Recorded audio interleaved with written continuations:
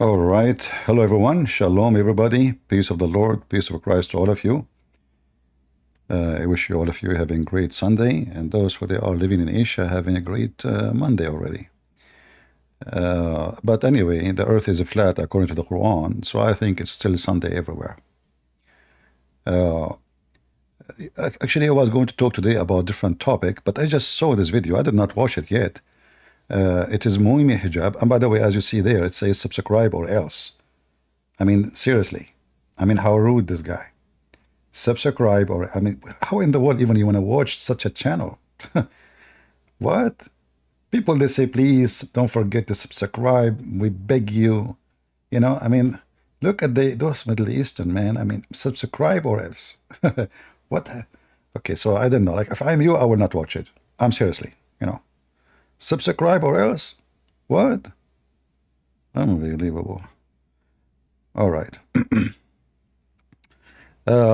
So I found this video just now. I did not watch it actually. I never saw this video before. And this video is made, you know, Mimi Hijab is trying to copy Ali Dawah video before, if you remember about the Trinity and how Christianity, debunking Christianity in 60 seconds. So Muhammad Hijab, he decided to do the same. And you know, it's very easy to debunk Christianity. I mean, come on. I did not watch it, so this is the first time I see it. So let us see what this video is about. And I have a credit for his channel and the info in case, you know, in case. Assalamu alaikum, Brother Muhammad Hijab. Thank you for accepting our invitation. Today in this cross-examination concept, we will ask some frequently asked questions about Christianity. We are not Christians, of course, but we convey their difficult questions so that the truth can come out. But be careful. This is not Speaker's Corner. We ask more serious and... Don't make poo-poo. I mean, those are 3R Muslims. It's a pre-recording. You edit as much as you wish, and now but be careful. This is not Speaker Corner. Abdul, it's the opposite. In Speaker Corners, people are recording. Here, it's only you, potato. I mean, look at the deception and look at the silly. Be careful, huh? This is not Speaker Corner here. We will get you busted. All of you are Muslims. I mean, do you see the stupidity? From the beginning, they are... Is Sylvester Stallone coming? The guy whose gun never get empty? That is a nice action movie. Continue. difficult questions. If you're ready, let's begin. Yes. Why you did not say to them what Ali Dawah said? Ali Dawah said to them, are you ready? I'm ready. Christians believe that Jesus is God, but Islam accepts him as a prophet. Is Jesus really mentioned in the Bible as God, or is he described as how Islam says about him? So we don't believe that the Bible is authoritative. We believe that there are remnants of truth in it, but that has been corrupted and changed. We don't believe that the... I mean, the video just started, and look, he started lying because the Quran says totally the opposite. Let us show you. We don't believe that the Quran, the Bible is authoritative, but isn't it this is your stupid Quran? I would just type one word, not even three. Each time the word believe in, which means musaddiqan, it's about the Bible, that the Quran confirmed the Bible and believe in the Bible. So he just said, lying about his book, that we don't believe. And this is why Islam is very silly and very stupid. Muslims are a lying machine. They lie even about their books. He said, listen, lying about the Bible is not a problem because, I mean, this is Muhammad, what you expect. Muhammad, he could not find his name in the Bible. So, you know, this is, you know, okay. So now, isn't it this is your stupid book?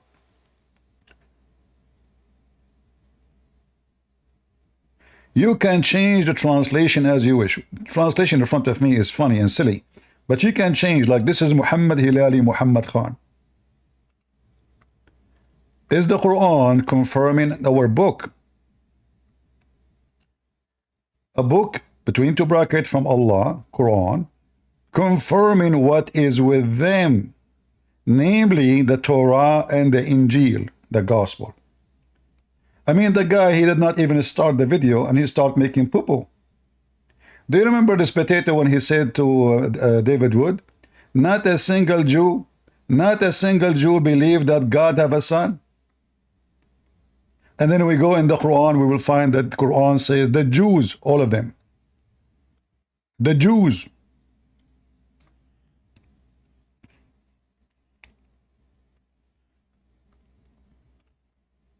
Do you see it? The Jews. I don't know. You know what I noticed? When you wear pink, you can do better. So we don't believe that the Bible is authoritative. When all those verses in the Quran saying it clearly that your stupid book, which is nothing but a contradiction, by the way, saying it clearly that this book confirming our book. Chapter 9, verse number 91. Do you see it? Confirming what already is with you in your possession. Not it used to be in the possession before. What is with you now?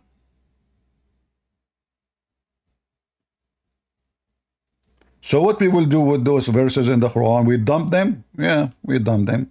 I mean, there's tons of pictures of Muslims dumping the Quran in the sewage. You can search it in Google. In chapter 2, verse number 97, even it says in Arabic, and this Muhammadan hijaban, she believed that he speak Arabic. Here it says, مُصَدِّقًا لِمَا بَيْنَ يَدَيْهِ, believing in what is between his hands. What is that? The Torah and the Bible. Look at the false translation saying, whatever there still remains. Who is a Muslim can show me those words in Arabic? In Arabic it says, مُصَدِّقًا لِمَا بَيْنَ يَدَيْهِ, believing in what is between his hands. What the translation say here? The remain. This is a translation made by someone. He is a fraud like Muhammad Hijab. We change the translator. This is Muhammad Cat. Let us see Hilali Khan.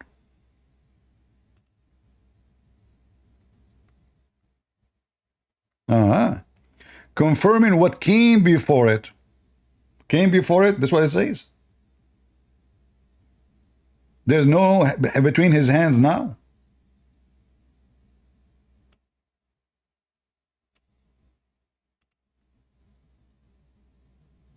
No? In his hands. I mean, even Google get you busted, you potatoes. So in the Quran it says that Muhammad even have a hard copy of the Bible, which is with us and with him.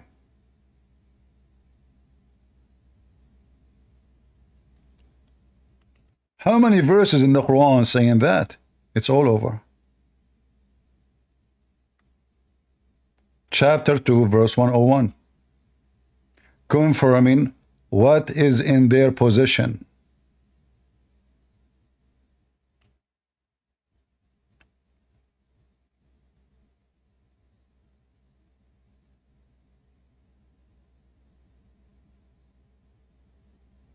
Here it says that they possess the truth of God, but they are not following. Look, they throw in their back. That's what the verse is saying.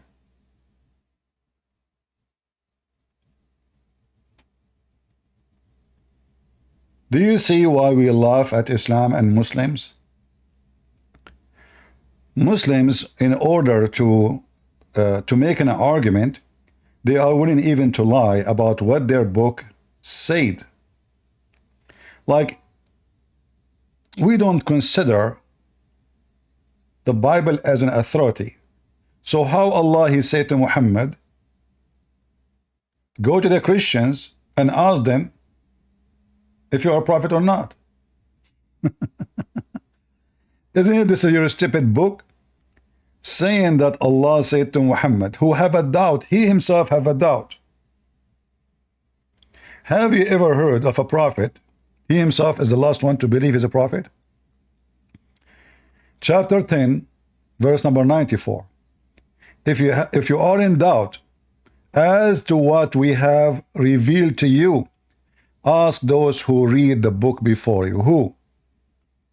Read the interpretation, the Christians and the Jews. So how we have no authority, and yet Muhammad, his God telling him, if you have a questions about the law, even about you being a prophet or not, go to those who have the authority of the book. So if the Christians at the time of Muhammad were corrupt,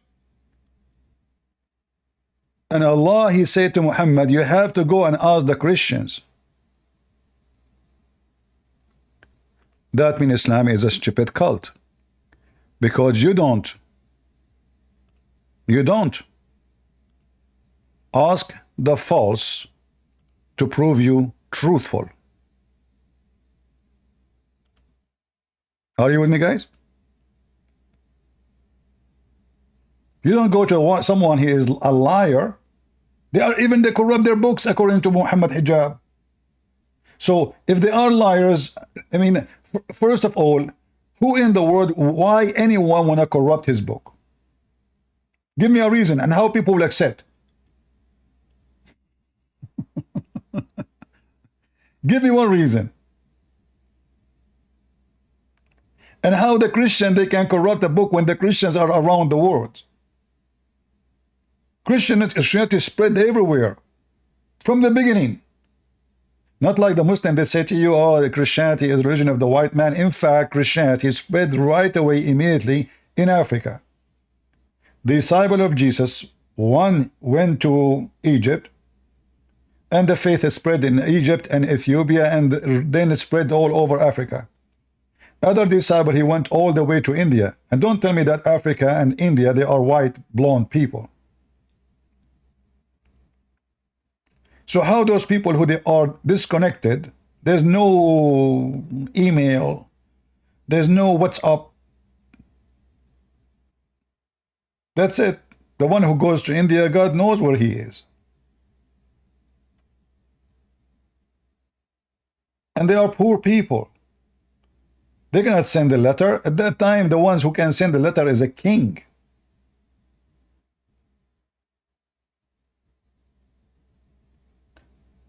So how come all the Christians around the world agree upon what they have? And this is 600 years after Jesus. The stupid Quran saying to Muhammad, if you have a doubt about what is revealed to you, go and ask the Christians. Look carefully what the verse saying. What we have revealed to you. So if the Christians approve what is revealed to Muhammad, then Muhammad is a prophet. If the Christians disapprove, that means Muhammad is a false prophet. It's in front of you.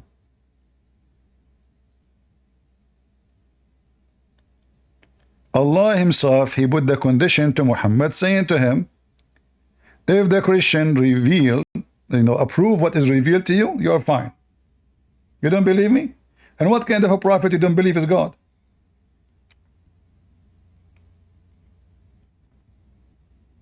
Why Muhammad he have a doubt? If a Muslim will say to you, well, he says if, are you saying to me Allah is not sure? So Allah is saying a false argument? Is the if here about knowledge or ignorance? So Allah is not sure if Muhammad is confused or not. So he throw this video, this verse for him, says, you know what, I'm not sure if you are believing me or not, but if you are, go and ask the Christians and the Jews. So the video just started, and right away we saw how stupid this video is. And this is, you see here, they are trying to copy the video of Lili Dawa about God. But we will go there later.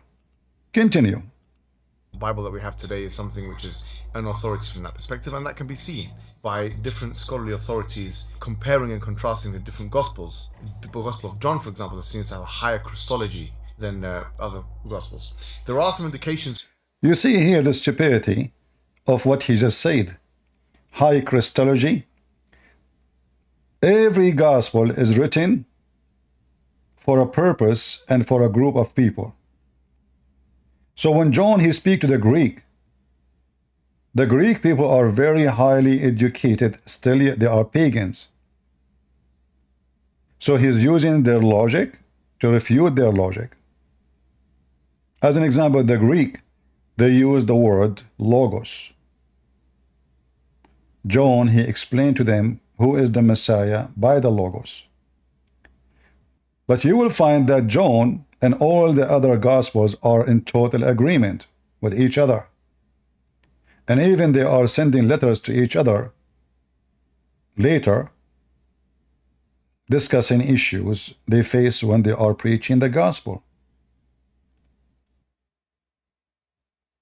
Why the Muslims, who they are making the interview with this guy, did not ask Mimi Hijab, well, what about the verses in the Quran saying, confirming what is with them? They will not ask. From other gospel writers that Jesus might be divine, but Jesus himself doesn't come across as saying that at all, in fact, in the gospels. But be that as it, Jesus himself, he did not say that he is divine at all. So when Jesus says, the one who saw me, he saw the Father, he is not claiming to be divine, for I and the Father are one. He did not claim to be divine. Can Muhammad say, the one who saw me, he saw Allah?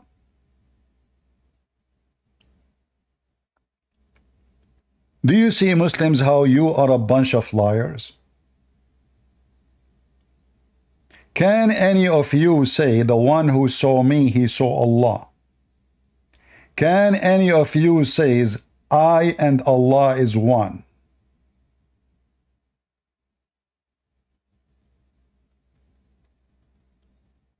We have tons of verses in the Bible, Jesus saying it clearly that he is divine and he is God. Isn't it Jesus says, before Abraham I am, and Abraham he saw my day, and he rejoiced for it, which means he came to Abraham? So Jesus' existence have nothing to do with the day of his birth. But all of us, we knew that a human being, his birth date is the day he came to existence.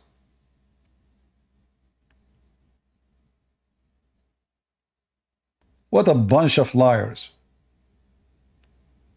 We have tons of verses in the Bible.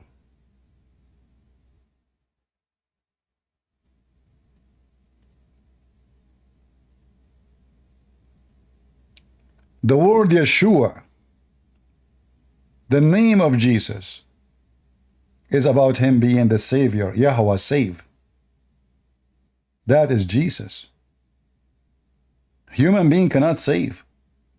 The Bible says clearly that every human being is a sinner. A sinner cannot save a sinner. Before you save me, go save yourself. It's like saying, I'm going to heal you from your disease, but you have the same disease.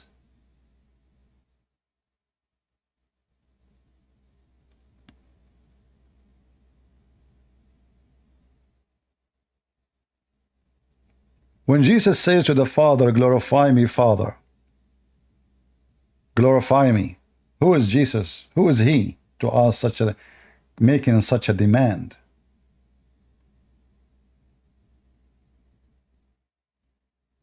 Why the Father will glorify any man? He glorified them for their sin. He glorified them because they are doomed. So when the Muhammadan, they speak, we laugh at their lies.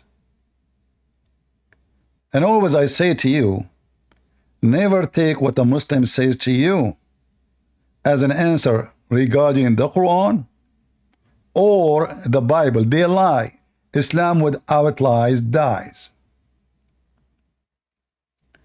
If we go to John 8, you will see the Messiah saying, and Yeshua spoke again with them and said, I am the living God. Some Muslim, they will say in different translations, saying, I am. Yes, exactly. I am. This is what God says to Moses. Moses says, what I will say to my people, what's your name? He said, I am. That's what Jesus said there.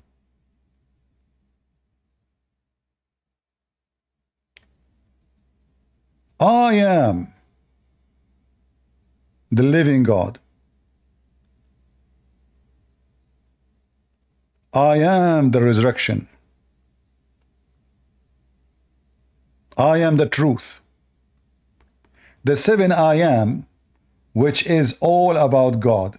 And then the Muslim, they take the description of their God from Jesus. As an example, Muhammad, he come with a new name for Allah. He called him the truth. But it is Jesus who said, I am the truth.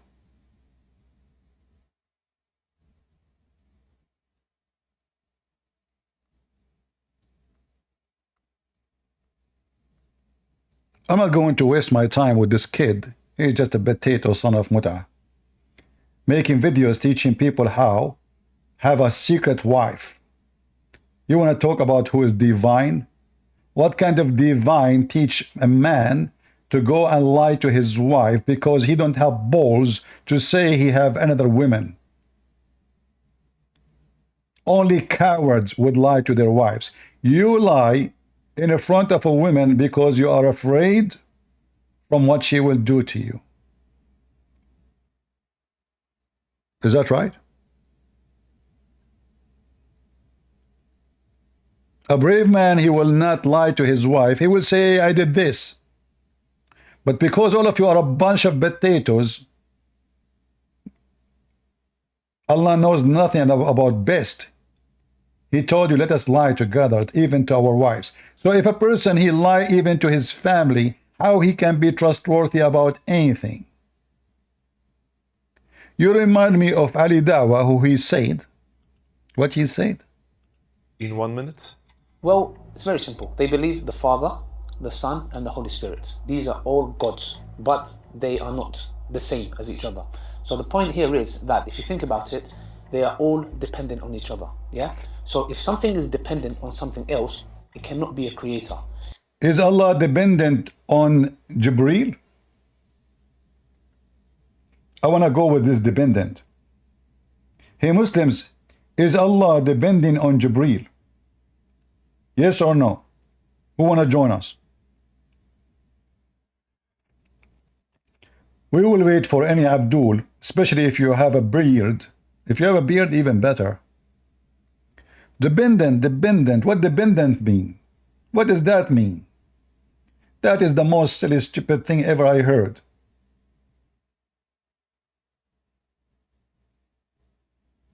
If the Messiah says, I and the Father are one, who depend on who?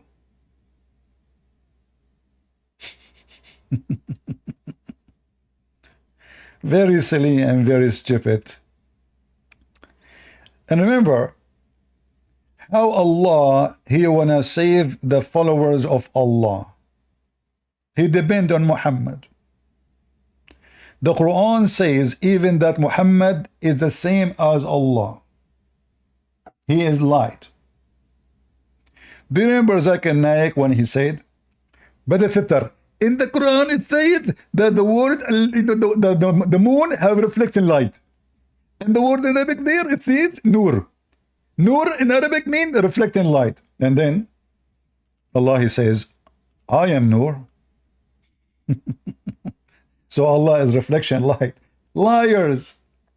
But look, Allah, He said that Muhammad is a light of the world.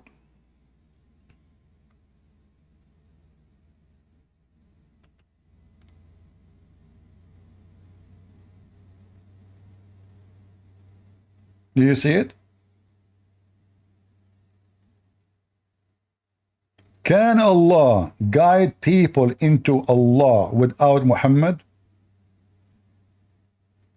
Can Muhammad guide people into Allah without Gabriel? Can Gabriel guide people into Allah without the tablet?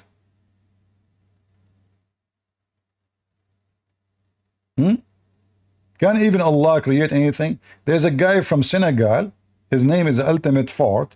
He said that the angels are the one who created everything. So what Allah created?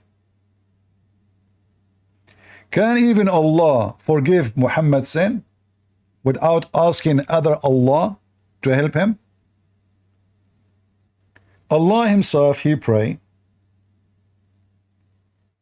making supplication, asking other Allah to forgive the sin of Muhammad. And look at the translation, falsehood. They say, may Allah forgive your past faults. Faults do not need forgiveness. Where is the word faults in Arabic? Everyone knows that the word dhanb mean sin. Dhanbaka mean your sin. The Muslims, they try to duct tape the stupidity of Muhammad because now they are ashamed that the one who want to save their ass, he himself need to be forgiven, and he is not sure that he will be forgiven. May Allah forgive your sin, Muhammad. Who is talking? Allah. In fact, this verse alone is enough to prove Islam to be a fraud, while Allah is not sure if he is going to forgive Muhammad or not. How Muhammad is a light, how Muhammad is a guidance, how Muhammad is the most beloved one to Allah, how even Allah, the first one who made the graffiti in his chair, writing the name of Muhammad, and yet Allah saying, may Allah forgive your sin, Muhammad. May Allah. Do we have any Abdul would like to join us from the religion of May Allah?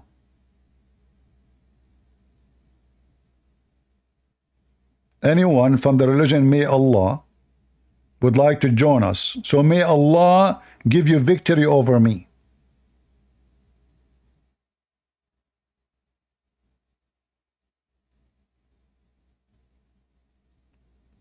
Any Abdul?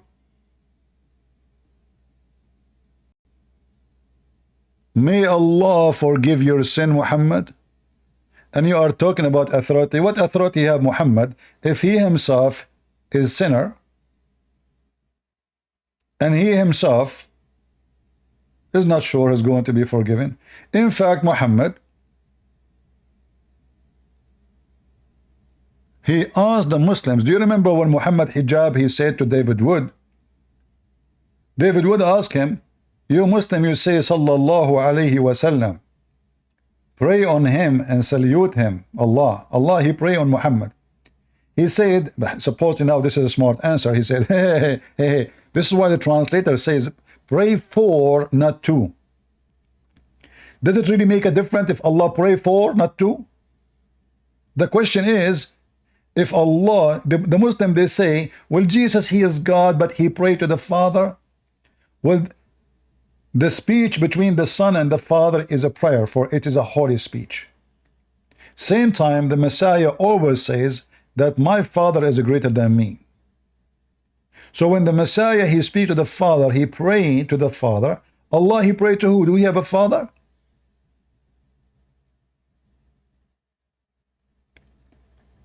So Mimi Hijab, then he says, well, this is why the translator says, pray for, not to.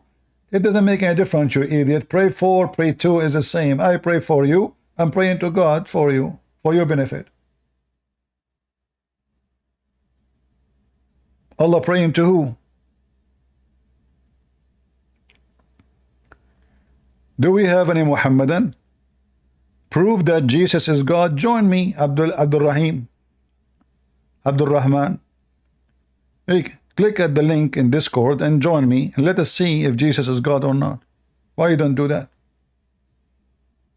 You don't have a beard? Grow one. If you don't have a beard like Zakir Naik in your face, we accept the pubic area. Beard. Be a man. Do you have even a beard there, or you don't have it? Like Mimi Hijab, before he took off his t-shirt, he shaved all the hair in his body because he want to be pretty. I am not surprised, by the way, because his prophet used to do something called an-nawra. What is an-nawra? Sugar. In the Middle East, if a man he do sugar to take hair from his body, that is a big shame. Only feminine men do that. You can go and ask.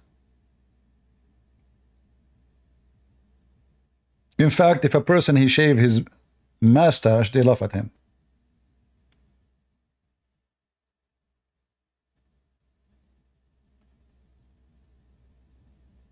Since I was a teenage, you know, I have a beard, I have a mustache, and once by mistake, there was no electricity, I hit the mustache.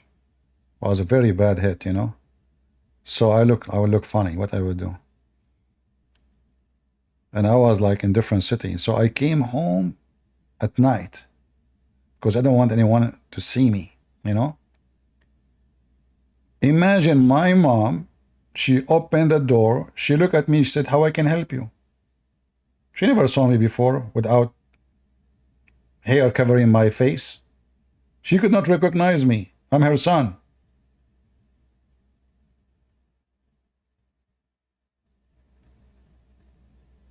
Do we have any Abdul who have hair somewhere?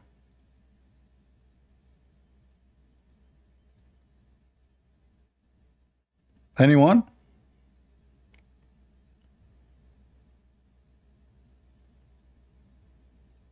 May Allah forgive your sin, Muhammad. Is that God making a wish? Is Santa Claus is going to listen? Did Allah forgive Muhammad?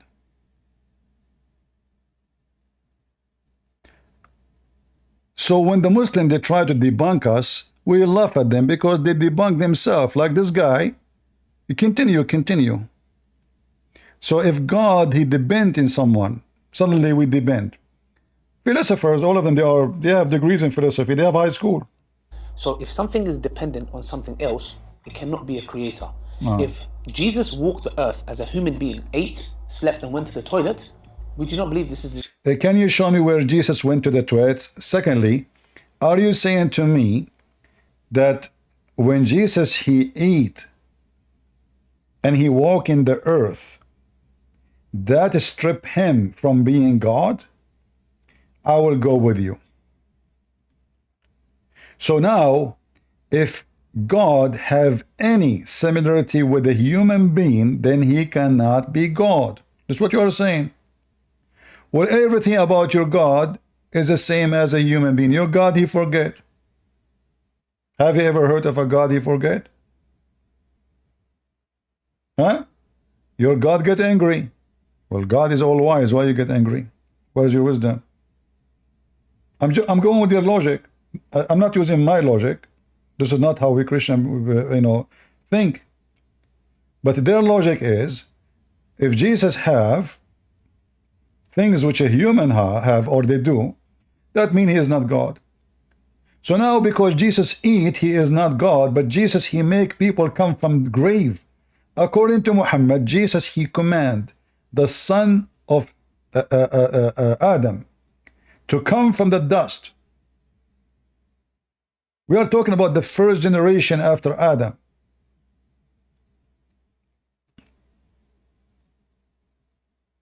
He commanded him to come from dust. A person who died thousands of years ago, the dust became that man, and he came to him, and Jesus told him, tell them what happened to you. Tell them how you died. So the Muhammadan, they remember that Jesus is coming in the flesh of a human, but hold on.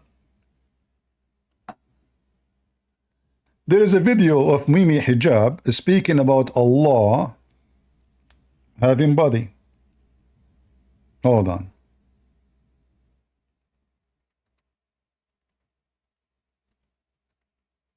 Let us laugh together.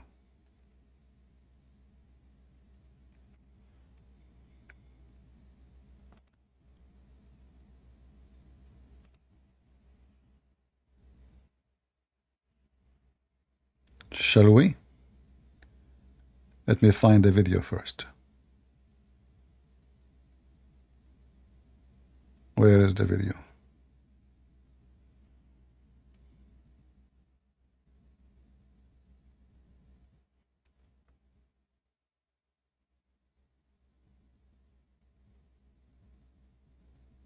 I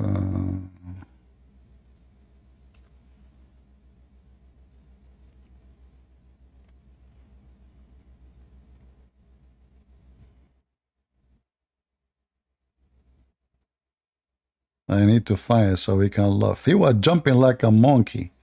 And all those, even guys, even they are making fun of what their prophet said. Because the one who said that is his prophet. Where is the video?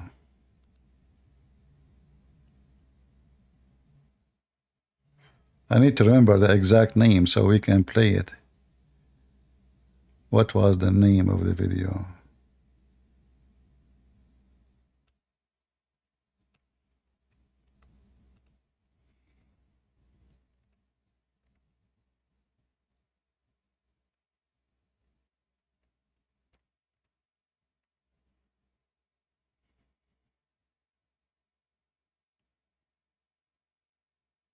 Where?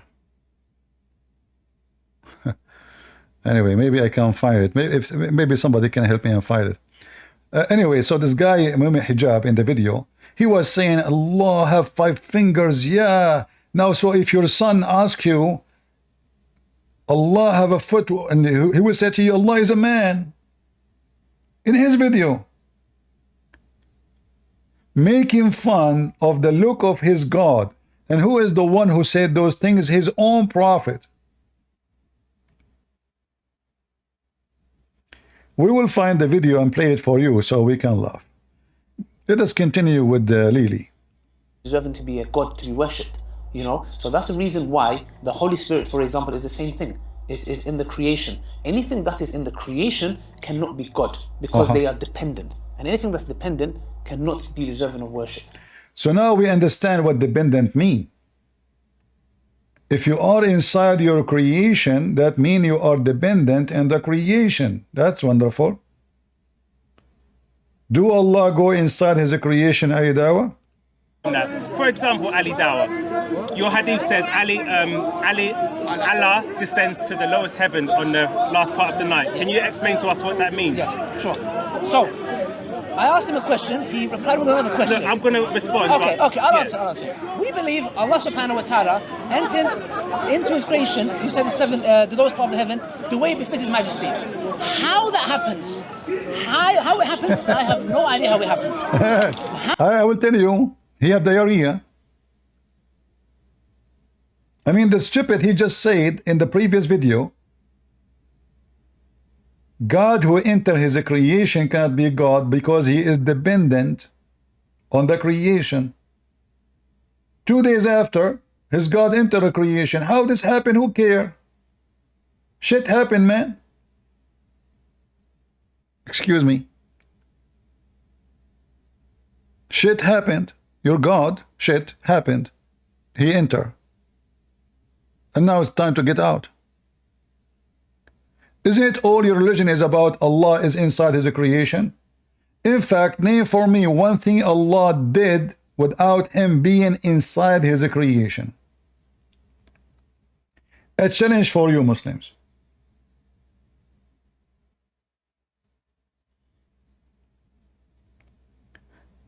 Shit is a swearing? Really? So when somebody says shit, he's a swearing? Oh, okay. Well, you do shit every day. Are you swearing every day? How many times you swear when you go to the bathroom? Do you swear with sound or without sound, or smell without smell? Since when shit is a swearing? Anyway, people, they say whatever they want. I'm describing the situation. This is shitty shit. You don't like it, get out. People are sensitive. All day long they are shitting. First thing you do in the morning, you go and shit. What do you do in the morning? Before you make your coffee, you swear. Let me swear. Unbelievable. Do we have any Muhammad that would like to join us?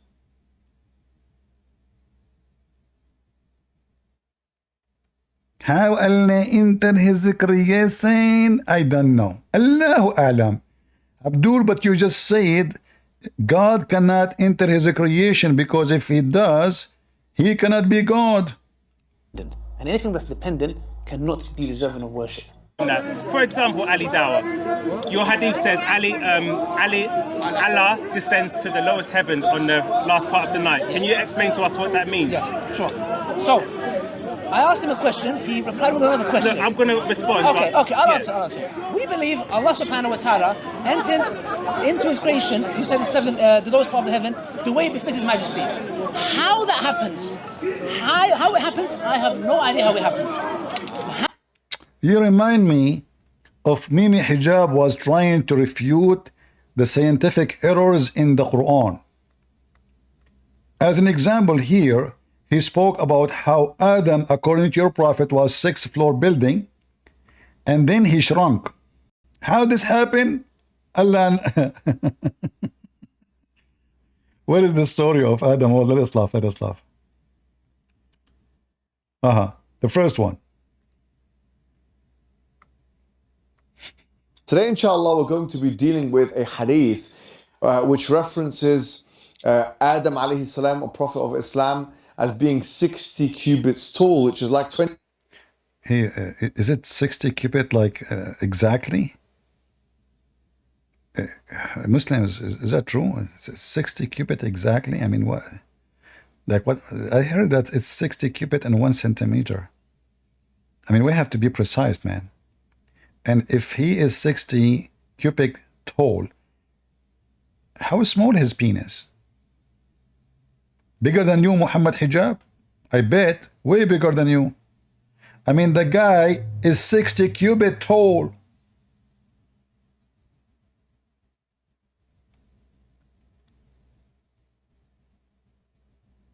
I heard that Adam, brother, he used to destroy rocks with his penis. The guy was 60 cubit. I mean, listen, the Bible is not authority for us. Prophet Muhammad is authority. 60, are you sure? Good friend. First of all, I have my cousin, he is 60 cubit tall. Your cousin is 60 cubit tall, Zakir Naik, you're not lying. Good friend, he was 60 centimeter tall. Midget. Exactly. But this is the proof that was it the grandfather was 60 cubit.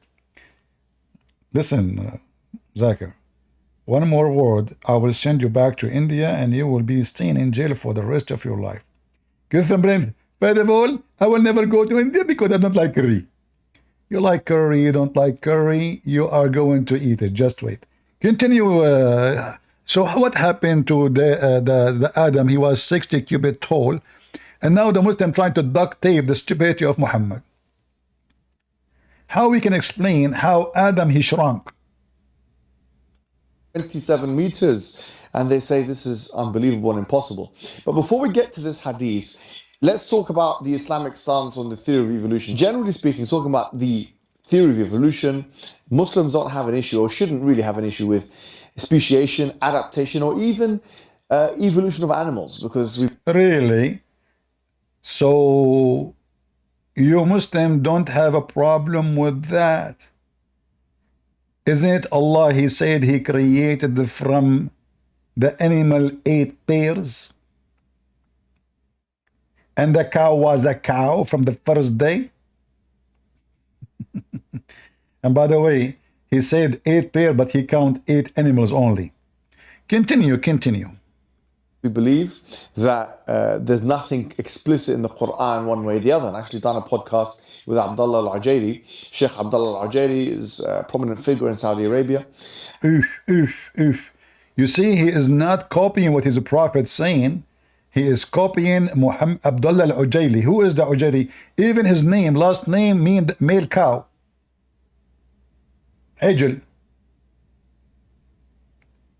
The cow guy is the one you can get your information from. Quote for us your prophet. Who is this guy? He's a figure?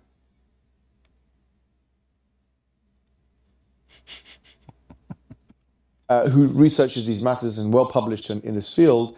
In my discussion with him, this was his opinion. So, which is quite frankly like 99.9%, if we look at it from a mass perspective, really 99.9% of the theory. The issue we have we take issue with, or the point of evolution, a slither of which really diametrically opposes some of the Islamic narratives, is human evolution. Now, obviously, we have a narrative. We have a narrative in Islam, which is that. Just to show you how stupid liars they are, because the Quran make it so clear how many animals Allah He created and He named them.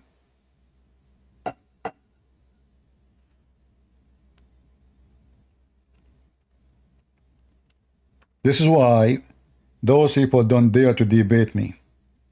When I call this potato, hang up on him, hang up on him, hang up on him. Evolution potato? Is that your God? Is that your God?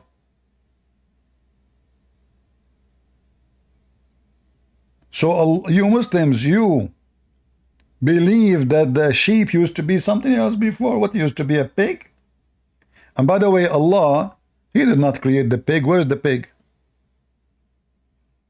And here, just to show you how stupid the one who made the Quran, it says here that Allah created 8 pairs, and then Allah, He start counting. He says 2 sheep, okay,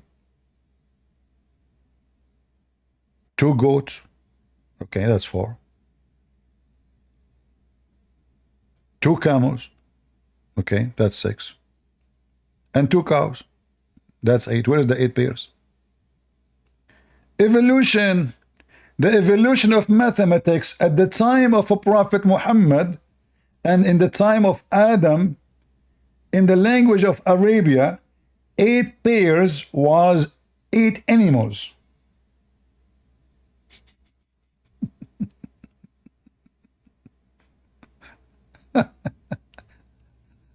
And they say to you the Arabic is amazing. The Quran Arabic?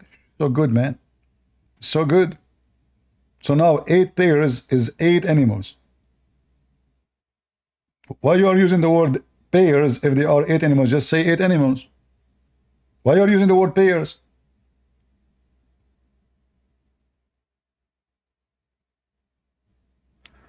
Let's go back to Mimi Hijab, because he's going to explain to you what happened to Adam. Adam alayhi salam was created directly, or this prophet Adam was created directly by Allah, by God Almighty. And there are many things which differentiate human beings from the rest of the animal kingdom. Morality, the ability to question. What are you talking about? What are you talking about? So are you saying to me that the ant who spoke to Sulaiman is a fiction story? You are saying to me that morality only for a human being, and they are different from the animal kingdoms. When your prophet companion, he saw a monkey committing fornication, and the monkey, they stone her, and the Quran says that all animals are Muslims? Huh?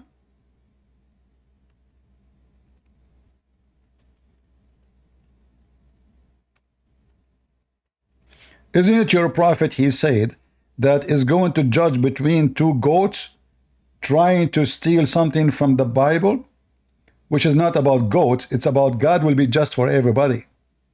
But according to your prophet, Allah will judge in the day of judgment, and all of those animals will be gathered, and they will be judged by Allah. And your prophet explained it. Allah will ask the goat who have horn, why she hit the goat who don't have horn.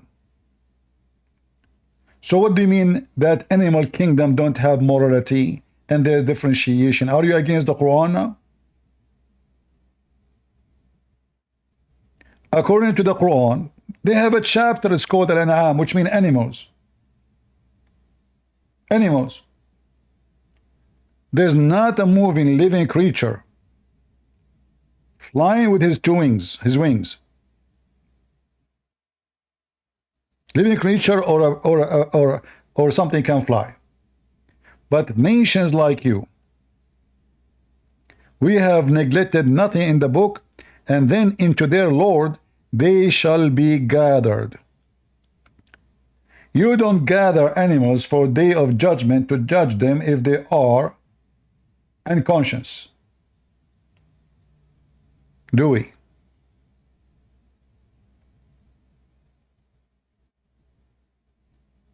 I asked a Muslim sheikh once, so Allah will bring the mosquitoes and he will question them why they are sucking our blood? He will say exactly. But idiot, isn't it Allah is the one who created the mosquitoes to live like this? We could not answer. And by the way, why they call the mosquito mosquito? I mean, why all females they share the same thing? I heard a guy, he says women they suck our blood. He was talking about his credit card is gone. Mosquito, miss, let's listen carefully, miss. She is a Japanese. Mosquito. Anyway. So what happened to Adam? Police be upon him. Why? You know, this many different language, civilization, and so on and so forth. And it couldn't have been the case. We would argue that we can actually, in any way, be equated to the rest of the animal kingdom, and there's something special about human beings. لَقَدْ كَرَّمْنَا بَنِي آدَمَ. Allah says in the Quran that He has dignified the children of Adam. So we don't necessarily agree or disagree. We can remain agnostic as to Darwinian evolution with other animals, but as it relates to the human being, there is something special about the human being, and that is why Allah created human being directly. And in this hadith, there's indication that He created Adam in 60 cubits tall. Now, the question is, this seems unscientific on many grounds. And I'll tell you what, on three major grounds. Number one is biological. Number two is archaeological and or paleontological, you could say as well, from a fossil record perspective. And number three, looking at the kind of disparity in sizes, if we do assume that there was a human being of such great magnitude in terms of size, how can we explain the fact that... Listen. You do not need to do this drama. First of all, you Muslims, you have the grave of Adam everywhere.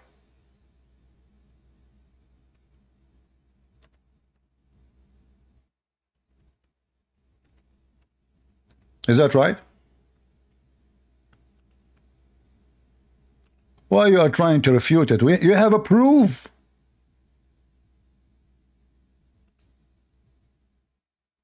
What's wrong with you? You do not need to make a drama about this.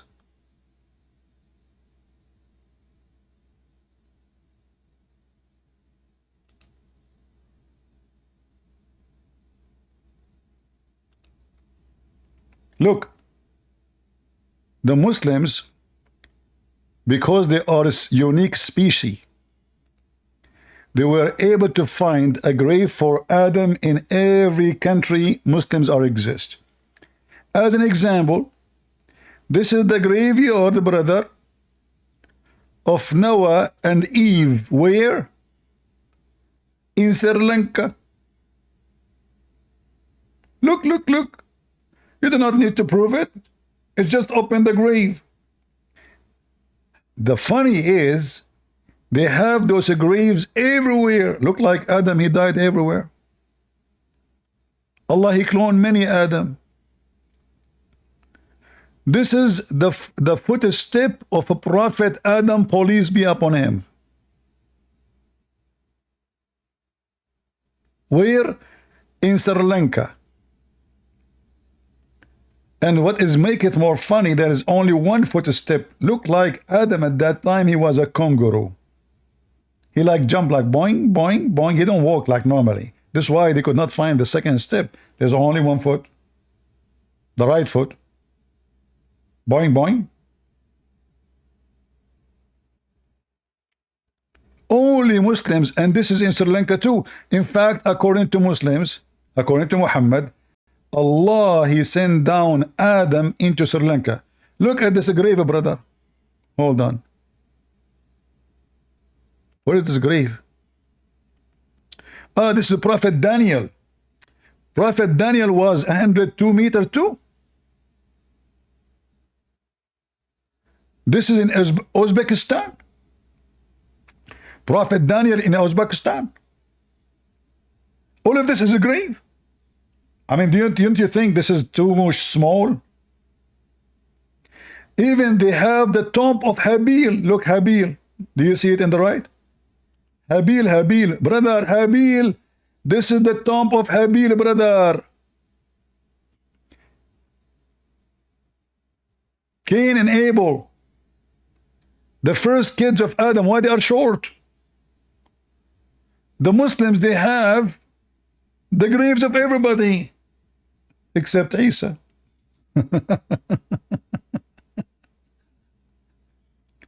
So I find it very funny that Muslims look at this short grave.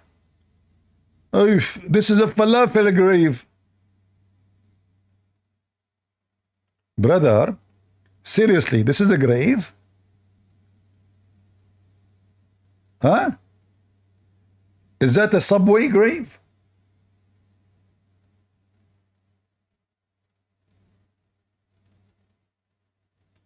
Oof. Look at this, look at this. And not only this, look, here they have the t-shirt of Adam. Do you see the picture? It's a video in YouTube. You see this white t-shirt? This is Adam t-shirt. I wish they keep the sticker that says made in China.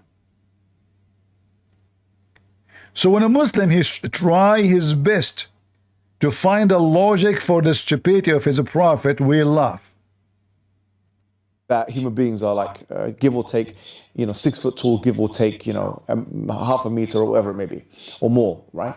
But how can you explain this huge disparity in the fact that you're saying that you believe in Adam, who's 27 meters tall, and a human being now, which is, typically anything between 5'5" to 6'5", and obviously there are extremities on both sides of that equation. There's people that are taller than 6'5" like myself, and people that are shorter than 5'5" like many people. So here, there's two parts of the hadith which we need to pay attention to, which is the first part of the hadith. It talks about that Allah created Adam 60 cubits tall, and in terms of hadith, there are some narrations which don't mention this 60 cubits, and there are some narrations that do mention the 60 cubits. But we don't say that just because there are some narrations that don't mention the 60 cubits, that the narrations that do mention the 60 cubits are erroneous. That makes no sense, actually. This doesn't, and some people have attempted to argue that this means that this should be disbanded. No, that doesn't mean, that's not how the hadith science works. So that's the first thing. Other people say the second part of the hadith, which talks about لم يزل الخلق ينقص حتى الآن, that the creation is becoming smaller and smaller until now. They found it problematic because Ibn Hajar himself, he mentions, how could it be the case that this is happening, right? And we can see Ad and Thamud's kind of indwellings, the archaeological remnants of their indwellings, and we can see that their houses and the doors and so on were not so tall. And he assumed, without, by the way, nas and evidence, that Ad and Thamud were closer to Adam than they were to us human beings. And obviously, the only real evidence we have anything between Nuh and Adam alayhi salam there's no evidence. I mean, there's only Israeliyat, or kind of biblical narrations. So potentially he was using those to kind of raise his eyebrow, but he did not say that this hadith was mu'allal or defective, as many believe that he did. Now, because of nas reasons or content reasons. Going now forward to answering the contentions. There are variations of this hadith which refer to fis sama, okay, that this was in the heaven.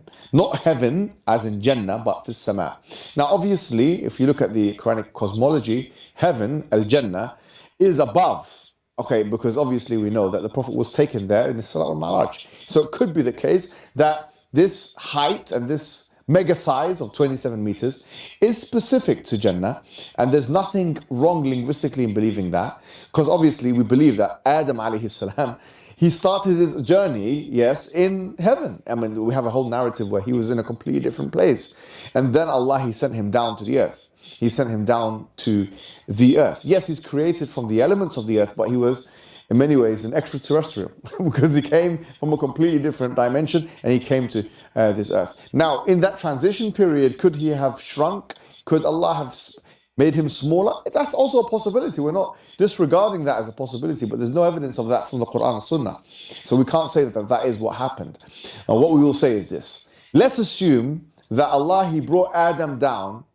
He was 60 cubits, either in heaven and on earth, or in heaven or on the earth. But let's just assume that he was 60 cubits in heaven and on the earth.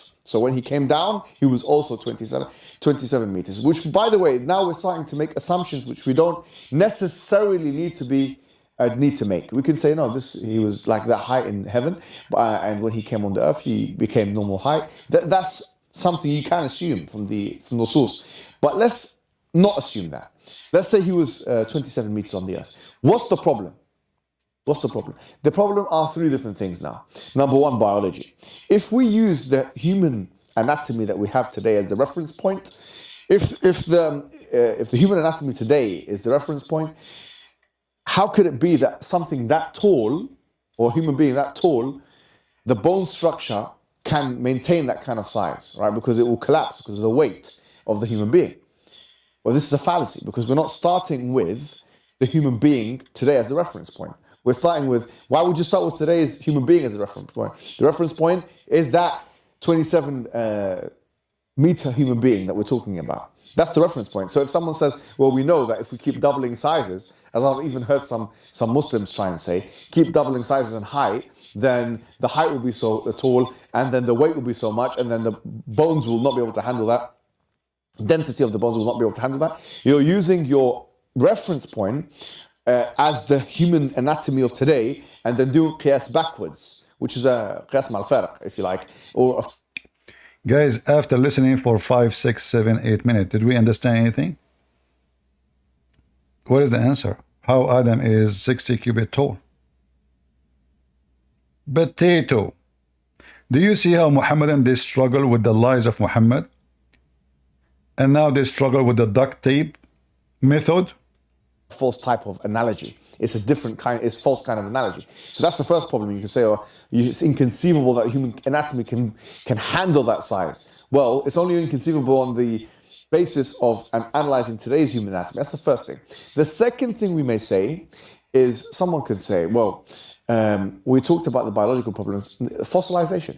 How come there's no fossil record of such a huge human?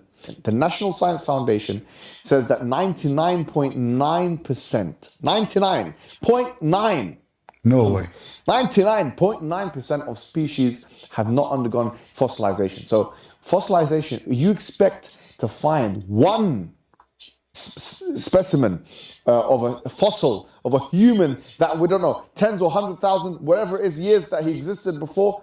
So now he is denying that his religion have the lineage of Prophet Muhammad to Adam, and it's less than 5,000 years. Suddenly now Adam is exist hundreds of millions of years before. You see how the Muslims, they lie about the religion? If you go right now and check the lineage of Muhammad, they claim he is from Ishmael. They have the lineage and the names from Muhammad to Adam. Suddenly now it's hundreds of thousands of years. Do you see Muslims, how Muslims lie to you? I want every Muslim right now, go check out how many thousand years before your Prophet Muhammad and Adam according to Islam. Is it hundreds of thousands of years? Or this guy is lying to you?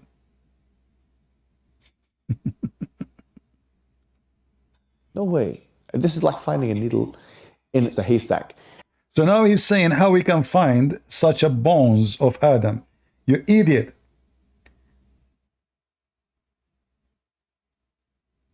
If a man, he have such a size, and he was exist in this earth, how come we can find the bones of the dinosaur? If Adam have kids, well, his kids will be like him.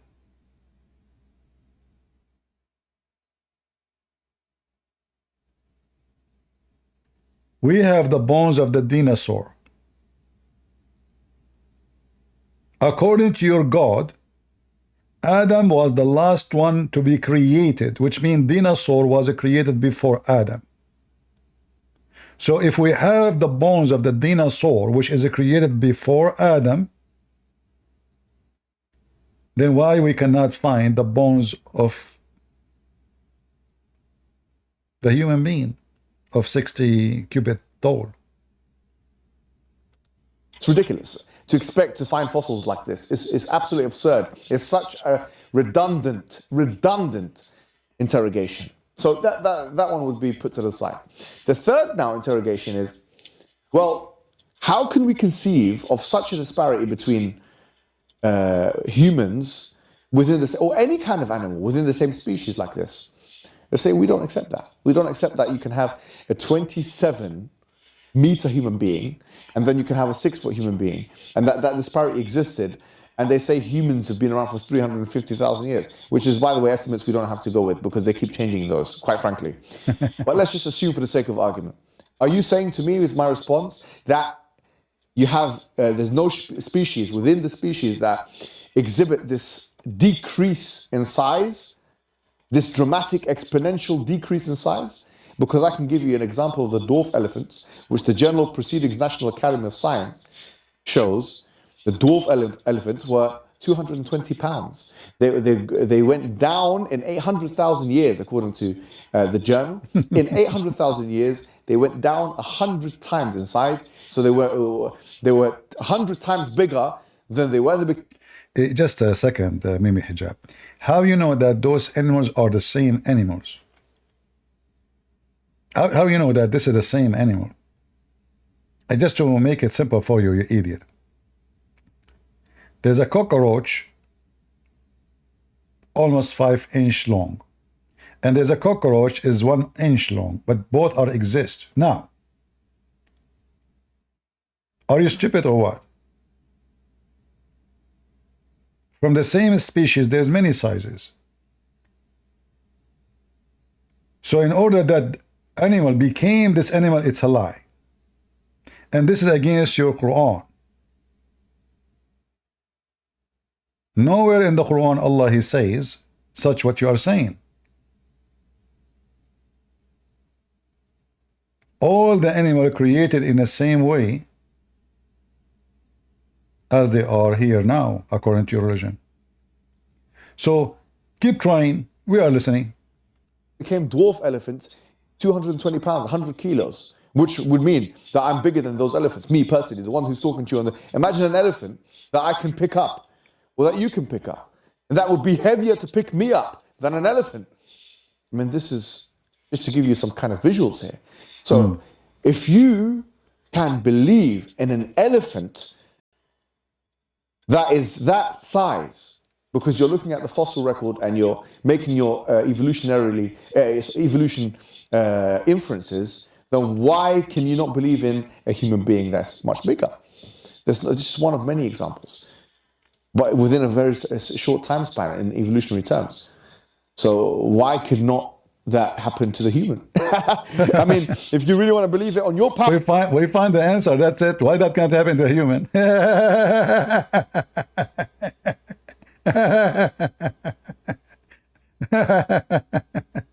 All right. So guys, so the thing what happened now, that the human being, he starts shrinking by size. He was so big, and that's it. It was 27 meter tall, and now it is 2 meter tall. Okay, we found the problem. We solved the problem. But if you go and read all what he said, he spoke about, all what the scientists they say, it's a theory. Secondly, what they are assuming, they assume that it is the same animal changed. It's not true. Animals who have big size, they could not survive. Their size did not help them. Animals who are smaller in size, because their need is less, their need for space, their need for water, their need for shelter, their need for anything, their size helped them better to survive. As an example, insects are the most survivor between all creatures in this earth. We mentioned cockroach. Cockroach can handle a heat which a human being, he will die immediately. As I remember, cockroach can handle a degree 400 degrees, and still he's alive. So if nuclear attack happened to a city, everyone in the city is going to be killed except cockroaches. They will survive. So a Muslim trying to find a solution for the stupidity of his prophet, it doesn't work. Why? Because simply this is a human being, and your God Allah, He said clearly that He created Adam in His image. And this is a phrase taken from the Bible.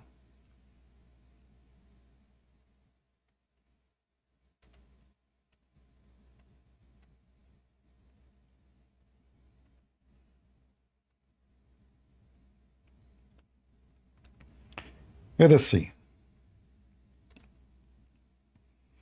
What's wrong with this website? Come on, move. Don't tell me now you died. The website died. It's not functioning. Do we have any Muslim want to join us? You Muslim trying to duct tape the stupidity of your prophet?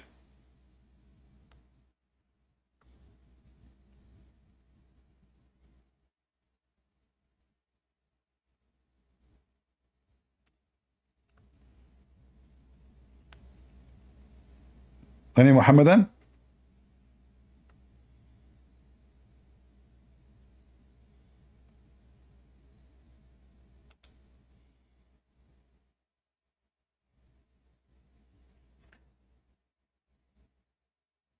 Anyone? God created Adam in His image. This is why Muhammad said, don't beat the man in his face, for God created Adam in His own image, which means the image of God. So based on this, your God is 60 cubit tall.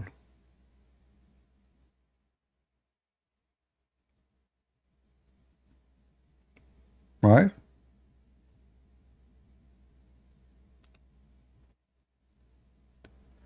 Do we have any Muhammadan?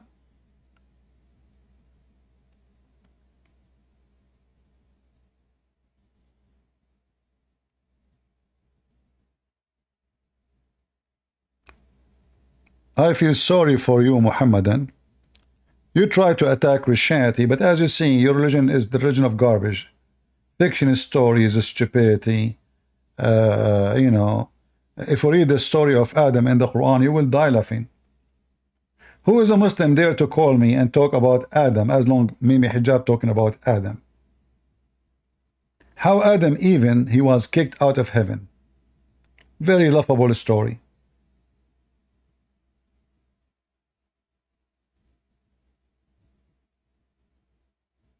Anyone? Paradigm. Why could not that happen to the human being? So it's okay when you say these things, but it's not okay when we say these things. You make a mockery out of the hadith, but the hadith makes a mockery out of you, because this is actually what you believe in as well. And hopefully that answers the question. Assalamu alaikum wa rahmatullah. What is the answer? What is the answer?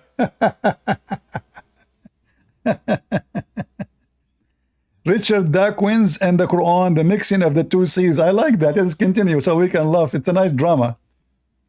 Today, inshallah, we're going to be discussing a particular verse, and actually there's more than one of them in the Quran which make these kinds of references, but we'll focus on one because the same thing that can be said of this verse can be said of all of the other ones which have similar phraseologies.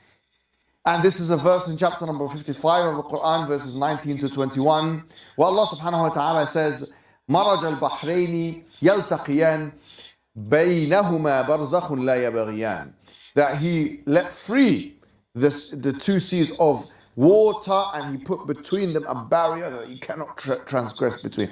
Now, I recently saw, and I saw this before, a long time ago, a video of Richard Dawkins. Richard Dawkins actually going to a school with some Muslim students, some young students, and this is a common tactic. You go for the weak ones, the untrained ones. Look who is talking. Are you the trained one? So why you hang up on me, potato? The one who don't even say the word inshallah and never did. Huh? Mr. Trained one, you are the trained one? Are you the trained one? Okay, answer about the two C's. Let us laugh together. You know, the students that they're not theologians, they're not learned, they still actually even haven't finished their GCSEs. And this is the kind of, you know, engagements that Richard Dawkins and the rest of the New Atheist movement are used to doing with the Muslims. You get some weak one and you try and brainwash them into your worldview. And he was, you know, talking to these little girls or these young girls, and he was trying to persuade them that really he was that the Quran was wrong. He wasn't saying it in any explicit type of way, but he was being very pedantic. Maybe we can get a clip of this video and see what he has to, what he's doing here. Good, We Charles. learned about science and the Quran. By the end of the day, we all came to one conclusion, that the Quran is evidence of science. So what science has proved to be just recently is already proved in the Quran 1400 years ago when it was written. But that doesn't include evolution, apparently. No, it doesn't. So what does it include? It includes stuff like the shape of the earth, about the mountains, how they secure the earth. And how Look at this ninja. They don't mix the salty water and the drinking water, so it's pure for us to drink. They don't mix, but they pass through each other. Salty water and fresh water don't mix in the sea. No, it's like It's a they. natural barrier. I was shocked that RE elbows out science like this. As you saw, this man was badgering the kids. He doesn't want to go to trained theologians, Muslim theologians, or... But here you see the stupid Mimi Hijab, he forgot that this is what you Muslim teach your kids, and she is the one who mentioned that to him, is not the opposite. It's your kid. She said to him what she heard from scumbag like you, that there's a verse in the Quran saying that the salty water and fresh water don't mix. The guy, he said to them, go to the kitchen, get a cup of salty water and a cup of a fresh water, put them together, let us see if they will mix. So it's you stupid people who lie to your kids, make them go in the street, say the nonsense, and when the nonsense you made come back to you, you accusing him that he is going after the weak. She was 6 years old, or she was the same girl who called me and she said that Jesus, he played with his mother boobs, and you said, did you say that to her, suckle me? You remember? Your sister was a whore, and she is older than your mom, and you claim that she is a teenage. Continue. So he's targeting the weak. What happened? Now you are the strong. Fix it. Does the Quran says Allah did not mix the two waters? Yes or no? Which obviously a very clear scientific mistake. Or public figures or whatever it may be, he's going for the children. And really he's arguing that this is false in the Quran. If the idea is that you have these the sweet water, the fresh water, and the salty water, that there is a barrier between no such barrier exists. He says you can go to the kitchen. Yes, you can put the sweet, you can put the, these two waters together and mix them and disprove the Quran. This is such a weak and lazy approach. Don't you want to research what this verse is talking about in the first place? Because if you just went to even an English translation of the exegesis of such verses, you don't realize that the prominent or the most popular exegetical opinion on this was that the barrier in question were the land masses that were separating seas from rivers. For example, the Arabian Peninsula. For example, other land masses that separate these things. So on the one side of this land mass, you have maybe a sea, and the other side, you have a river, and within the land, you have a river flowing. This is what is being referred to here. That God... This is what is referred to here.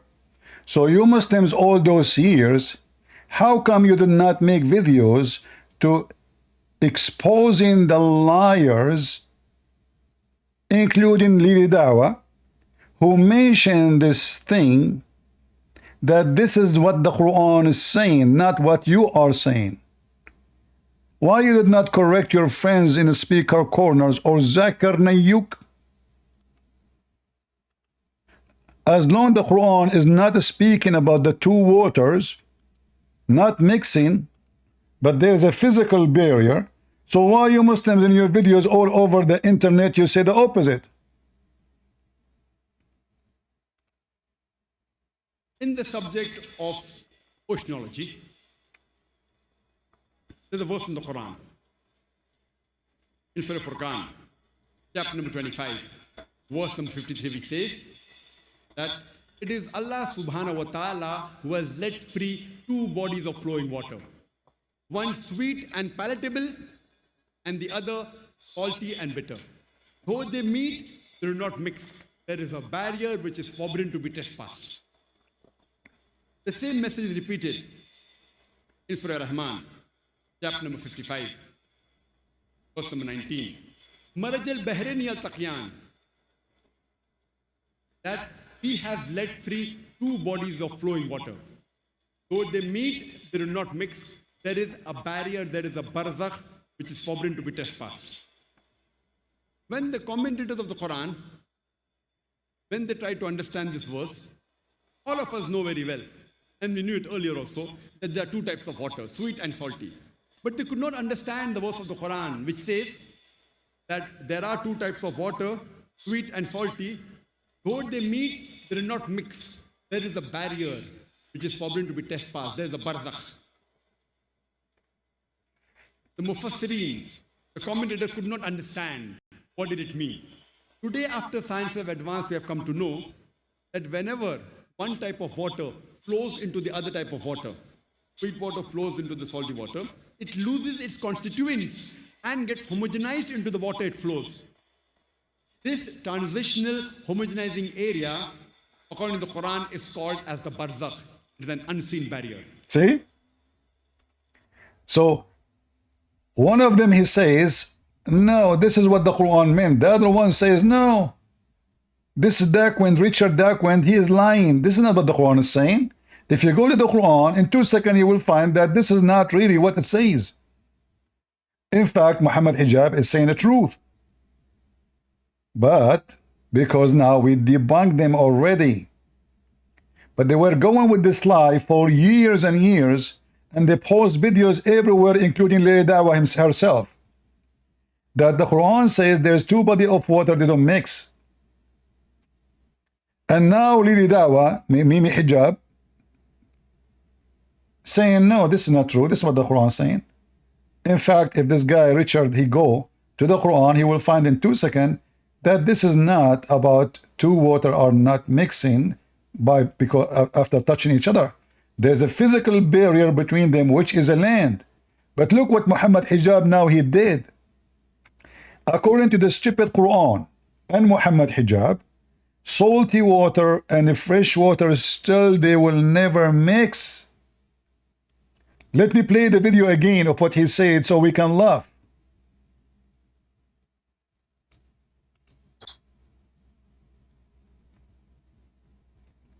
Today, inshallah, we're going to be talking about a contention which is really a feeble and weak contention, which, like many of those, is really lazy academics at its best. It's the contention that says that the Quran mentions sperm, but it does not mention... Oh, hold on. We skipped by mistake. What happened? Here we go. Today, inshallah, we're going to be discussing a particular verse and actually... Let us skip a little bit. And he was, talking to these little girls or these young girls, and he was trying to persuade them that... I want you to focus with me in what Muhammad Hijab will say, which is going to prove seriously that the Quran is a fabricated, stupid book. I want those who copy my videos to play this part again and again, because he will say something very important. Listen carefully what he will say. What he said destroy Islam. Now, and I challenge any Muslim to say, no, he did not. Listen carefully what he will say. Really, he was that the Quran was wrong. He wasn't saying it in any explicit type of way, but he was being very pedantic. Maybe we can get a clip of this video and see what he's doing here. You learn about science and the Quran. By the end of the day, we all came to one conclusion, that the Quran is evidence of science. So what science has proved to be just recently is already proved in the Quran 1400 years ago when it was written. But that doesn't include evolution, apparently. No, it doesn't. So what does it include? It includes stuff like the shape of the earth, about the mountains, how they secure the earth. And how in the sea, the two waters, they don't mix, the salty water and the drinking water, so it's pure for us to drink. They don't mix, but they pass through each other. Salty water and fresh water don't mix in the sea. No, it's like they... natural barrier. I was shocked that RE elbows out science like this. As you saw, this man was badgering the kids. He doesn't want to go to trained theologians, Muslim theologians, or... Please record this. He will tell us now what the Quran is saying, the truth about the Quran, a disaster from the mouth of Mimi Hijab. Public figures or whatever it may be, he's going for the children. And really, he's arguing that this is false in the Quran. If the idea is that you have these, the sweet water, the fresh water, and the salty water, that there is a barrier between no such barrier exists. He says you can go to the kitchen. Yes, you can put the sweet, you can put these two waters together and mix them and disprove the Quran. This is such a weak and lazy approach. Don't you want to research what this verse is talking about in the first place? Tell us. Because if you tell us in the minute 19:53. Tell us. Just went to even an English translation of the exegesis of such verses, you don't realize that the prominent or the most popular exegetical opinion on this was that the barrier in question were the land masses that were separating seas from rivers. For example, the Arabian Peninsula. For example, other land masses that separate these things. So on the one side of this land mass, you have maybe a sea, and the other side, you have a river, and within the land, you have a river flowing. This is what is being referred to here. That God, in his greatness, is able to allow such different types of waters to exist within the sphere of the earth. And this is, what's wrong with that? What's so unscientific about that? Guys, what is so unscientific about that? Allah, he did not allow the river and the ocean to mix. But isn't it every river almost ending in the ocean? Your stupid Quran says they will never mix. What's wrong with that? So according to your stupid Quran, there is an ocean of sweet water. It's called sea, Bahr. And there is an ocean or sea of salty water, and they will never, ever, ever transgress. So the stupid God of Islam saying that he created salty water alone and fresh water alone, and he separated them totally, and they never touch each other.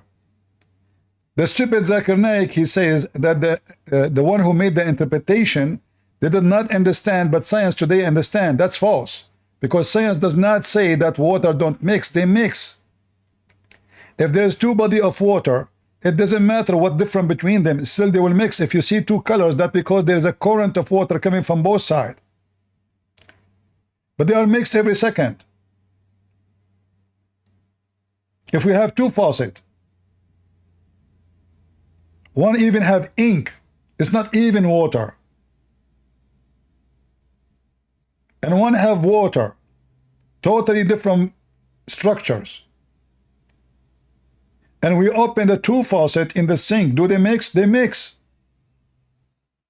But the water which is coming right now from the faucet is not mixed yet. It needs to go down in the body of the water and they will mix. But the Quran saying that those two bodies of water, they never mix. And the stupid Zakir Naik, when he said that, because he don't speak Arabic and he's a liar as the rest of them. The word in Arabic, barzakh. Barzakh mean land, dry land. So the stupid Zakir Naik, when he said, at that time, brother Fitter, at that time, there was the color and the sand. But now scientific, mate, you stupid idiot. It's the Arabic clear. It is barzakh. Barzakh is a word meaning dry land. Not just a barrier. It means specifically a dry land. So if we go right now in front of your eyes, chapter 55.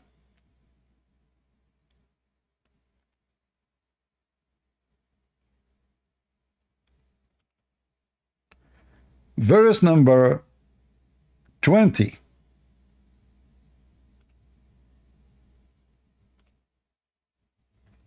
And this is Ibn Kathir.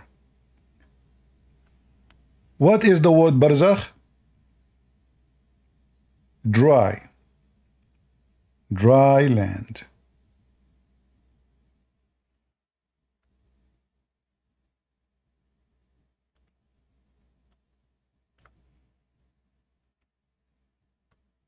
Do you see it? Meaning, he placed a barrier. He placed what? A barrier between them. What kind of a barrier it is? It is a dry land. Can you find more stupid book than the Quran? Do you see how they lie?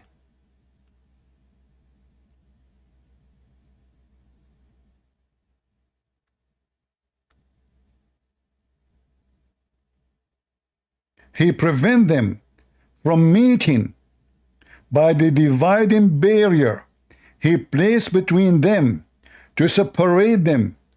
The two seas are fresh, salty water, fresh and salty water. So what the Quran confirm that those they will never meet. The stupid author of the Quran do not know that in fact the fresh water we have is coming from the salty water. It's just a cycle of rain. The major body of water in this earth is not the fresh water, it's the opposite, it's the salty water.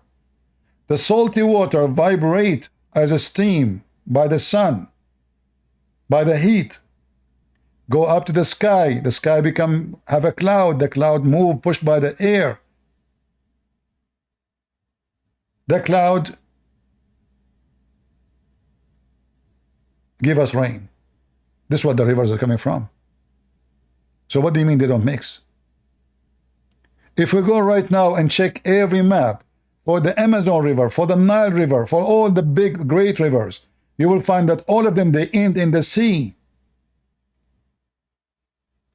So when the Quran says they never mixed, it's a big stupid mistake. And now Mimi Hijab, he confirmed that the Quran is made by an idiot, because he just said, all what you need to do, go to the Quran and you will see he's talking about the land. They will not mix because there's a dry land between them. But still there's a mistake. And this is exposed all the lies posted by Muslims. If you go right now search on YouTube about the two seas don't mix, miracle of the Quran, you will find endless number of videos. So they spread lies about their religion in order to fool people, to convert them. They target the ignorant. He was saying that this guy, Richard Dawkins, he is targeting the weak.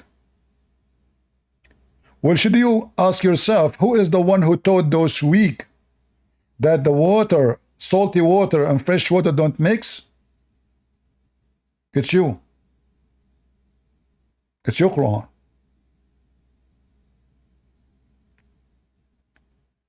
Who is a Muslim agree with Muhammad Hijab that water of the salt water, the ocean, fresh water don't mix? Anyone? This is a very clear mistake in the Quran, and Mimi Hijab just confirmed it. Such a weak and lazy approach. Don't you want to research what this verse is talking about in the first place? Because if you just went to even an English translation of the exegesis of such verses, you don't realize that the prominent or the most popular exegetical opinion on this was that the barrier in question were the land masses that were separating seas from rivers. For example, the Arabian Peninsula. For example, other land masses that separate these things. So on the one side of this landmass, you have maybe a sea, and the other side, you have a river, and within the land, you have a river flowing. This is what is being referred to here. But he will not read carefully the verse. Why don't put the verse on the screen? The verse says it clearly, they will never transpass. In fact, there's a mistake in Arabic. Why? Because in Arabic it says يلتقيان, they meet. You see the word يلتقيان? يلتقيان mean they meet. Meet. You see it? So how there is a land between them and they meet? What kind of Arabic this Arabic is? If we have a barrier between them and that barrier is a land, the second verse saying, then the word here, يلتقيان, which means meeting, is a stupid word. Muhammad, he just used it because it fit with the tone. يبغيان, يلتقيان, تكذبان, المرجان. You will see Muhammad here trying his best to add an to the end of the letters or the words, to make it like a, you know, rap song.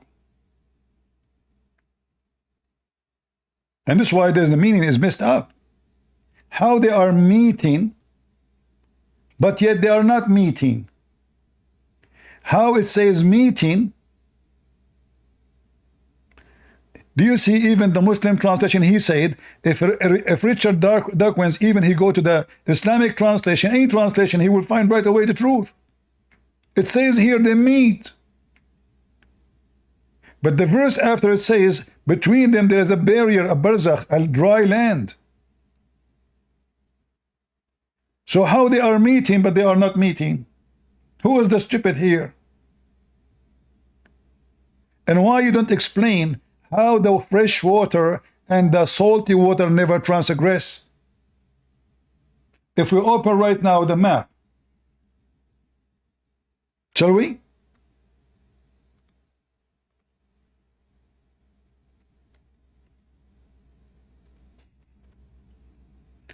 You will find that every river in the world ends in the sea. It doesn't matter how big, how small. What do you mean they don't mix?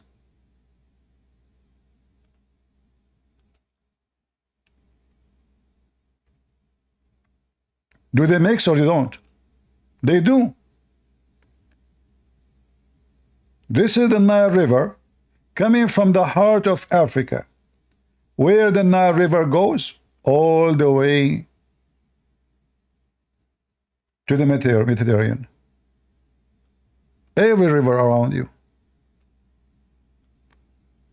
This is the river of Dajla and Euphrates. Where they end? In the sea. Look at any river, you will find its end in the sea. This potato, he did not explain the mistake in the Quran. He just tried to refute the guy laughing at the Quran, saying if we put salty water and fresh water in a cup, they will mix right away, which is true. But the Quran confirmed that those two water, and the Quran called them sea, they never mix.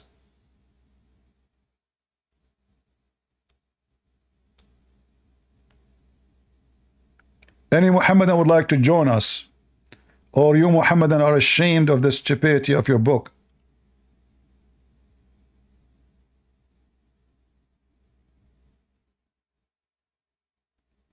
And here you see that you cannot trust a Muslim saying or making a video about his book. So now it turned, after all those years, making videos about the two body of the Allahu Akbar, brother, miracle in the Quran. Look, the two seas are not mixing. It turned to be a lie. All of it. That's why I made my books, you know, Quran and Science in Depth. You will find how we refute them easy. The word barzakh is a word mean dry land. It's not just a barrier. It's specifically a dry land. Not only a land, it has to be dry, which means it's not covered by water. So with the stupid Quran claiming that Allah, He made a favor for us, He made a sea, all of it is a fresh sea, not river. You see, what He lied to us too, He did not mention that the Quran using the word sea. I can let it go, says, well, in the old days maybe, because if a body of water is too big, they call it sea. No problem. But it's still here, it's making them equal. The two seas, the one is salty and the one is a fresh, they never mix. Any Muhammadan would like to join us?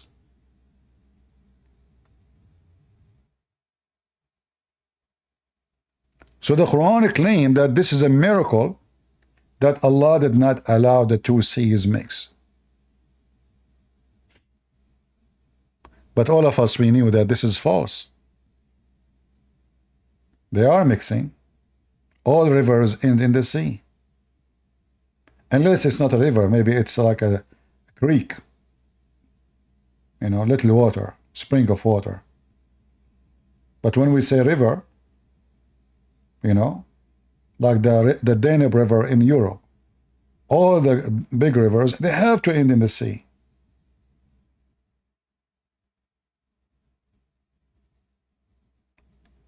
A river start in Russia, end all the way at the end of Europe. A river start in the Amazon, goes through many countries, the same as the Nile River. But who you are talking to?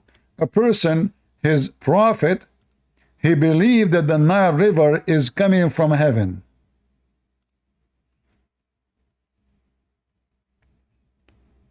When Muhammad, he went up to the heaven, according to him, he saw where the Nile River and Euphrates coming from. Where? In the heaven of Allah, in the sky. So who you talk to? Muhammad the idiot? Did Muhammad he go all the way to Allah in the sky, or he went and he is confused and now suddenly the Euphrates, the Nile River, Sihan wa Jihan, three of those rivers, by the way, is in the north of Syria. One river is the Nile in the heart of Africa. According to Muhammad, all of them, they are coming from under the tree of Allah. Where? In the seventh heaven. So Muhammad did not go to heaven. He went in the Discovery Channel. He went to Africa. He think it says Syria.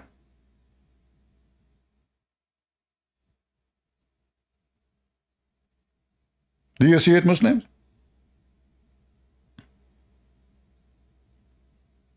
And Sihan wa Jihan, they are a dry river already. They are dead. So what is left? Little of the Euphrates, because the Turkish, they built many dams on it. And the only one is still running really is the Nile River. But according to Muhammad geography, you know, those four rivers are coming from heaven. Do Allah have salty water in heaven? Or only fresh water? The Quran says only fresh water.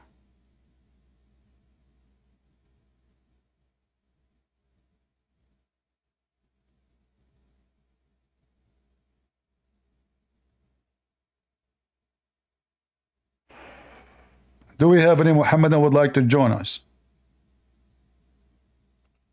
Anyone?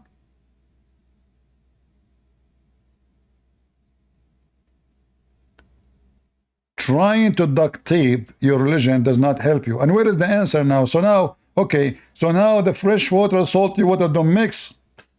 Solve it. Is that true?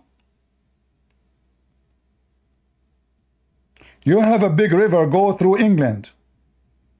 Does it mix with the sea, you idiot? The Quran says no. That God, in his greatness, is able to allow such different types of waters to exist within the sphere of the earth. And this is, what's wrong with that? What's so unscientific about that? Why are you so lazy as to not go to a tafsir? A potato, the tafsir says, as you say, they don't mix. Well, this is a scientific mistake. They don't mix. I mean, do you see the stupid? Supposedly he's answering. What is the answer? They don't mix. Allah, he put a dry barrier between them, a dry land, and they don't mix. Are you going to piss on the don't mix now and forget it? How you can solve the issue that they don't mix? In English, and check out that was the primary exegetical method of understanding this verse. You see, this is what happens when you don't do your research. Yes, there are some scholars who say it's an invisible barrier, and this has now gone to the scientific miracles narrative and so on. But we're not even going to go there. Some say it's talking about estuaries, and others say it's this, and it's talking about. I'm not going there. This is enough for me to say that your shenanigans has been exposed. That you didn't even... He is the one who's exposed? Guys, he is exposed. The one who got them busted by a very simple example, that if we put a cup of salty water and a cup of a fresh water together, they mix. He is the one who's exposed. Can you believe it? Even make an attempt. You didn't even make an attempt to try and understand the verse and read up some opinions on it. Assalamu alaikum wa rahmatullahi wa barakatuh. What is the answer?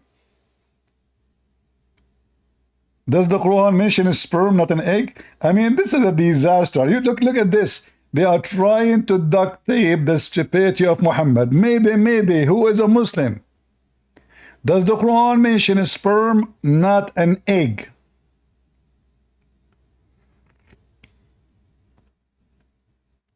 Any Muhammadan would like to join us? I mean, this video here is hilarious. Huh? Look at this. Understanding the hadith of dates and poison. I like that. Let us see this one. Today, inshallah, we're going to be talking about a hadith which is all over the anti-Islamic apologetic type websites, and it's in their publications and their videos online, which is a hadith which says that the Prophet Muhammad sallallahu alaihi wasallam said, "Man tasabbaha bisab'a tamarat ajwa la yadurruhu summun wala sihr." That whoever wakes up and consumes 7 dates of ajwa kind, that poison will not afflict him, and sihr, which is magic, will not afflict him. And they say this is an unscientific type of hadith, because they say, how could it be the case when the chemical agents or properties within the dates, there's nothing within them that would indicate to us from a scientific perspective that they could be immunizing to things as chemically destructive as poison. So how can you understand this hadith, and doesn't this hadith fly in the face of 21st century scientific discovery? Now first, in order to answer this question, let's take a look at what some of the commentators of this hadith of 4th have mentioned. So for example, Al-Khattabi, who is a scholar of the 4th century, died 388 AH, he says actually it's not because of a specific property within the dates. He says there's nothing within the date that actually has that immunizing capacity. He says, لا لخاصية fit tamr. It's not because of a specific characteristic or attribute in the day. وَإِنَّمَا is because of the da'wah of the Prophet Muhammad sallallahu alaihi wasallam, or the blessings of the da'wah of the Prophet Muhammad sallallahu alaihi wasallam. And many of the scholars have... What? The guy, he said to you, if you eat every morning, and he count how many dates. Now it's not about the date no more. It's about the blessing of the Islam. What? I mean, do you see how stupid silly they are? He mentioned to you the word date. He mentioned you eat it. He mentioned you in the morning. He mentioned 7. And now this is not about the date itself. Do you see how they try miserably to duct tape?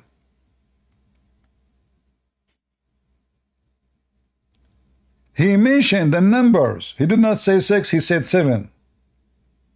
He mentioned date, he mentioned morning, he mentioned eat it. So how this is now not about the dates?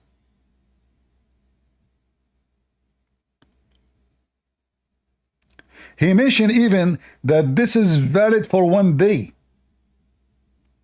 You will notice one thing, that Mimi Hijab, he avoid to put the hadith in the screen. Do you know why he do that? Because if you read it, you will see more details will be an evidence against his false prophet. Let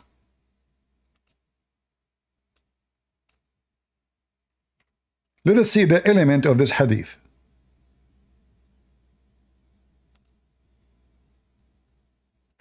Allah Messenger said, he who ate 7 ajwa. So now we are talking about eating, consuming physically, not spiritually.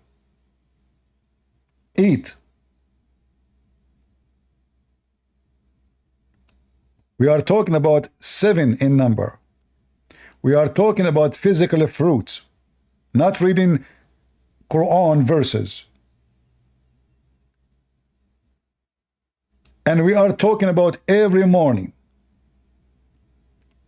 Will not be affected by poison or magic on the day he ate them. How this is about the blessing of Islam? How that? I mean, do you see how stupid this garbage cult is? He said eat. He said in the morning. He said 7. He said, he named the fruit. He said, nothing will harm you in that day. How that is about Islam, not about physical practice. And what make it more funny, that Muhammad himself, he died because of poison, according to Muslim books, authentic hadith, and he was affected by magic. So Muhammad, he eat himself, he failed his own teaching. He claimed, and because he eat every day 7 ajwa, every day in the morning, not 8, 7, brother. Why, O Prophet of Allah, you eat 7 ajwa every day? Oh, because the one who eats 7 ajwa, no poison can affect him and no magic. So Muhammad is eating it to protect himself from 2 things: black magic and poison. And here you will notice the Muslim, he skipped the issue of a black magic. You Muslim believe in magic, you donkeys. You are talking about science and scientifically and etc. What magic?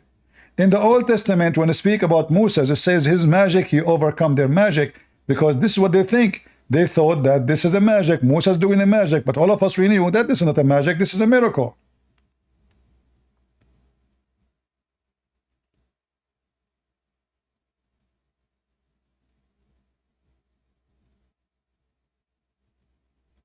And here you need to notice how the stupid Mimi Hijab trying to fix it, saying this is about the blessing of Islam, how the poison will be stopped by a blessing. Then they will give you a verse from the Bible that says that no poison can harm you. But the Bible is not talking about a physical.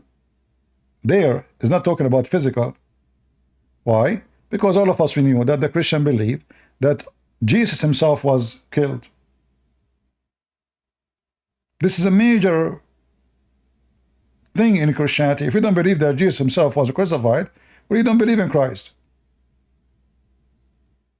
So Christianity does not teach fallacy that if you believe in Jesus, you don't die.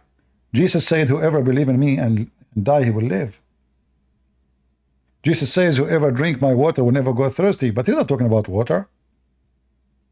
Jesus was not a guy who go in the street, he hold water in his hand, who want to drink. Here we are talking about 7 ajwa, a date. You eat it in a specific time, in the morning, and nothing will affect you of specific things, poison and magic. Was Muhammad killed by poison? Yes. Was he affected by magic? According to Muslims, yes.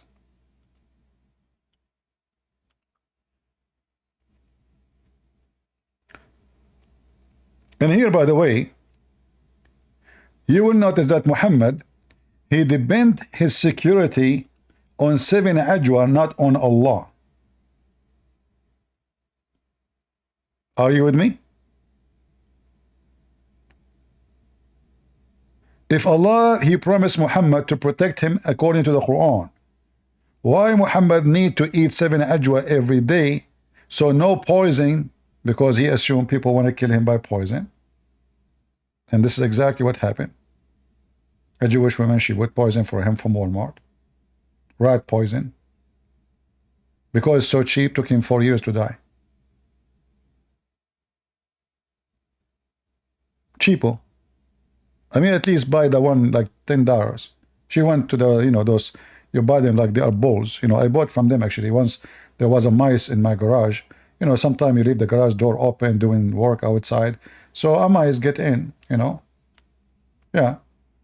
Democrat mice. So get in. Oh, I put even a camera there to watch the mice. The funny, he don't even eat my cheese. I mean, he's from a big family, must be. Like, he liked maybe caviar or something. So I went to Walmart and I found like those green things, green balls, you put them, and I bought the trap, Yeah, I got him, finally. He died. I did not report it to the police, by the way. I saw a comment in Amazon about that trap. A guy was saying, what a horrible trap. Inhumane. The guy want to kill the rats or the mice, but he wanted to kill it in a humane way. Weirdo. Anyway, go back to our topic. Do we have any Muslim? Oh, we have Ali here. We have Ali. That's good. Finally, we have a Muslim. He would like to join us. Go ahead, Ali. Hello, my friend. How are you doing? Can you speak louder, please?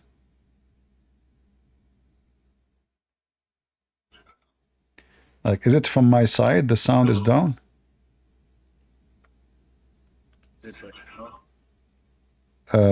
It's low for some reason. Speak loud. Guys, is his sound coming to you fine? Or only from my side? Yeah, your voice is very low. Hello. Are you using a headphone? Yes. Can you switch to without it?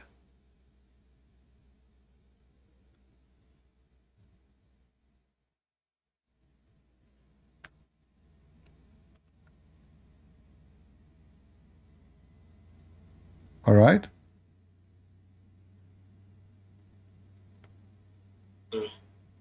Yeah, your voice is still down, my friend. Even people in YouTube, they have difficulty to hear you. I'll just fix it and come. All right, no problem.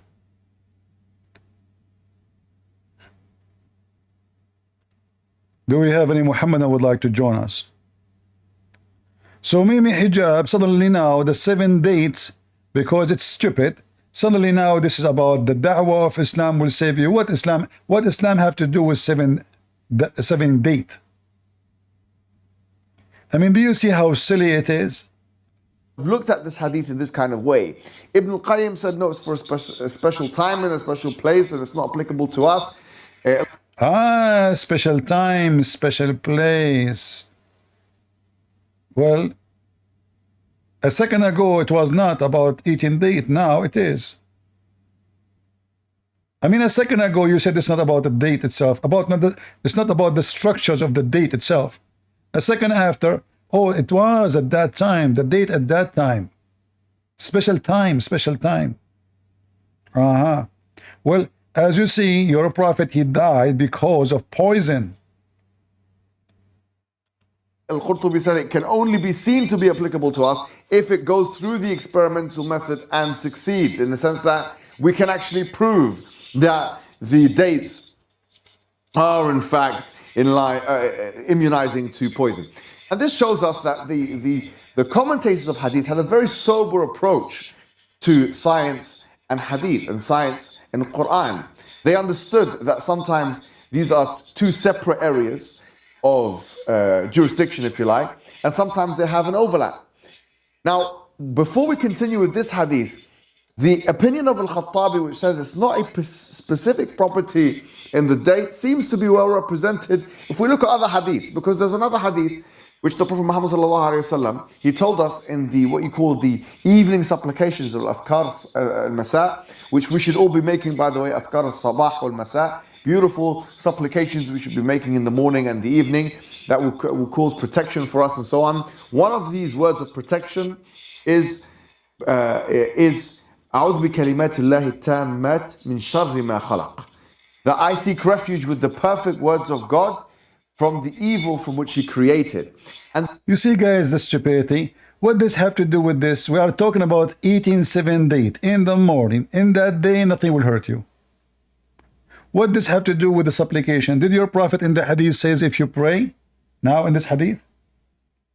So your prophet, he says, if you say the supplication, even that one is proved to be false. Listen to this. If we take what he just said, that Muhammad, he said, if you do supplication to Allah, that will protect you. But Muhammad, he died by poison. And according to your religion, he was under black magic. So supplication did not work. So now you have double trouble. You have a hadith about eating 7 ajwa in the morning. Nothing will hurt you in that day. And now we have a hadith. If you say a certain prayer, nothing will harm you at that day. Are you saying to me that when your prophet was eating the poison, he forgot to make supplication? I mean, do you see the stupidity? Brother, sister, there's other hadith says, if you pray to Allah and supplicate, the prophet says that will protect you. But what does this have to do with this? Your prophet, he said, if you enter the bathroom with the left room and you say certain prayer, shaitan cannot get into your anus. But what does this have to do with the ajwa? Are you with me, guys? What does this have to do with that? Each one of them is speaking about something totally different. Your prophet is mentally ill. Your prophet, he said, when you have intercourse, if you say certain prayer, shaitan cannot share your wife with you. How? According to your prophet, shaitan, he wrap himself around your penis. So when you do intercourse, shaitan, he's going to do boom boom to your wife. But what does this have to do with the hadith of the ajwa?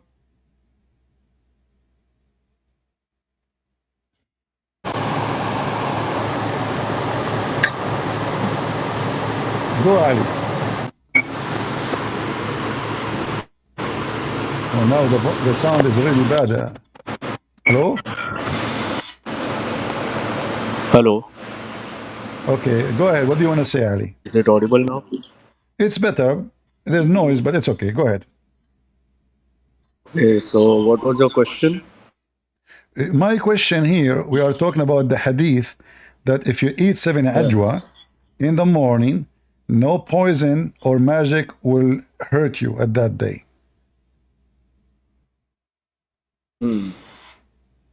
What do you think about this story here? Did your prophet made a false statement, or this is true? I don't know, man. It may be true. It might be true, you know.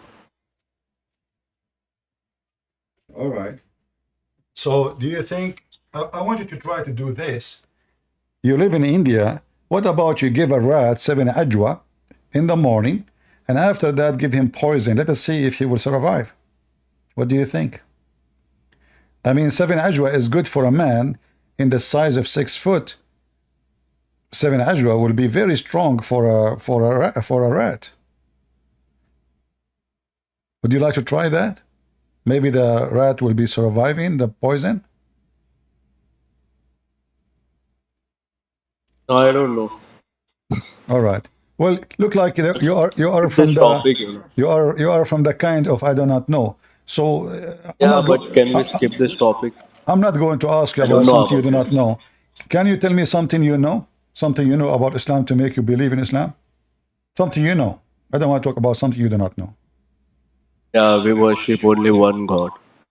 Okay, those who We worship 3 gods. those who worship shaitan, they worship one God, and we don't worship 3. Even your Quran says we worship one God. Why you are lying? Shaitan is not God. No, he's God. Let me prove it to you. Are you listening? Yeah. All right. The one who worship a person, that person is his God. Do we agree? What? If somebody worship a stone and he believe it's a God, well, this is his God, correct? Yeah, it's God for them. Okay, wonderful. Now, you Muslims worship Allah or you worship shaitan? Allah. But isn't Allah and shaitan is one? No, it's not. Allah means God. And Shaitan is Shaitan. All right. So shaitan is shaitan. Let us see if shaitan is How shaitan can or you shaitan call is Allah. Shaitan a God? All right. So why we call this person shaitan? Is that because he lie and he deceive? Yes. But isn't this what Allah he do? It's his nature. Isn't this what Allah he do? No, he never lies. It's not in his nature. Okay. Can you see my screen? Yeah, I can. All right. Well, this is the Quran saying that Allah is the one who deceived shaitan. Shaitan is a good person. Shaitan is just a person. His name is Shaitan, Mr. Shaitan. He met Allah. Allah lied to him, deceived him. It's in front of you. You see the verse? Chapter 15. Verse number... Let me read. Okay, read it. Go ahead.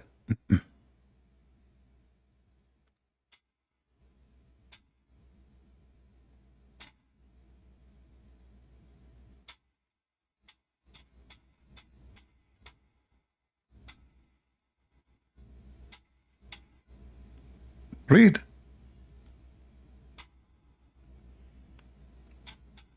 Yeah, Hello? but it's Shaitan, not the mankind. Allah is, misleading.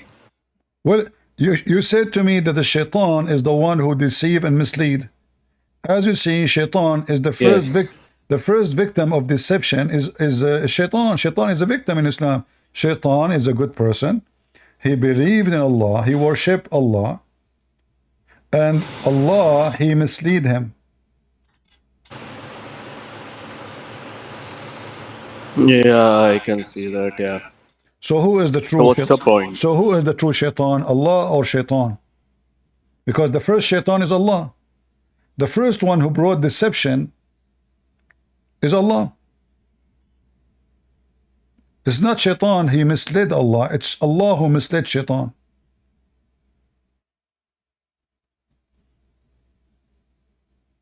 Yeah, but it's Shaitan. It's okay to mislead a Shaitan. He's Allah, he can do anything. But he So will Allah, never okay, deceive mankind. so what you are saying to me, you have a God, his name is Allah, but his ethic is satanic. He can do whatever he wants. He's satanic. No, Yes, that's what you did. Why he mislead? He did it with Why? Satan. No, you just said to me he can do whatever he like.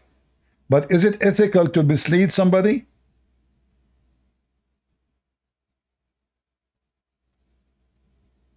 No, it's not ethical, but here we are talking about Shaitan. So what? So what? Doesn't matter. You mislead. Why you mislead Shaitan? Give me the reason to mislead him. Go ahead. Tell me why. Why Allah decided to mislead the Shaitan? The Shaitan, he said, look, here it says, oh my Lord. Shaitan, he believe in Allah. He worship Allah. Why you want to mislead him? Shaitan is a Muslim.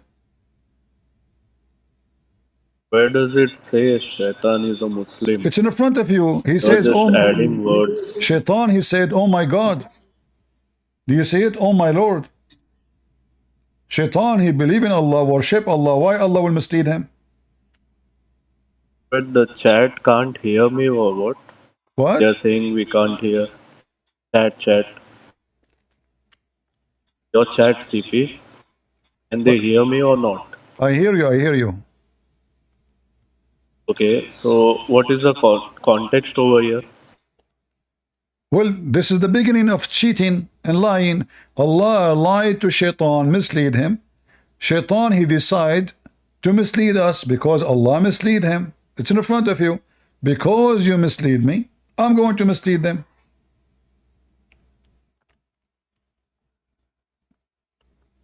Yeah, right. So who is the reason of every deception in this earth? Allah. Shaitan is just a victim. But it's just one verse, come on. It's just one verse. It doesn't matter, one verse destroy. So are you the kind of a person who says we can run the car without the engine? No. Okay, well this is the engine of Islam. This is the beginning. This is the beginning of deception. The first deceiver was Allah. Deceived who? Shaitan. Shaitan deceived us. But why? Why did he deceive Shaitan? Because Allah is satanic. There must be some reason, right? Well, give me the reason. Give me a good reason to deceive someone is not deceived. Give me a reason. Go ahead. I'm listening. Someone is not deceived. I decide to deceive him. This person, he believe in me. He worship me. Why I will deceive him? Go ahead. Tell me.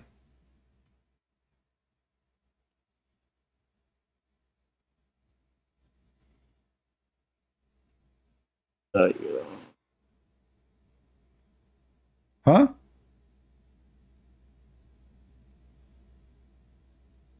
To be honest, I don't know.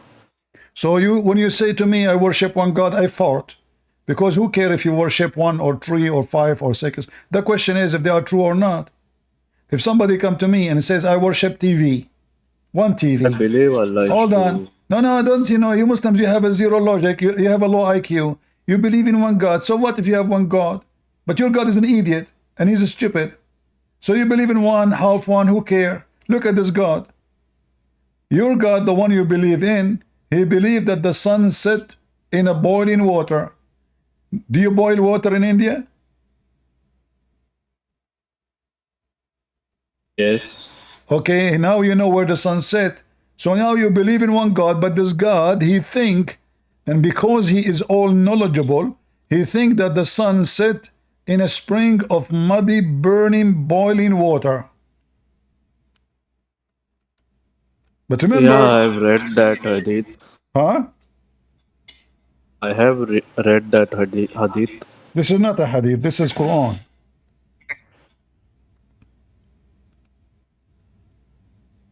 Did you see where the place where the sun set in India? Do you have a place where the sun set? Because in my area the sun doesn't set. I don't know where the place. I try to travel, but they don't give me a visa. He found the sitting place of the sun. Where is that? Until when he reached the setting place of the sun, he found it setting in a spring of black, muddy or hot water. Yeah? Where we can reach the place of the sun setting? Where is that? Where we can reach it? He's not telling that it is actually setting in the muddy spring. Oh, the word actually is he's not. just So seeing. It's what? Might be it's his perception. Where is the word perception? Did it say he thought? Are you Muslims adding words to the Quran? He said he found it. In Arabic, it's so clear. He says, do you know Arabic? No. We need somebody who speak Arabic because I do not know Arabic. Do you know like some? Can you call Zakir Naik? No, bro. We need someone who is an expert in Arabic. He can read for us. With him, Brent. First of all, I don't speak Arabic, and I myself I need to translate him. Even your Zakir Naik don't know Arabic. So now I'm asking you. First of all, where you get I'm not a Zakir Naik fan. Where you got the statement that this is how he thought? Does it say that in the Quran or is your fabrication?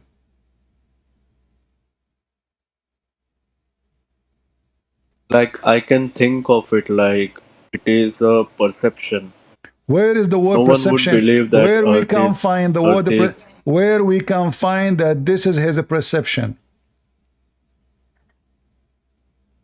And how that can happen? According to Zakir Naik, he said, when you go to the ocean, you see the sun sitting in the water. And this is from his perception. But Abdul, here it says a spring. Where is ocean? Do you see it says a spring? He found it. He's reporting a fact. The one who's talking is Allah. The guy is not even talking. He found it sitting in a spring of boiling water, which is murky. So it's a spring. There's no way by imaginary you can see the sun sitting in a spring. It's a spring.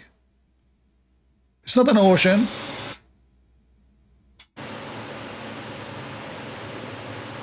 There might be some reason to this verse, because there are 1.8 billion Muslims following this religion. So, my friend, there is more than 8. There might be some reason. There is more than 8 billion cows, yet they are not Hindus. Who care? What's wrong with you? Number doesn't make you right. Otherwise, if number is the truth, we are the Christians. We are the majority in this world. Do you we believe are almost. That humans we are almost 3 billion. So who care about the number? Is that because we are more? That means we are right. So now you have 1.8. And by the way, you Muslims, you are growing so fast. I mean, yesterday you were 1 billion. Next year you will become 10 billion. What's wrong with you? Are you rabbit? All numbers are lies. There is no Muslim left. Look at you. You don't even believe in all Muslims you are don't idiots? even believe. Okay, let me ask you. The one who deny what his prophets say, is he a Muslim or not? No, never.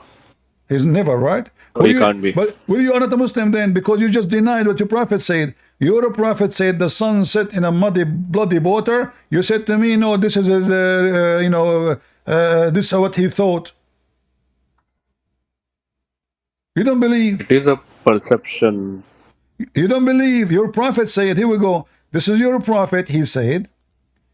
And he explained the verse. But you Muslims don't believe Muhammad. You said to me a second ago, the one who don't accept what Muhammad said, he is never a Muslim. Well, you are an apostate now. Here we go. You just told me that you don't believe that the sun set in a muddy, boiling water. But it's your prophet.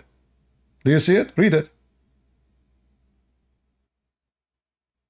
I was sitting behind the messenger of Allah, who was riding a donkey while the sun was setting.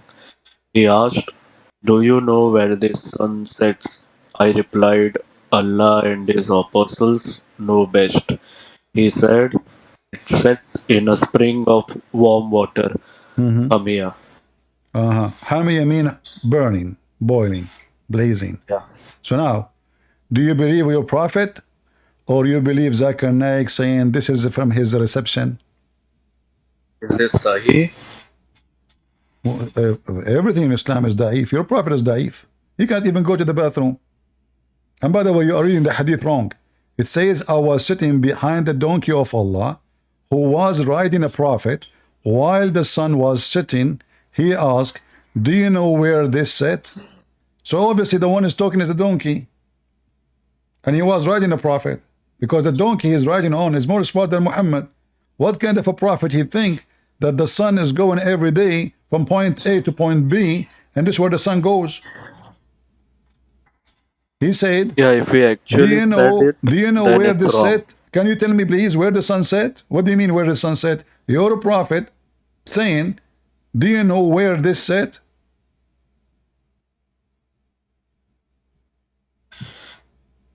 Yeah, if it is actually true, then it is wrong.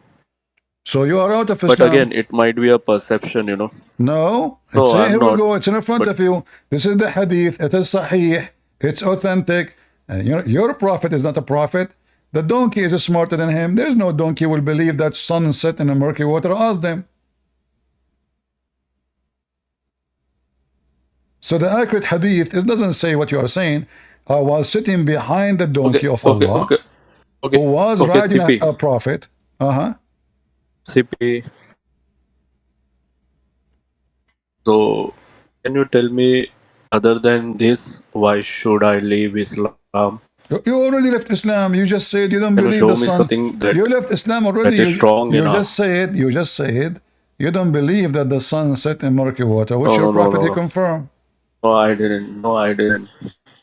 Okay, do you believe your prophet saying? Do you believe what your prophet saying? Hadith, you know, hadith. What hadith? So what if hadith? Hadith is the Yes, same. I do, but again,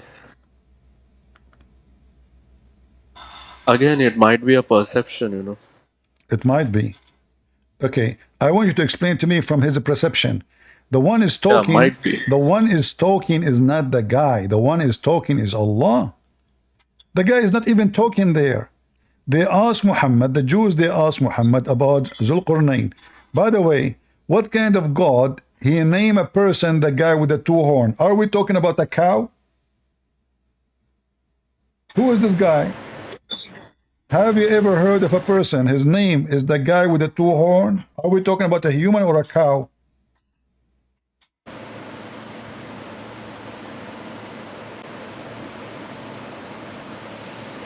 Who is this guy who have two horn?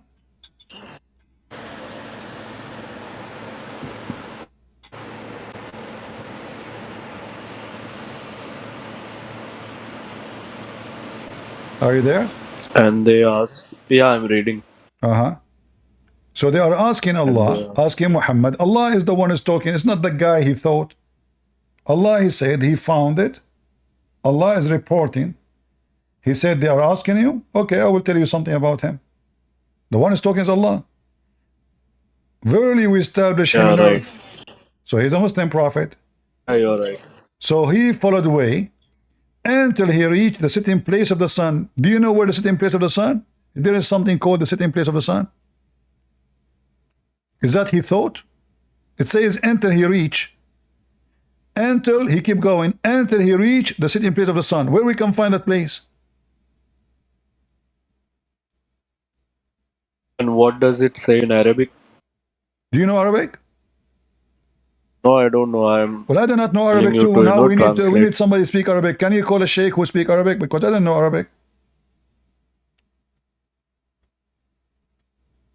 Muslim laugh at me. They say, Christian Prince, you don't know Arabic. They claim that I'm German because my name is Einstein. And I have a curly hair. What do you mean, you know? Why you are asking me to read it in Arabic if you do not know Arabic?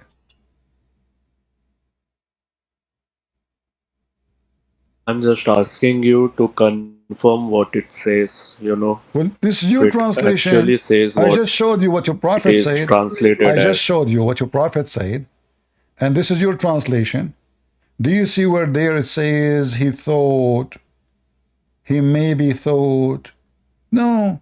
It says clearly until when he reached. I can't see any of that. Until when he reached the sitting place of the sun. So what happened first? He reached a physical place. It is where the sun set, correct? Yes. Well, that alone is a big mistake. The sun set everywhere. Even in my bathroom. I have a window. I see the sun sitting every day. But sun doesn't set. No, it's set in my bathroom, I promise you. I can let you use it. Honestly, there's a sun rise there and the sun set there too. I have two windows, one from the right, one from the left, you know, because I opened them both because the smell is so disgusting. You know, we are Christians, we are not clean. Not like you Muslims. Your prophet, when he shit, the earth opened her mouth and he eat his shit. Is that true?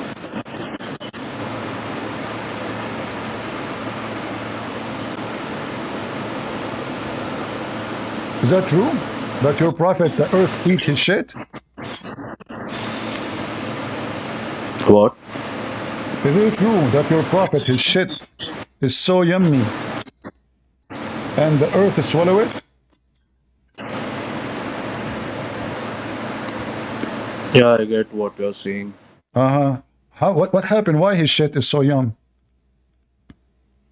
Is that fair? Why my shit is not yum? His shit is so yum. If I have a shit like him, I can Eat make good living food. from it. Huh? Then you should eat good food. Good food for who? You. If I eat good food, my shit would smell good? Yeah, I guess. Okay. That is a shitty advice. So seriously, why your prophet, according to your prophet, that your prophet, when he do poo-poo, the earth swallow his poo-poo immediately. Why? What are you even saying, bro? That's not in the Quran. Yeah, but this is in the hadith. So now what we will do, you accept only what in the Quran? Are you Quran only now? Yes. Okay, he's a Quran only. All right, as long you are a Quran only, where in the Quran it says follow Quran only?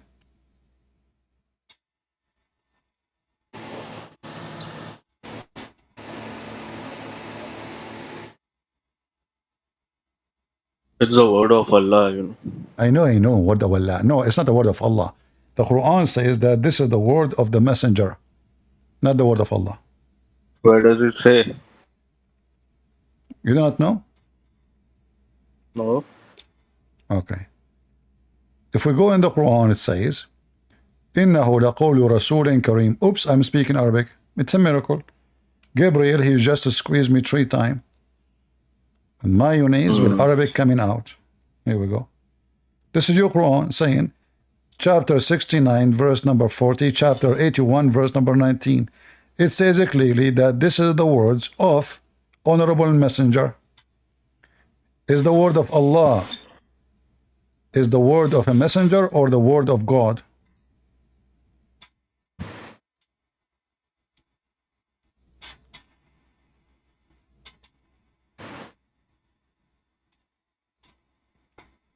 Who is speaking the Quran?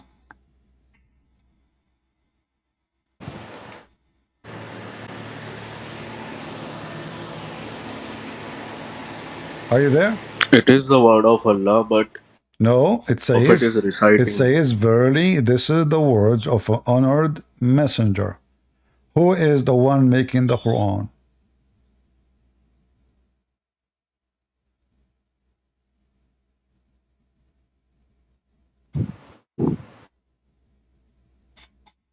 Scroll up.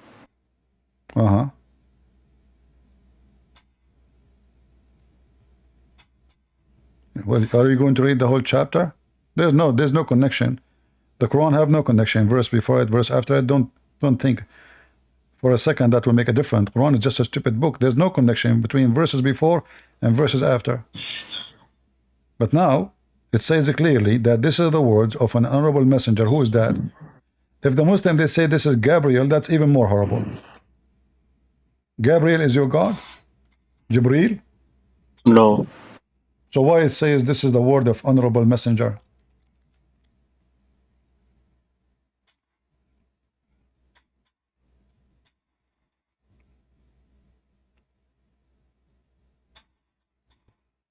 Now we understand why his shit smells so good, because he is honorable messenger.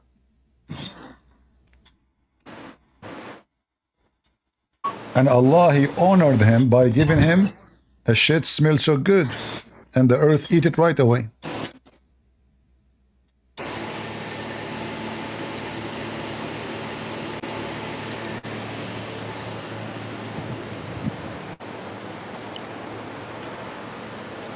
We have Musa's in the chat. He is saying it was revealed by Allah to Muhammad and Gabriel is the messenger. No problem. But here it says this is the words of honored messenger. So the Quran is not the word of Allah. You see, if the verse says delivered by honorable messenger, delivered. Here it says it is the word, the word. If I deliver a message, this is not my words. It's my word if I, the one who made the message. So the verse here confirmed that this is the word of honorable messenger. This is not the word of God.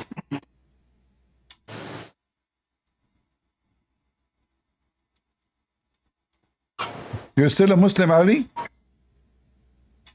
Yes, yes. You found where the sun... Did you find where the sun rise?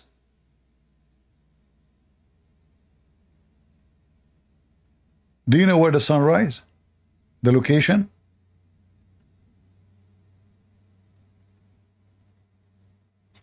Sun rises in the east. Do you know the location? Where is the location? Is it in Delhi? No, it doesn't set. So there is no rising place for the sun?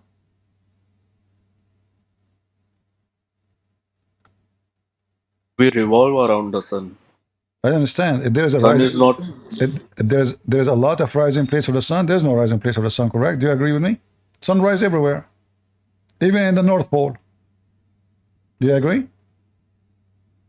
Yes. All right. So why the stupid Quran says that this guy, he keep walking until he found where the sun rise? What kind of God he says such a stupid thing? How in the world such a thing can be from God? So now he keep going. Yeah, man, you got me. Huh? Yeah, you are right. I'm right. So you will leave Islam? Look, your God, he found, according to him, Zulqarnain, he found where the sun rising. Read. And he marched eastward till when he came to the rising of the sun, he found it. The translation is false. Until he came to the rising place of the sun, he found it. Again, he found it. Rising on people. Where is that location where the sun rise?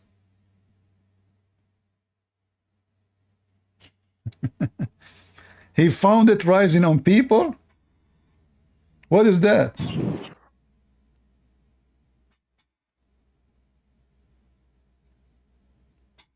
That's bad. Is that a discovery?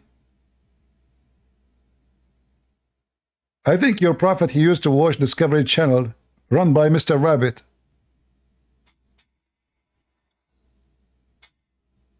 Do you watch cartoon, Ali? Nobody told me about all this. Well, now I'm telling you. And then he found the sun rising on those people, which is very weird. And those people, they are naked, wearing nothing. And then those people don't understand the word. They are stupid. They are completely cannot understand anything they say. Do you see it? Does it say that? So can I ask you one question? But hold on. Do you see? It says that you cannot understand anything they say. Okay. How the verse says? How the verse says you cannot understand what they are saying, and then a second after they told him, "Can you build for us a dam, Mister?" A second ago you said you cannot understand what they are saying. And now they are telling you what to do. Suddenly now they became smart and they knew about dam and mischievement and build a dam for us. How they are ignorant, stupid, and now they become the advisor of the Prophet of Allah.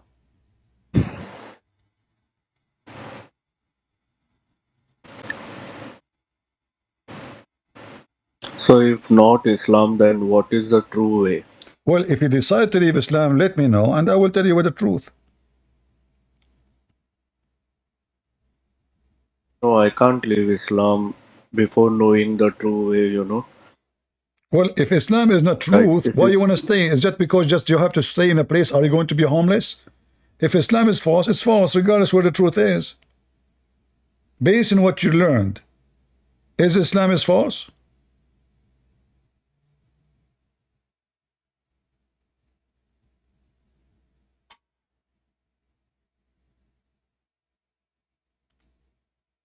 What do you think?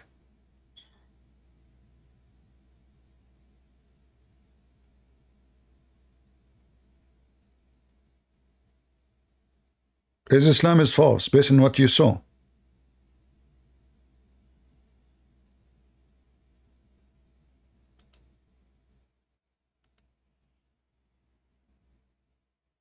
Hmm? Are you there? yes, yes. So, based on what you saw, what do you think?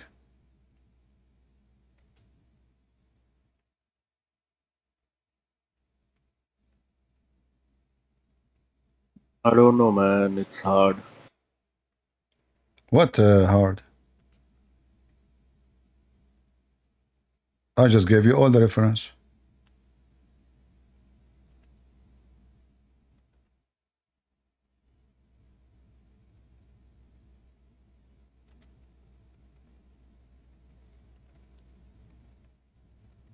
How can God be, you know, in plural? How God can be a plural? Yeah. I mean, only Islam teaches us about oneness of God, and I also believe that it is logical That's that false. there is That's only false. one God. That's false. That's false.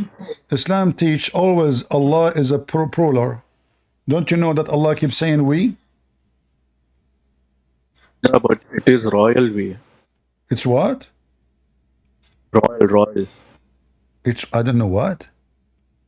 Royal we. Well, that's mean Royal.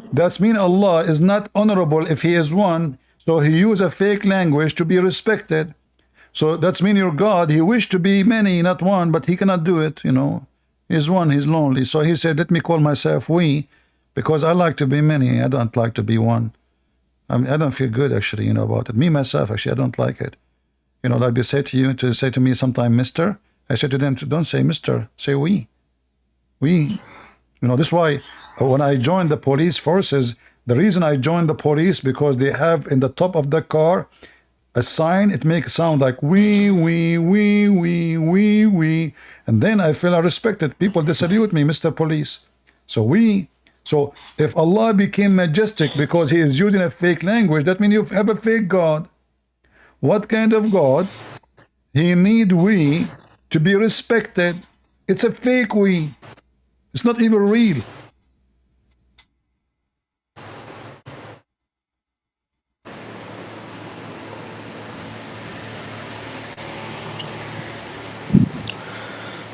But doesn't God of the Bible also uses we, they, But the them? God of the Bible is the Christian believe in the Trinity, 3-person, one God. But you Muslims, you keep bragging about having one person, and then this person he like to use the word we. So Allah is a liar. What does it mean, You should 3%? not You know, 3 use. persons are You should 3. not use a description of you which is a fake description. That is a shame. Imagine you are a male and you call yourself Mrs. That's what Allah is doing. He's messed up. If he is not we, why he call himself we? You say to me, this is majestic language. Well, this is false still. Because if I need a language to be respected, that means I am not God. People, they have to respect God. Doesn't matter if he use we or I. That will make him like lower if he use the word I. Are you going to leave Allah if he say I? He didn't say we? And hold on. No. In the Quran it says, had we like to take a wife, we will take it from us. Us who? had we intend to take a partner, a wife, we will take it from us. Us who? Do you know? He's just giving example. You know, if he ever wanted It a doesn't son, matter, example or not, still it's wrong. Because he's talking about taking a partner from us. How you can take a partner from us if you're one? he's coming to our level to make us understand But this is not that about our level. He said, if you want a partner, I will partner with us. Well, who is us? as humans, Who? as humans, No, no, no. He said, if you want to take a partner, I will take it from us. How many Allah there is? Do we have a family like he says from us? Us mean there's many Allah. Based on this, there's a female Allah and there's many of them. So Allah saying, if I want to take a wife, I will take it from us. See, the first we, you said to me, this is majestic. We laugh. The second us is majestic too. It cannot be, because he's talking about taking a partner. And this partner is a female partner. so it can't be majestic us. Allah will have sex with himself. Allah decide to marry himself. If we want to take a partner, I will take partner from us. Is your God Allah transgender? He have a penis and vagina or something like that? He take hormone so he grow boobs? Not rubbish, man. I know this rubbish. I know. What is this? No, what you're saying is rubbish. What I'm saying rubbish? Look, your God saying, if we want to take a partner, a wife from us, solve it. Allah will marry who from us? Allah is talking. He said us. Had we. Who care? Had we not, had we potato, had Sue, had Boo, who care? Had we intended, okay, it's an option, then we will take that partner from us. Had we. No problem. Still, are you saying to me, if Allah, he says, if I want to eat, I will eat a chicken, but there's no chicken?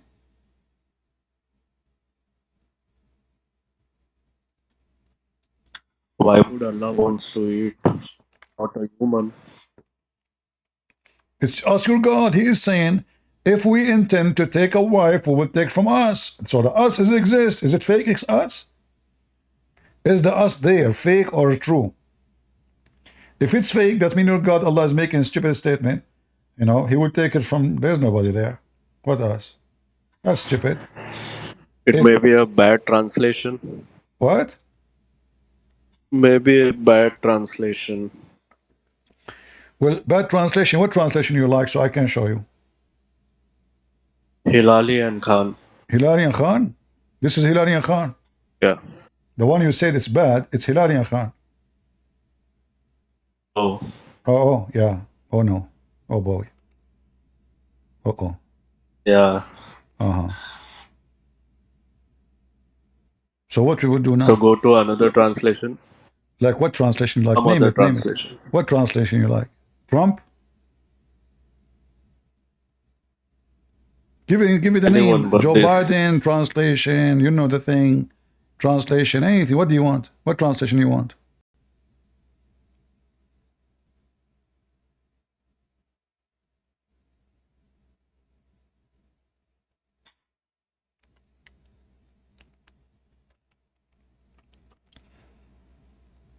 All translation is the same. Choose one. Which one? You see my screen? Choose one. Tell me which one to stop.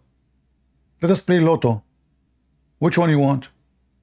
There's Shakir, there's Sarwar, there is Sahih International, there's Kurbala, there's Kari, there's Bigtad, there's Muhammad. Yeah, take Sahih International. You like Sahih International? Okay, Sahih International. Yes. I like Sahih International. It's very good international Sahih. Okay, here we go. It says the same. What the hell? Yeah, what the hell? Look like Sahih International is wrong international. Sahih International is international wrong. So what we will do?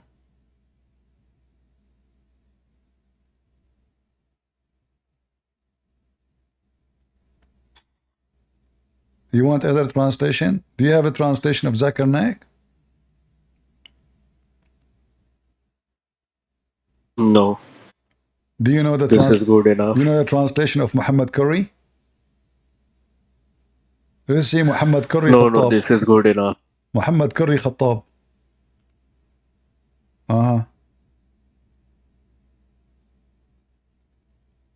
You see, every Muslim he give you different translation.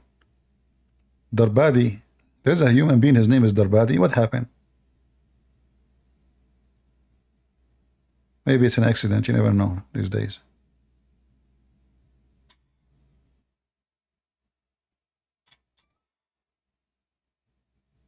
What do you think?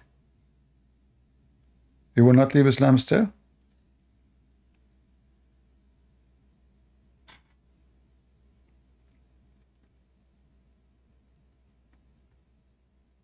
Is that because you like virgins? Be honest with me. You like women, don't you? Yes, I like women, don't you? I know women these days, they look like men. Don't you see what they do?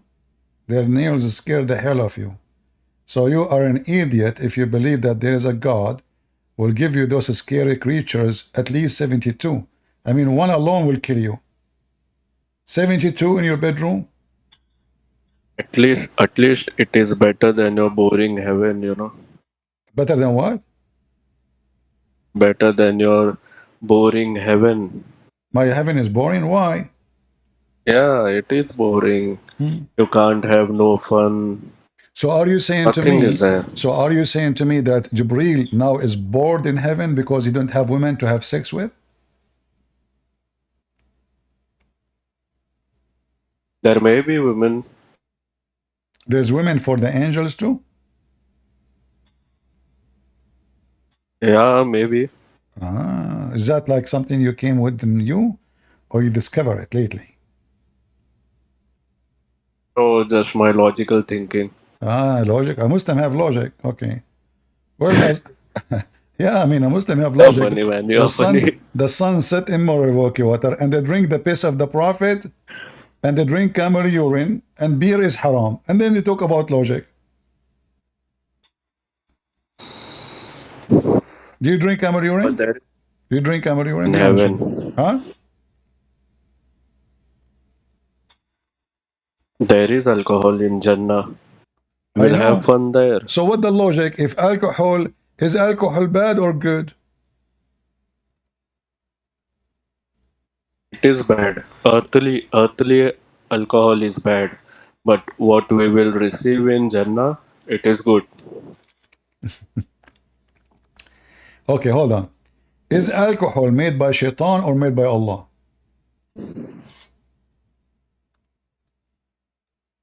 Earthly alcohol is made by Shaitan, and Jannah, it will be made by Allah. Do you have reference for that?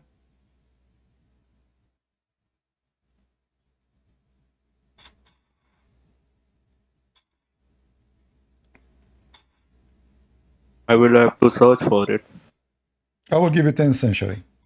However, no, it's a long time. I can show you that alcohol is good. You say that alcohol is bad if it is in the earth, correct? Yes, right. Okay, but Allah in the Quran says it's good in the earth. Where does it say that? If it's good, then why we are restricted? I know. Stupid religion, man. Here we go. This is your Quran. Doesn't make sense. Chapter 16, verse number 67. Allah even he claim not only it's goodly, it is godly. He says it's a sign from Allah for those who understand. So it's goodly and it's godly. I agree. Here we go. It's your Quran. So you Where does it say that? It says in front of you. It says it's talking about alcohol. Yeah, it's talking about liquor. You know what liquor is? Liquor, yes. Liquor coming from the word liquorine. I see that now. Yeah, liquor coming from the word liquorine, which means is it talking about Joe Biden. earthly liquor? Huh? Is it talking about earthly liquor? Yeah, it's talking about us. We make it from the palm date and the grape. We make liquor, you know. It's a goodly And provision, also, and it's a sign from go Allah. to verse 66. Chapter 16, verse Go to number verse 6. 66. This doesn't matter here. It's still about Allah. He made for us those things. So this is in the earth. Allah, He made for us cattle. Yeah, He made a lot of things. So is alcohol is bad or good? You said to me, in the earth it's bad. The Quran says it is not. It is from Allah. It is talking about Jannah. No, this is about the earth. It doesn't say earth. It says in the front of you. Here we go. I created for you. Huh? Allah, He sent from heaven water to make the As the earth. heaven sent down from the heaven water. To the earth. And then He is talking what will happen in the earth. And I created for you cattle. And from the date you make alcohol. So this is about what we have today. You can open the interpretation.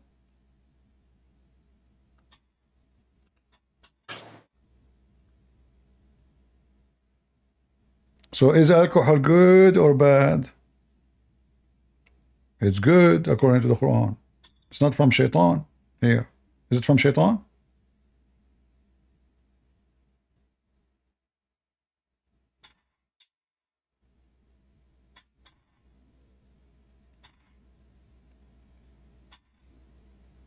Switch back to Hilali and Khan. You want Hilari and Khan? Translation? Yeah. Okay, Hilari and Khan. All right. If you bring Hilari and Khan to debate me, they will leave Islam. You know that? I'm very sure.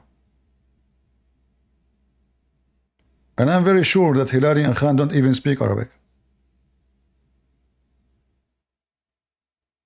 And from the fruits of date palms and grapes you derive strong drink. This was before the order of the prohibition of the... See,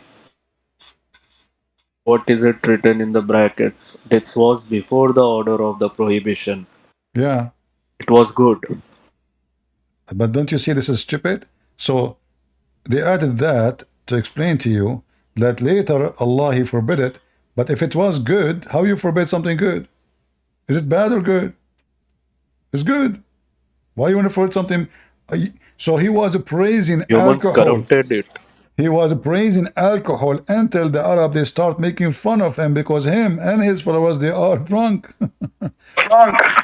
The Muslims they go to the mosque praying to Allah and they are drunk, totally drunk. Is that true?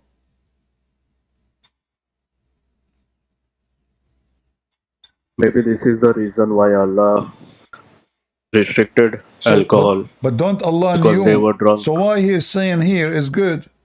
Should be bad all the time. It was good. It was good before the prohibition. How it was good before? It's the same wine, nothing changed. Same alcohol, same beer, same vodka. It's the same. If it was good 2 weeks ago, cannot be bad 2 weeks after. But they started abusing it. The Arab always they drink. Your prophet he teach the Muslim to how to make even wine and vodka. No, that's not true. You want a bit? Don't put ad. Huh? Don't put your own words. You're just putting your own words into the Quran and Hadith. What if I show you the reference? That Prophet himself is telling you to make vodka? Yeah, I'm drunk already. What do you think? Yeah, show me. All right, here we go. I'll give you 10 centuries. You will give me 10 centuries, really? Yeah. All right.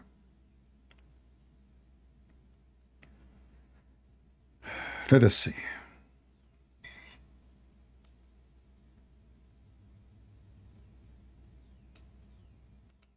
All right.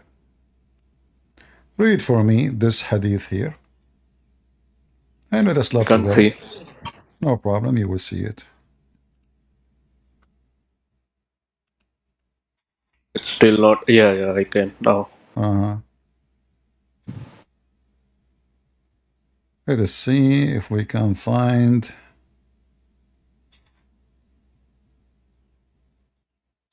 Don't pull out any daif. Your religion, all of it is daif, what we can say. Oh, it's Sahih.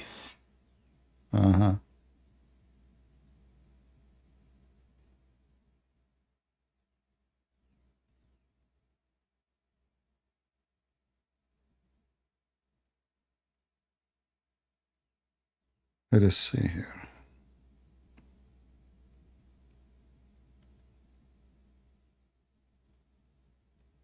I'm just looking for the hadith to show you.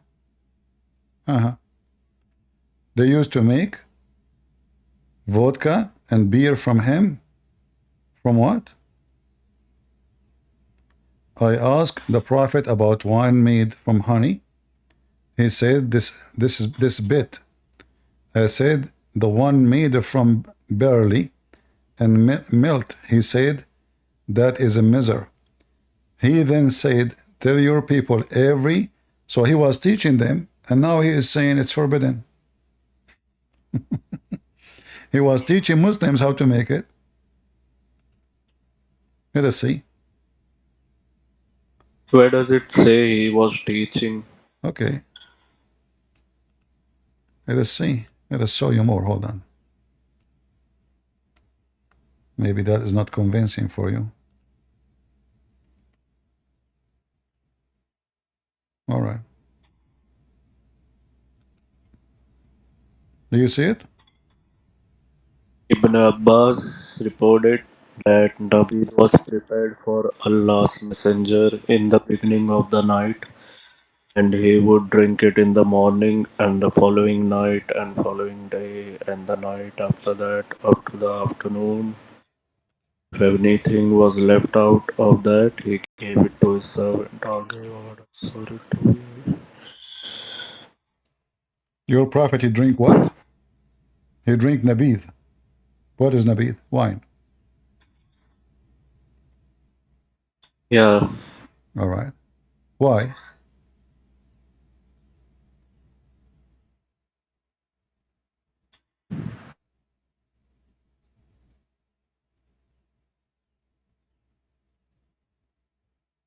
But Nabid is a fermented drink, right? It is. It is alcohol. It's liquor.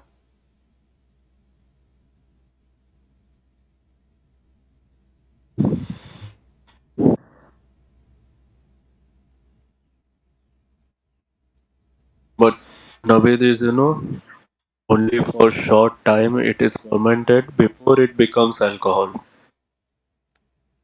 My friend, this is a nabid. You don't call nabid unless it is alcohol already. And this is Saudi Arabia. It is very hot. So now they are telling you that I'm reading Google. You're a prophet, he drink wine. He drink all kind of alcohol. What does Google say? What does Google say about Nabid? You're a prophet. Because many Muslims consider alcohol haram, Nabid is usually only fermented Okay, for can a you show me short where time in the before it Quran it becomes says, alcohol. where in the Quran it says it's haram? It doesn't say not even a single once. It says ijtanibu, avoid it. No, not haram. alcoholic Nabid is haram. No. Ijtanibu. If it is fermented for a short period of time, then it doesn't become alcoholic. It is alcohol already. That's why it's called nabid. You don't call it nabid unless it is nabid. Drink is called drink. Juice is called juice. Nabid is wine.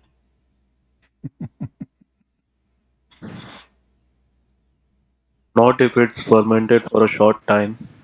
Can you show me the verse it says that wine is forbidden?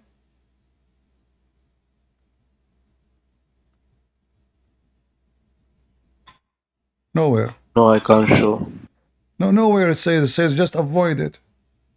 things I say to you, avoid it. There's a huge difference between it's forbidden and avoid it. Nowhere in the Quran says it's forbidden. Just avoid it. And the translation here, the earth things is not the Quran. Let us see Al-Hassan. Go ahead, Al-Hassan. What do you want to say to us? If I speak, you're gonna run like a coward. Watch. Are you gonna run? This guy, he don't Gonna believe. run now? This guy, he Gonna run? believe. Listen, Ali. Watch, brother. He's gonna run, brother. Watch. He's gonna run. This guy, he Watch. believed that Allah. Are you gonna run? Allah I did bet not. I won't Let me run. talk. Allah did not create Yes. anything. The angels is the one who created everything. Tell Ali, tell about the angels creating everything. Go ahead. No, we're gonna talk about alcohol. You got a subject. Okay, right? No, tell him about the angels creating everything. No, we're gonna talk about your subject. Don't run away. But why You you said don't- first of why all, you don't- no, no, because he believed there's you. one God. I found you. You have a topic. We're gonna talk about your topic. Listen. He We're gonna talk about he believed in one God. Ali. You see, And Ali. believe- He wanna run away from his topic, Ali. You see? Here we go. Ali. This is no. We will Ali, talk watch. about. We will. Okay, let's talk. He's let us gonna run talk away about from his who is topic. the That's one- your topic. Who is the But I one who can't hear create? you. Who is the That's one who your created topic. the Is wine? alcohol. Talk one at a Listen. time, please. One at a time. So the angels. One at a created- time, Siddiq. So Don't run. Ali, listen. I will let you talk. Don't Hold on. run. Don't. Ali, listen. This guy believed that Allah is not the only true God. There's angels who they are the creator of everything. He said that. It's recorded. That's why I don't want to talk about it. Okay. So he don't Ali, believe in one God. Ali, let me. He Okay. Let me talk about it.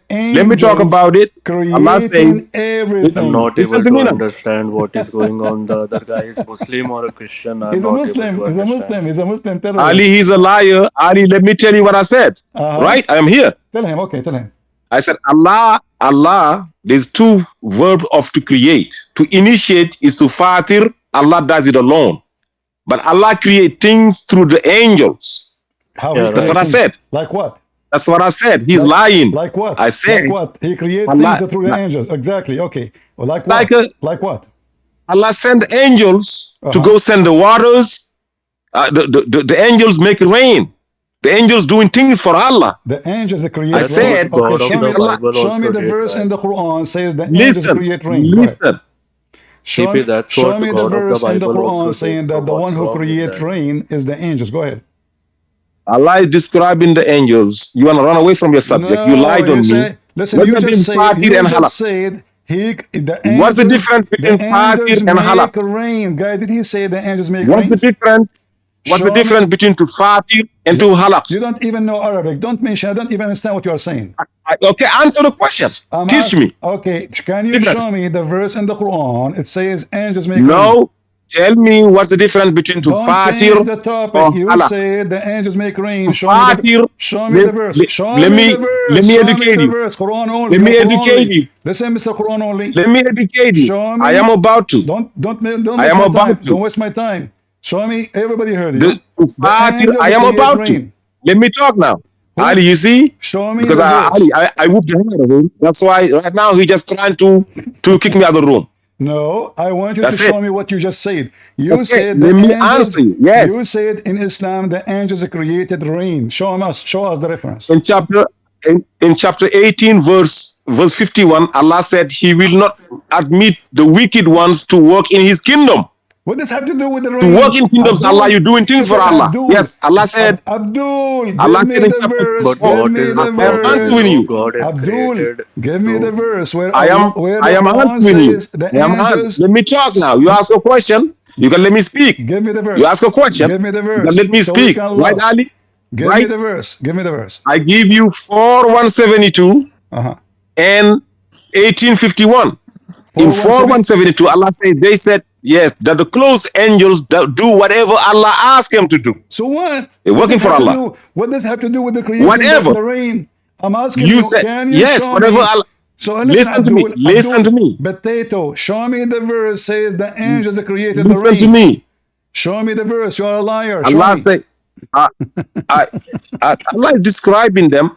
Allah is describing the angels. Going up and down, pushing the things, making it rain, blowing the winds. Where all it of says that angels are where doing. it says they are pushing the things and making the rain. Show me the verse. Or what I'm asking you.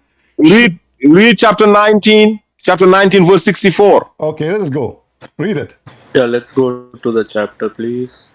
Read it. 1964. The we is talking as angels. I'm going to educate you today. Here it says angels? No. Okay. Okay. The we, no, just read it. We descend, not but by the comment. You see the we? The we is descending. Okay, and we are descending. Where is the angels ever created? Let me read the verse now. Where is the angels created? Let me read the verse. Abdul, let me read the verse. You said the we was Allah, right? Abdul, the angels come down by the command. The angels. You want to let me read the verse? It's my verse. Let me read my verse. The angels let me read my verse, command of God. Where it says what are you running for? Let me read my verse. I give you 3 verses. Where it says chapter 6, they created the rain. Until now, the angels, we know the angels command. I am getting there. I'm showing you who the we is. I'm showing you. Abdul, show us let where it says the you're running like a little coward. That's what I do. I whoop the shit out of you, and you run. Mr. Shitty, can you show me? Anytime the debate. Can we time it? Let me get you busted. Ali, can we time it? Ali, you say I cannot talk. The Quran says, Ali, the Quran says, Ali says it is Allah who sent the water. You see, he won't let me talk. Let me show because he don't have to. Let me show everybody that you are a scumbag like your prophet. Here we go. Read, like a coward, read. Ali, you see, read. He's running. I brought my verses. Show me the verse. Here we go, guys. Who is the one sending the rain? Ali, Allah. I got 3 verses. Chapter 22, verse number 63. Chapter 35, verse number 27. Chapter 39, verse number 21. Who is the one who sends down the rain? Allah. You said the angels. What's the thing? Just get out of here, son of Mutah. The angels, they come with the command of Allah. So, where it says the angels created the rain, the Quran, all of it saying Allah created the rain. What a big fat liar you are. I mean, I saw you in the video. Your ass is in the size of 72-inch TV. But I never thought that all your brain is shit. And you fabricate things. The whole Quran says that Allah is the one who sent down the water. Can you believe it? So now suddenly, those Muslims, they believe that there's many creators. Those are the believers of the Sabian. This guy is a Sabian, like the Muslims, like Muhammad. The Sabian believe that there is high rank creators and lower rank creators. This Muhammad got his religion from Ramadan and all this garbage. CP, I didn't get the argument, you know. Ali, this guy is saying that the angels are the one who created the rain. Do you agree with him? According to the Quran, does it say that? No, true angels. No, I believe it is true. No, he said it through the angels. Okay, no. But the one who made things happen is the angels. The one who created the angels through the angels. Where it says that? The verse in front of you, it says Allah is the one who made the water. Allah is the one who made the rain. What is the angels? Well, then it is Allah. But he said the angels. I said to him, show me the verse. He says, well, the angels, they descend with the command of Allah. It is Allah, then it is Allah. The angels, they descend with the command of Allah, according to the Quran. There's an angel of death. He takes the life of people. There's an angel Jibreel. He delivered the message of Allah. There's an angel who squeeze. There's the angel do masturbation. There's the angel who play with the anus of Muslims. Those are the command of Allah. But angels create rain? You're a big fat liar. Show me. As an example, there's an angel. His name is Ar-Ra'd. He is in charge of driving the cloud. He don't make rain.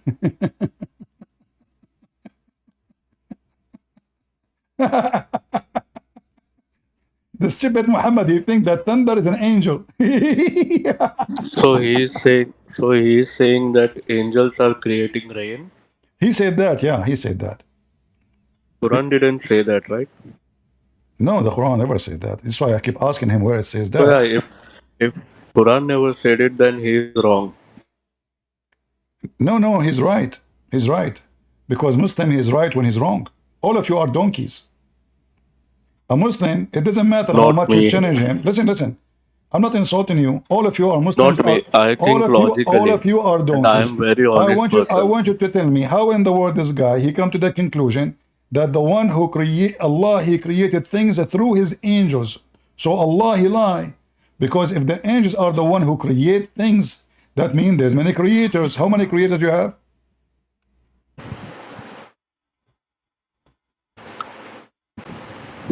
How many creators you have? No, I believe that everything is created by Allah. So why? And Allah gives certain powers to What do you think the intention of angels. this guy to lie and say it is the angels? Allah created things by the angels. Why he said that? What do you think is? No, it is shirk. Huh? It is shirk. It is shirk. He's a mushrik. Well, yeah, he done. But you know, by the way, you are a mushrik too.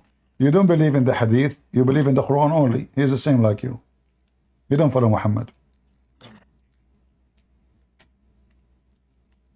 When the Quran says it clearly, you have to obey Muhammad. Yeah, we obey. I asked him, I will We ask you a obey question. and You follow said Rasulullah.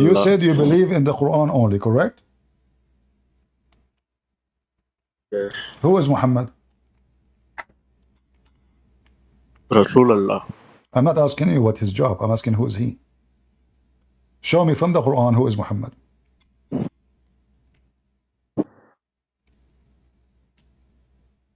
So you are meaning to say that Quran never mentions him as a messenger? So how you will know who is Muhammad? Where Muhammad was born? What is the name of the wife of Muhammad? Who is the father of Muhammad? What is the tribe of Muhammad? How you know who is your prophet if you don't follow the hadith? You know nothing about him. Those are all oral traditions, oral traditions which are passed down from throughout the You history. see, the reason you refuse the hadith because you say the hadith is full of fabrication. So the tradition about your prophet, according to your logic, is full of fabrication. So your prophet is an unknown person. Fiction. Because there is no single proof for you. You, as a Muslim, who is he? You reject all the tradition and you say, I don't believe in the hadith. So how you can know who is your prophet? But those are all historical facts. I know, but everything is the same. The story of the Quran, who made the Quran, Uthman, all these stories, it was coming from where? Who is the one who printed the Quran for you, this Quran? Can you give me from the Quran, who is the one who did it for you? Nothing. The Quran says the one who will do it is Allah. Did Allah really print the Quran? Or Uthman? And Uthman, he burned all the See, Quran. the Quran is the eternal word of God. There's another It is question. not a book. Who is the one who collect the Quran? Allah or the Muslims? Who collected? Uh-huh. What do you mean collected? Who is the one who Is collected it the Quran? The Quran, your prophet, he did. Did your prophet receive a book? no? Okay. Who made the book a book?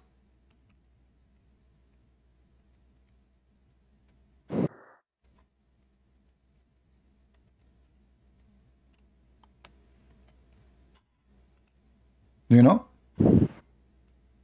There are scribes like those in the Bible. You say to me, okay, you see, when you say something, show me the reference. You are Quran only. You see, all of you, when you say those things, you are stupid. When you say to me, there's a scribe, show me where it says the scribe collect the Quran. Remember, you are a Quran only. So either you go with the stories written all over the internet, or you don't. Which one is yours?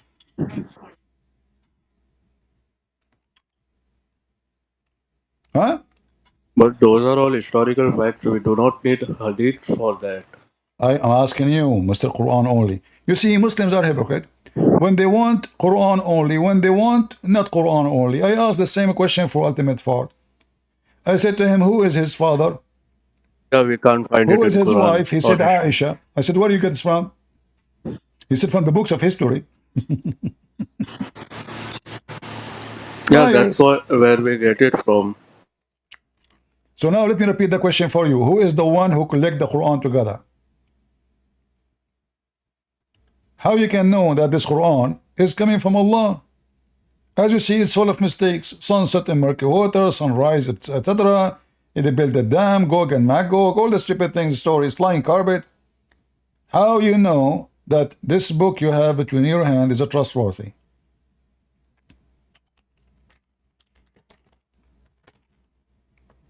Do you?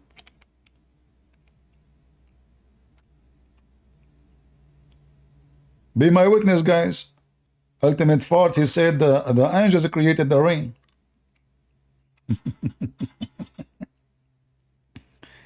Unbelievable. Can I ask you something about Christianity? And you can ask me, but first you have to leave Islam. Leave Islam and ask me as much you want. I'm here to beat No, first I Muhammad. will ask, then I am convinced enough, then I will leave Islam. You ask me what? I'm being honest over here. All right, go If ahead. I Ask ask me you the a question, All right. Go. okay, so the famous question, how can God die? Well, first of all, we as a Christian, we don't believe that God died. We believe that they killed the Messiah in flesh, but he was alive in spirit. For our God is a spirit and he's always alive. So when you say how can God live, you should ask yourself how God cannot die. Because simply, if So you Jesus believe, was a human or God hold on. when he was on earth? If you believe, Okay. if you believe that Jesus, he will be God because he did not die, well, that you should believe in him right now is God as a Muslim. Because according to Islam, Jesus never died. I'm using your logic. God never died. Okay. Jesus in Islam never died. He's God, must be. Muhammad died. All messengers died. All prophets died. All human beings died. Abraham died. Adam died. Muhammad died. Jesus never died according to Islam. So your But he logic. will surely die in the future. Huh? But he will surely die in the future Okay. when the day Can of you the show me? judgment Can you comes. show me from the Quran where it says he will die in the future? It doesn't say that. But you said your Quran only.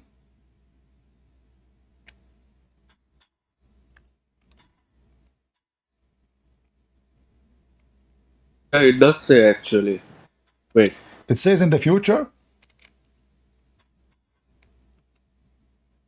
There is a verse. I don't remember, but there is. It says in the future. The day where we raised you from the dead and all that.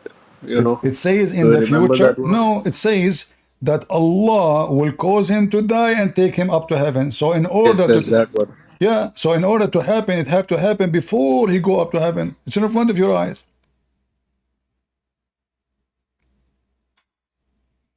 You see the Muslim line? Look at this translation. It says, I remember when Allah said, "O Isa, I will take you and raise you to myself." That's not what it says.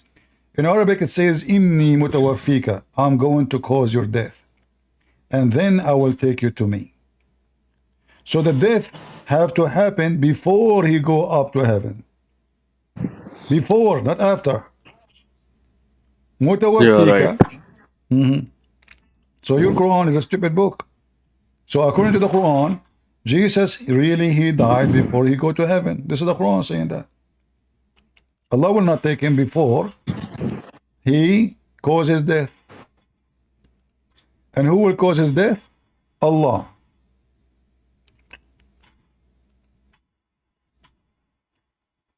And look at the first translation. I am gathering thee. Why Jesus was pieces? What gathering thee? Is Jesus one person or 10 people? You see the first translation? In Arabic here it says mutawaffika. Tawaffa, mutawaffi. It means died.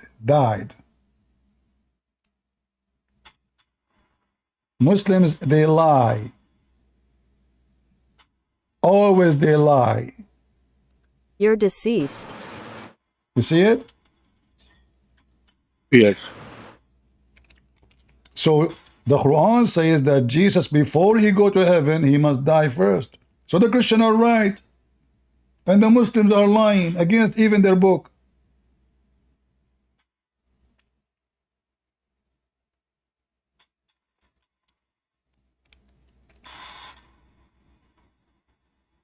Remember, you said to me, if I answer you, you will leave Islam. I answered you.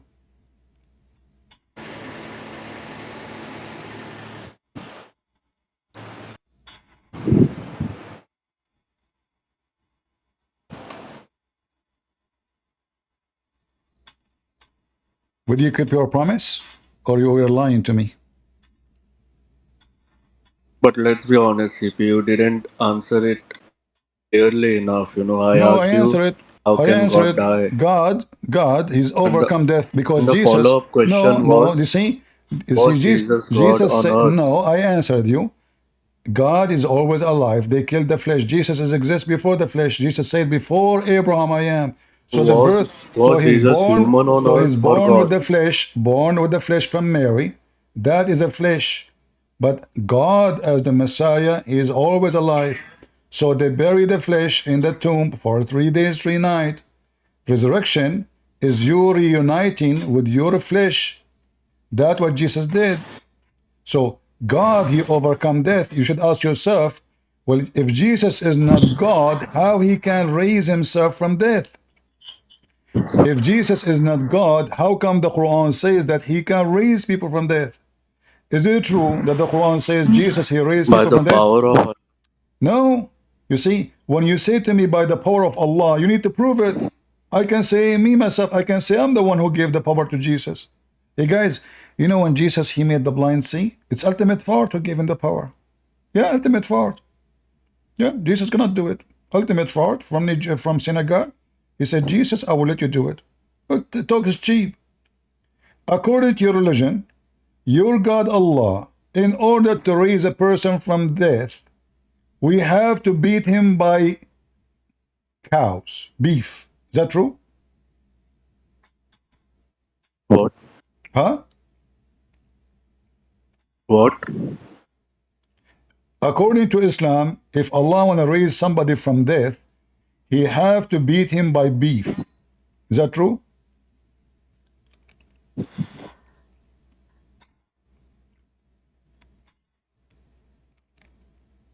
Beat him by beef? By beef, yeah. You Muslims are Hindus. The power of the cow.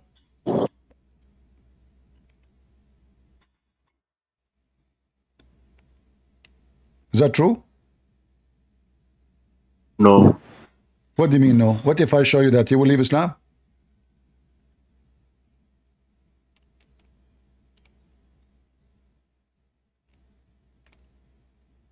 So your question is, if someone raises someone from the dead, I he just must asked. be beat by the beef. Yes, you beat him by beef, he come back alive. It's in the Quran? No, this is what this is a story in the Bible. There's a guy, he died, and they beat him by beef, and then he come back, and he told the police who killed him. What do you think about this story in the Bible? Is it stupid story? Why are you bringing Bible? I'm sharing with you the truth. So do you like this story? True story? Or this is stupid story for you? This is stupid. That's stupid. But this is in the Quran, not in the Bible. You just said it's in the Bible. Yeah, the Now Bible you of are saying Muhammad. it's Here in we the go. Because Quran. you see, because Muslims are not honest. So if I say to you in the Quran, you will not say it's stupid. I say to you it's in the Bible. Oh, it's stupid. Stupid. Here we go. This is in the Quran, not in the Bible. Now, can you take it back? No. Everybody heard you saying this is stupid. So you are trapping me. Chapter of the cow. Look, even the story in the chapter. That's why they call the cow chapter, because this is the power of the cow. Allah cannot resurrect people from death. Read carefully.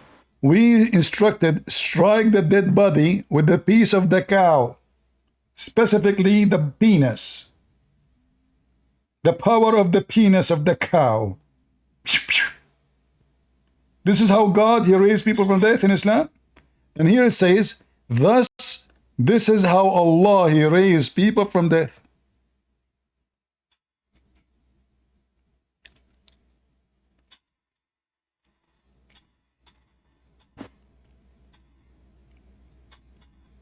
Hello. Hello, hello. Remember, you said to me, this is stupid. You are out of Islam already. Okay, I didn't know about this. But you are out of Islam already. Everybody heard you saying, this is stupid. Guys, did he say this is stupid?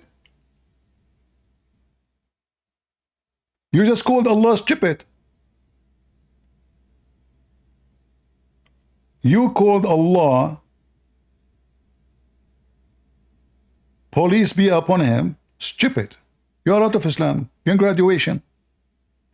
You are out of Islam, my friend. Happy for you. Do you want some baklava? Hello. Why you decide to leave Islam?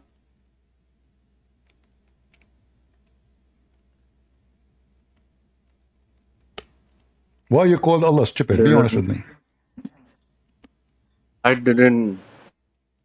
Even Christians call their God Allah in Arabia. This is because they occupy them. I don't call him Allah, I call him fart. Your God, he's a farting God. Look at this. God who cannot even raise people from death except by fiction and stories. I mean, what the heck is this? So now we beat that guy with the beef. Can't Allah says, okay, rise and that's it? I need to use material? I didn't know about this verse. Yeah, but you said already it's stupid. I agree with you. Allah is stupid. In fact, It is stupid, but I will have to go through it and get back at you. You mean you have to go through the stupidity of Allah? Go through the whole chapter. No, you called it stupid already. So you have to go through the stupidity of Allah. Are you a shrink now? You want to study why Allah is so stupid?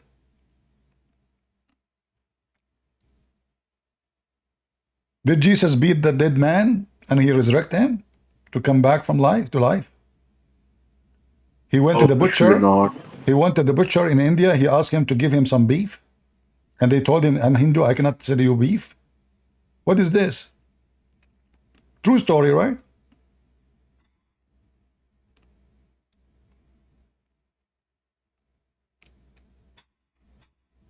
Ultimate part, he said, Allah, he do things through the angels. Correct?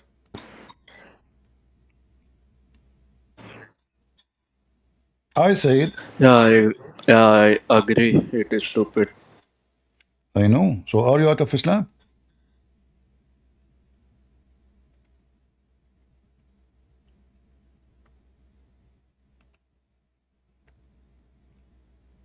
I'm on the edge.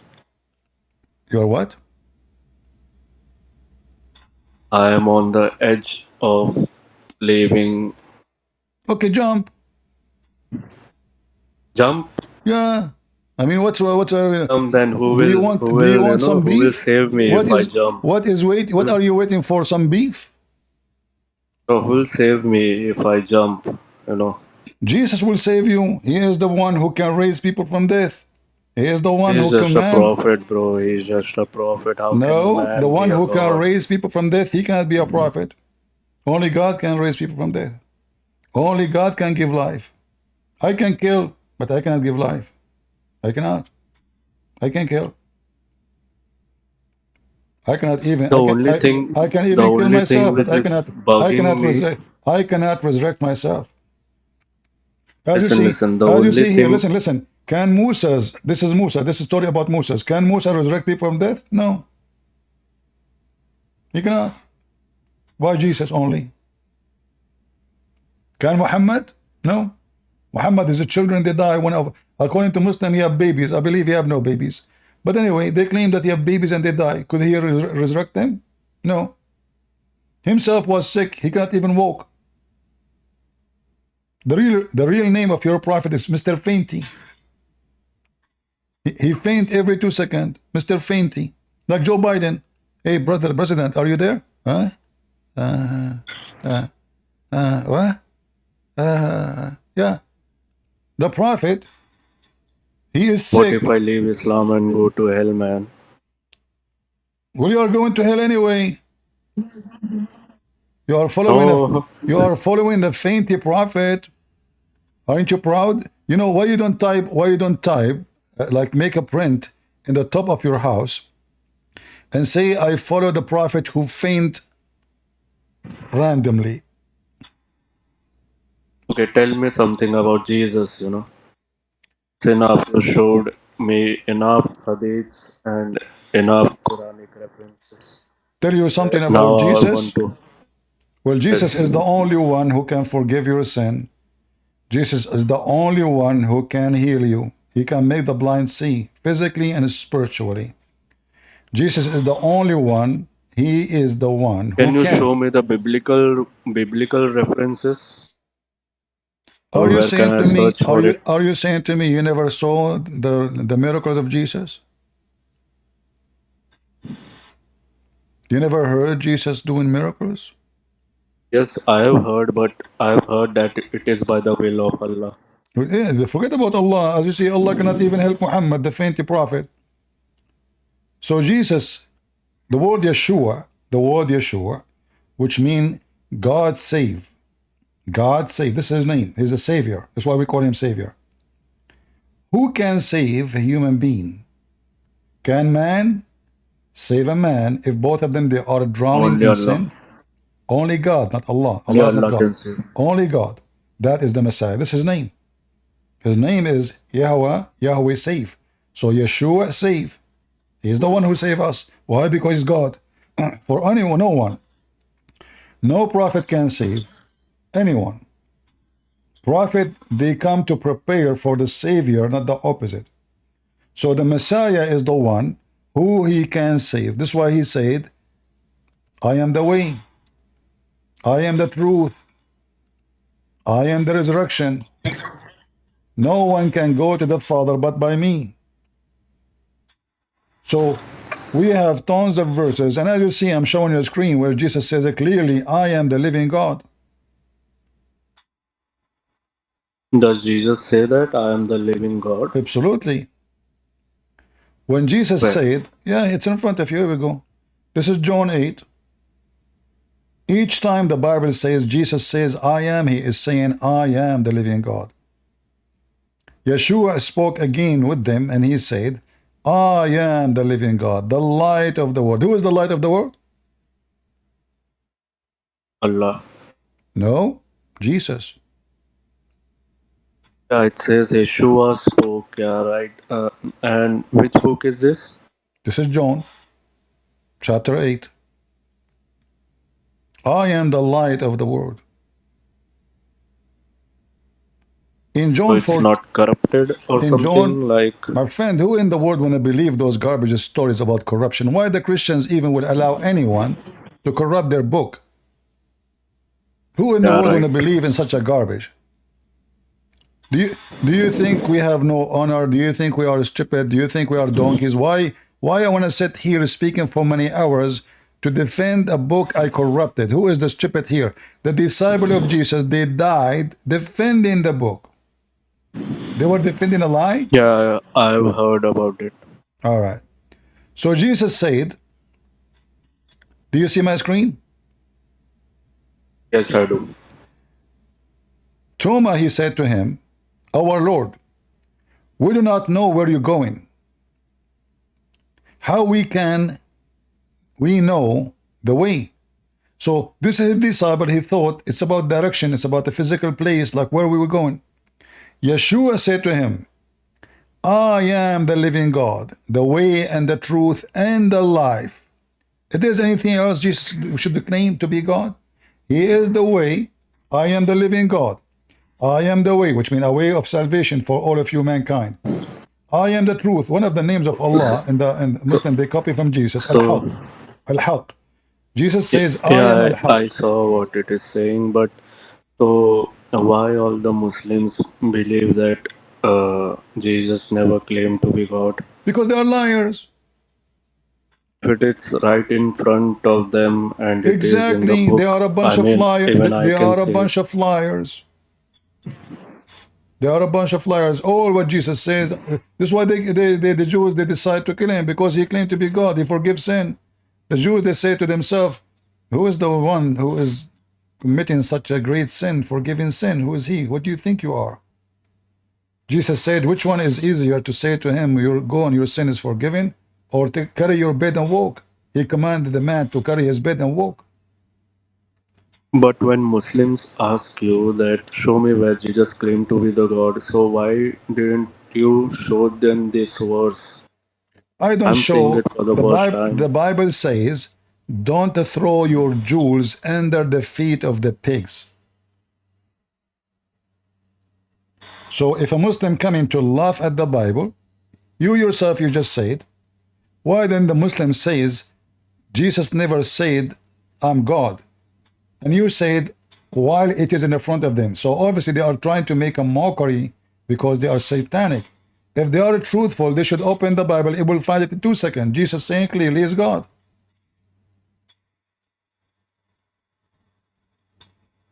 Hmm. It's, yeah, it's, I don't know what to say. See, this is why I'm saying to you, I will tell you about Jesus when you leave Islam.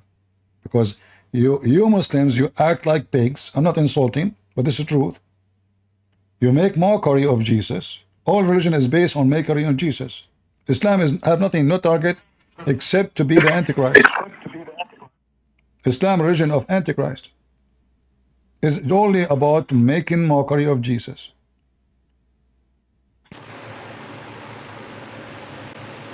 So first, I need to check and see if you are out of Islam, and then we can go and talk about Jesus. What I'm trying to make is what I'm trying to do with you. You leave Islam, then I will tell you about Jesus.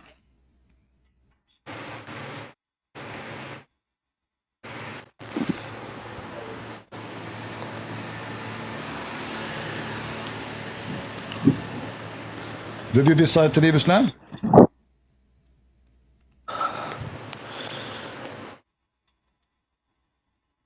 Yeah, I think so.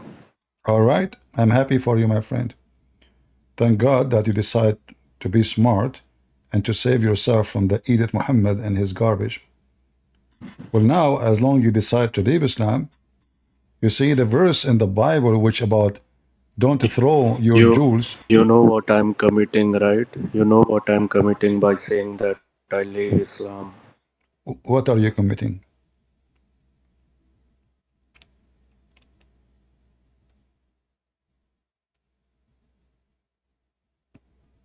Hello? Apostasy.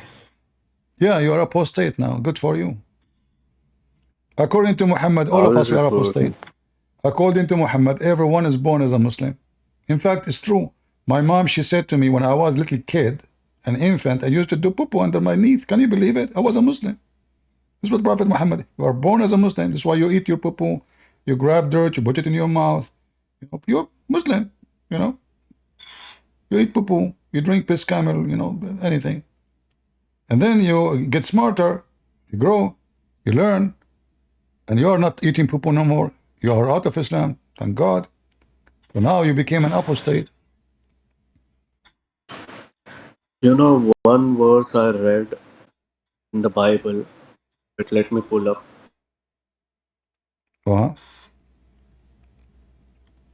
It's bugging me a lot since. The verse is bothering you a lot? Yeah, like, who is the liar? Something like that. Yeah, the one who the liar is the one who denied the Son and the Father, right? 1 John 2:22 is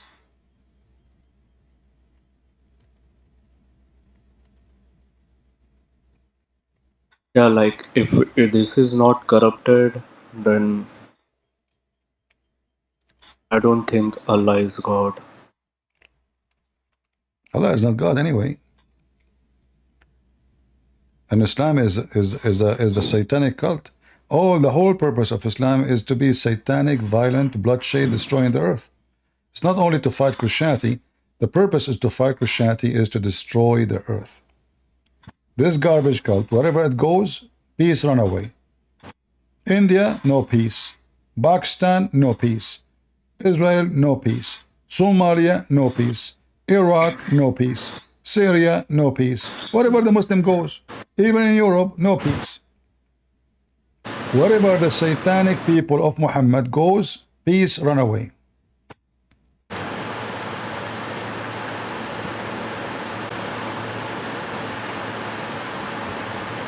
So what do you think about accepting the Messiah, my friend? You decide to leave Islam, and you agree with me, Islam is a foolish, stupid cult. Why you don't accept the Messiah? But but in Islam also we accept Messiah. No, you don't. The whole purpose of saying We the name do. Messiah, my friend, Muhammad is a scammer, shaitan. He is, I believe in the Messiah, so he can deceive you. But in fact, you deny the Messiah. You deny everything the Messiah did. According to Islam, the Messiah accomplished nothing. His book is gone. His work is gone. His people are misled. So why he did nothing? Failure. You believe in what? all Islam is made for the sake of Muhammad. The purpose of Islam is Muhammad. Even Allah himself, he prayed on Muhammad. Muhammad, he said to them, the best of the days of the week is a Friday. So every Friday, send your prayer to me. Allah will send it to me. They said to him, but you will be dead. He said, no. My grandfather was a Christian, you know, a devout Christian. And how he converted to Islam? They gave him a cow? What, he married, he met a Because woman? Christianity seemed like a pagan religion. There's nothing, Islam is the pagan religion. Who is the one who kisses stones? Who is the one who bow around the stone? Who is the one who believes a stone is holy? You. And the stone is nothing but What about Catholics? And the stone is a Hindu vagina. What the Catholic? The Catholic don't worship stones. They don't. They don't. They have statues, but this They have idols and statues. Yeah, but this is okay. Hold on. Listen. First of all, churches. no, still they don't worship it. Me myself, I'm against it because the Bible. I know The Bible, they my venerate friend, or something, but first of all, we don't follow what the priest he say. We follow what Jesus said. So the Bible is so clear. The Bible says, "Don't make images for what is up in heaven or down in earth." That is the command of God. Catholic, when they do that, I have to say they are not following the command of God. They justify it. They say there is a verse speaking about David, Solomon. They build a temple. They have statues in the temple, etc., cherubim, etc. But all of this is still, the Bible says, don't make. Don't make. If he did, God did not say. So for us, it's not what people do. Is a Christianity, is what Christ say. Plus, no Catholic worship an image. If you worship an image, he is no Christian. Anyone who will believe the image is God is no Christian. But they knew it's an image, they knew it's a statues. However, by the way, the Muslim, they have a statues. Don't you know that?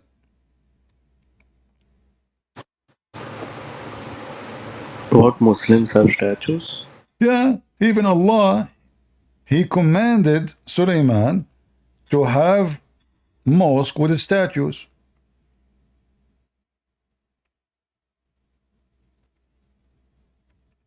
Don't you know that? So when you say the Catholic don't worship statues. They make statues. I believe it's wrong, but still they are Christians. They are. Because, everybody do wrong. I do wrong too. But if you go in the Quran, you will find that having statues was a command by Allah. So if having statues make you a pagan, well, here we go. This is a chapter 34, verse number 13. They made statues to Sulaiman. Do you see the word here in Arabic? Tamathil. Do you see the word statues in English? No. It's not there. You change the translator. This is translation of who? This is Yusuf Ali. You change the translator, you will see the word statues appear.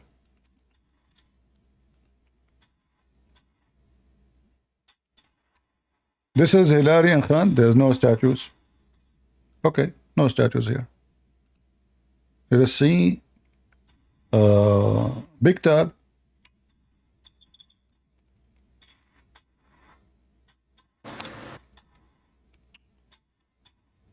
You see the word statues? Yes. Okay. So having statues is approved by Allah. Not in the Bible. The Bible says make no image from what up in heaven or down on earth. Never. But people, they do. But I understand, you know, I mean, they are not because they are bad people. They love the Messiah. They love Mary. They love, because they have a good heart, but this is not the right way to do it. This is not what the Bible teach. But you're a prophet, you know, now It's also Muhammad in is the not a prophet no Bible more for you. about the Ark of the Covenant. Huh? Didn't Ark of the Covenant also had statues of This is what they angels? base. This is what they base. But those are not really statues. You know, this is not a statue. This is like decorative. It's not for the purpose of worship. The statues, the paganism statues we are talking about. If you make a statues for the purpose of worship, if you do that, you are a pagan. There's no question about it. Catholic don't worship Mary. They ask Mary to pray for them. I ask all the Christians to pray for me. Christian, they ask each other to pray for each other. That is a tradition, and this is the Bible teaching that you ask your brother to pray for you. So they ask Mary to pray for them. That's all. They are not asking Mary to forgive their sin. If anyone asks Mary to forgive his sin, he's not a Christian. But nobody do that. Mary, she is a very unique person, for sure chosen by God, for she is very special. And there's a story in the Bible where Mary, she asked the Messiah to do a miracle. The Messiah said to her, not my time yet. Even though he said that to her, still he did what she asked for. So many they believed because Mary, the Messiah, did not reject what she asked for. So they say, let us ask Mary to ask the Messiah. Because he loved her very much. But not because she's God. Nobody, no Christian worship Mary. The Trinity is God the Father, God the Son, God the Holy Spirit. Mary is not part of it. Okay, I'm gonna read the Bible. All right. I'm not going to say to you, you should accept Christianity now, but if I am you, if you feel in your heart that the Lord, the Messiah, is the one who deserves to be followed, so you should follow him right now, immediately. First, I would like to, research about Christianity and read the Bible. All right. Well, then that's good. We don't want you to become a Christian being or ignorant. I will just stay an atheist, agnostic. Yeah, well, Christianity makes sense, and yeah, I will convert. All right, my friend. Thank you very much for joining, and we are happy for you that you decide to leave Islam, and you can join me anytime to give me the good news that you decide to accept the Messiah. So we will pray for you. From where should I start? Sorry? From where should I start reading the Bible? If you have a Bible in your home, do this. Go, open the page, any page in the book. Let us see what God want to say to you. Just go, open the Bible. Don't look for a page. Just open blindly. Let us see what God want to say to you. I believe you will see a message from him for you right now. Do you have a Bible at home?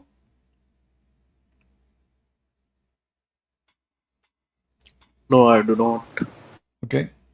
If you can get one, get one.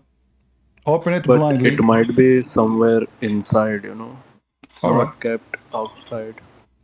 Anyway, you can get the Bible from the internet. It's not, it's it's for free. And no problem. What is this New Testament and Old Testament? This why This is why it's called New Testament, version? Old Testament. That's mean after Christ and before Christ. Before Christ, he come to us by birth, and before Christ. So it is the continuation? Yeah, Jesus, he said, I came to fulfill, not to destroy.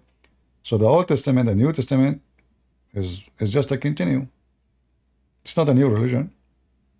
We are taught like Old Testament was upgraded to New Testament. Like old was corrupted, so they wrote new one. You see, the liars, if Christians are liars, they should do the same as the Muslim. They should say, oh, the Old Testament corrupted. We don't. We don't. That would be silly and stupid. Christians don't do that. Why will I accuse the Jews? Why the Jews will corrupt it anyway? That's stupid. That is even very stupid to say. But because Islam is based on nothing, they accuse everybody of corruption when the fact they are the one for the biggest corrupt false man, Muhammad, the child molester. All right, my friend. Thank you, Ali, for joining us. Okay, thanks. And you are welcome anytime to join and tell me good news. Thank you, CP. You're welcome. Do we have any Muslim would like to join us? Maybe you can save Ali because he left Islam before he leave today. He will be staying with us, maybe watching and listening. Do we have anyone beside the ultimate fart? Sound like a bitch, boy. Run, boy. Talk about your mother. Filthy. Your mouth is filthy like a scumbag, Muhammad. I mean, you are the trash of the earth. You Muslims trash. Trash. Go to Gaza and see them. They say the F word to Allah. They screw each other. They force children to wear a chastity belt because they screw children's. Filthy like your prophet. You see, this is the religious man. This is how he speak. Potato. Do we have any real Muslim would like to join us? A true Muslim, a true believer. A person who say, go and bite the penis of your father. I saw a Muslim comment saying, you use a foul language. I? Really? Like how? Did I tell you go and bite the penis of your father? Like your prophet?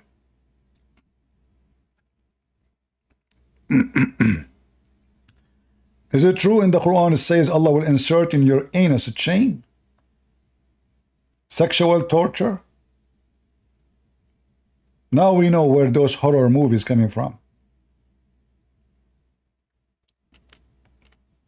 Any Muhammadan?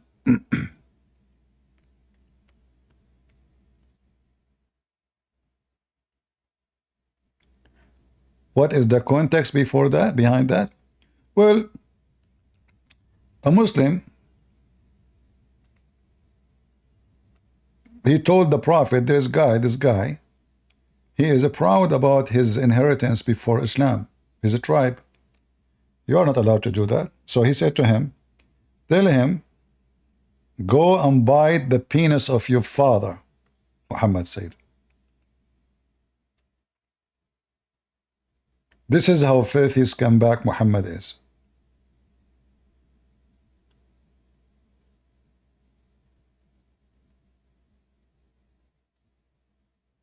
Go and bite the male member of your dad. Imagine a prophet of God is speaking such a language. I heard the prophet, may Allah pray on him, not bless him, and grant him peace, and salute him, not grant him peace. Say whoever attribute himself in lineage between two brackets with the attribution of Jahiliyyah, which means before Islam, then tell him to bite his father. Now we understand why ultimate fart, his mouth is so dirty as the toilet seat of this guy from Senegal. Garbage in, garbage out.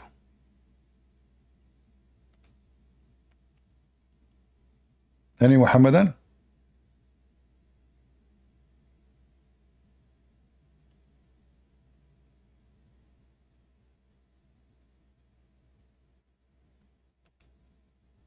Anyone? This is why many Muslims, they don't want those books, because those books, they show really the true color of Muhammad, how filthy, how trashy he is, and how garbage this, cult. What is this? This is a prophet of God? Bite the penis of your father? What? Trash. Even like there is other statement where go and suck the clitoris of a lad. And that is proof, by the way, that the black stone is a vagina and used to have a clitoris.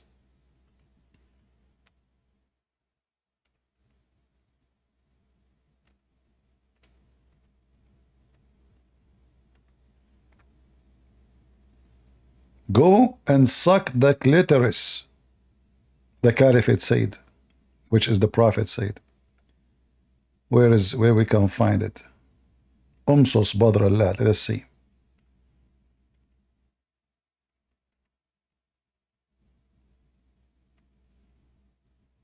Here we go. Should be here. Look. In Arabic here it says Umsus Badr Allah.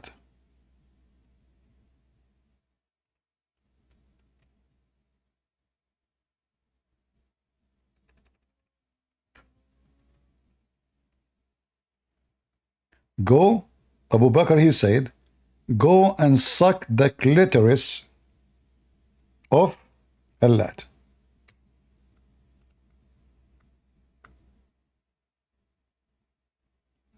Those are the companion of the Prophet. And this is the language of the Prophet. Go and suck what? A vagina clitoris. Let us see here if they say it in English translation.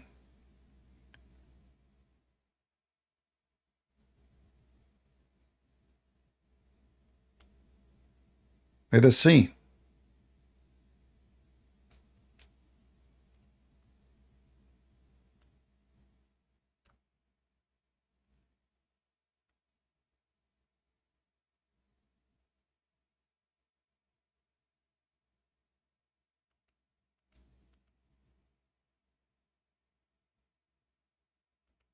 Maybe they took it off. I didn't see it. Anyone can see it in English? Let me post the link for you guys. You can tell me if you find it there. Because I don't think they have it in English. But in Arabic it's so clear. Umsus Badr al-Lat. Go and suck the clitoris of al-Lat. Al-Lat is one of the daughters of Allah. Go and suck the clitoris. Abu Bakr, he said, go and suck the clitoris of al-Lat.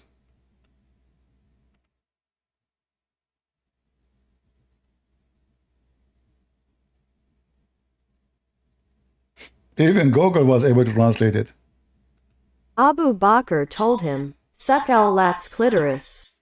Do you see it? Do you see it? Even the stupid translation of Google was able to solve it. I wasn't expecting it to, because, Google might be confused about the word bother, which is a very ancient word for the clitoris. So, even Google was able to find it. Look at this. Go and suck the clitoris. This is the Muhammad and his religion.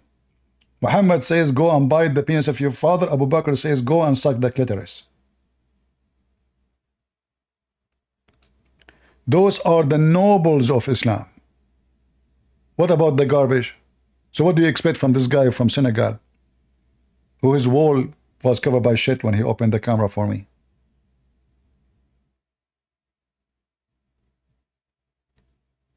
Who won the hadith? But I don't think you will find it in English. You can search, I don't know. Maybe I'm mistaken, it's there, but I don't know. Search it. Search it in the page, see if the word the clitoris is appearing. However, you can use Google Translation to translate. Let me see if I can find the word the clitoris in the English. In the search. No, see? They did not put it. Zero match in English. You see how they lied? They didn't translate it. It's not there. I searched the word the clitoris, it's not there. Let us see the word suck.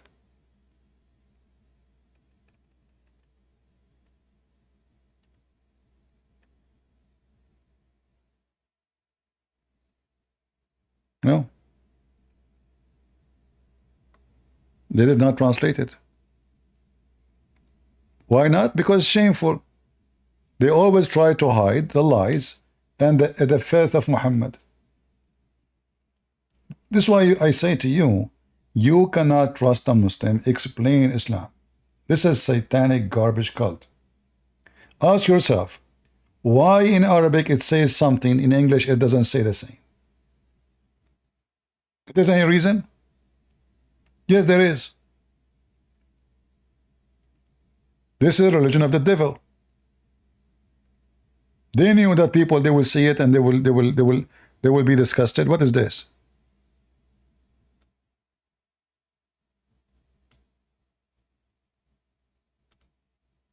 What is this? So Abu Bakr said to him, suck the clitoris of Al-Lat. This is why people, they say, without lies, Islam dies. So it's true. They lie in the translation, they lie in their books, they lie in the explanation. Like we just saw today, Mimi Hijab saying, well, if you read the Quran carefully, you will see the Quran saying that there is a barrier between them, a dry land. But in the Muslim videos on YouTube, what they do? They show you a video of two water, river and or sea. They are meeting. Allahu Akbar, look, it's not meeting. Do you see how they lie? How come no Muslim, he made a video, says, listen, this is a lie. This is not what the Quran is saying. The Quran used the word barzakh. Zakir Naik, all of them. Allahu Akbar, brother. Discovery that the word barzakh, suddenly the word barzakh become nothing. The word barzakh is a dry land. This is a clear Arabic. So for 20, 30 years, they were lying to people about what the verse is meaning, so they can claim scientific miracles. Now, the scientific miracle became a joke. People laughing at it. So now they have to confess. This is why Mimi Hijabi says, no, this is not what it meant. What's the problem? If you go, if you go for a second, you will see that it says there is a piece of land. But this is still wrong, because the piece of land, when the Quran says that the sea, the fresh sea and the salty sea never met, it's a lie. Because fresh water and all of it is coming from the sea. It's a cycle of rain.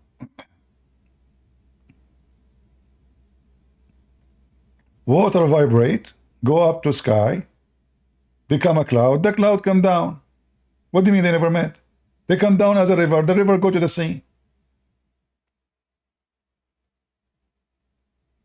All what you need to do, go check the rivers, all the rivers in the world, where they end. All those rivers, they go where? They go to the sea. It's not a secret. But according to the stupid Muhammad, there is two seas, and those two water are never mixed. Never, never. You see, it says it clearly, never mixed.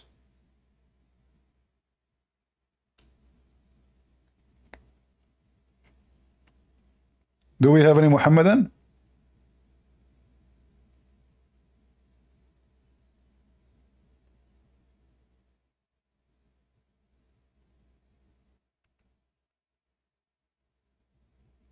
Yeah. If you search the Danube River, you will find the same, as you said. Danube River.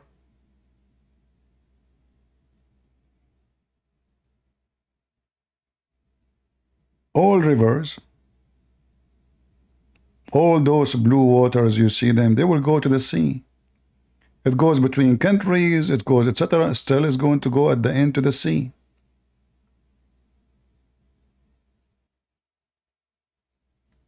Muhammad is an idiot. Do we have any Muhammadan would like to join us? Mayday, mayday. Now today, was an election in Europe, so I hope people in Europe, they went and vote against the Islamists and those liberals. As long as you have liberals, you are doomed. You need to get rid of the liberals. And if there is anyone says to you, Christian, don't go and vote, Christianity is against politics, he's a fool. Because if you don't vote against those foolish people, the foolish people will take over you. And this is against the Bible. I saw many stupid ones. They say, oh, Christianity, we are Christian, we should not involve in politics. Nobody's asking you to be a politician. But if you don't vote against something, you are supporting it. And this is what the Bible says.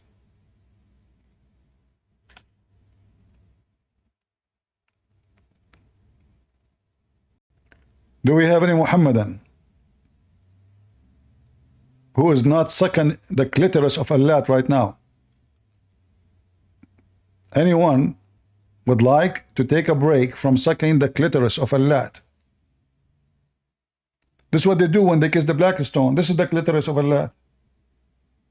The black stone is the clitoris of the lad. Mwah. Suck it, suck it.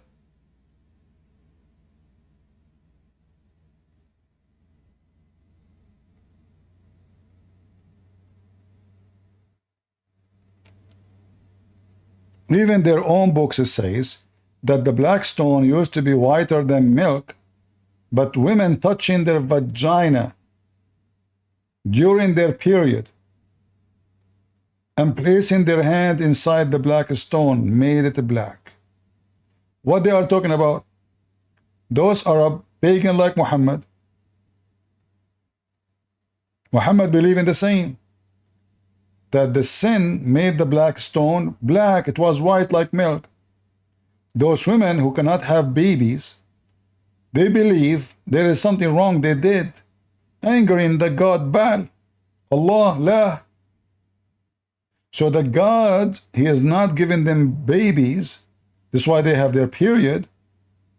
So they go and they go around the Kaaba and they do tawaf.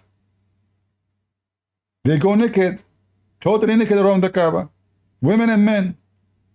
And the women who want to have a baby, she go around the Kaaba while her vagina dripping blood. And then she insert her fingers in her vagina and then she place it inside the black stone. This is why it says that because of the blood, the black stone became black. Because of the women menstruation. That is the story. And this is the garbage of Muhammad. They can try whatever they want to say, but we have proofs, we have reference.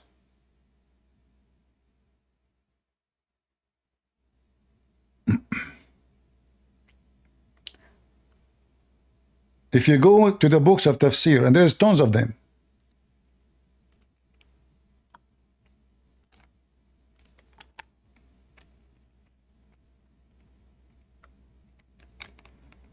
this is Tafsir al-Kashaf. I can show you reference from top of them, many of them. It says here that the black stone was white like white pearl from heaven, but when the women period in the pre-era of Islam touch it, it become a black. It was a white ruby from paradise, but when menstruation touched it in pre-Islamic times, it turned black. See it? Are we making things up? This is the official government of the Kingdom of Jordan.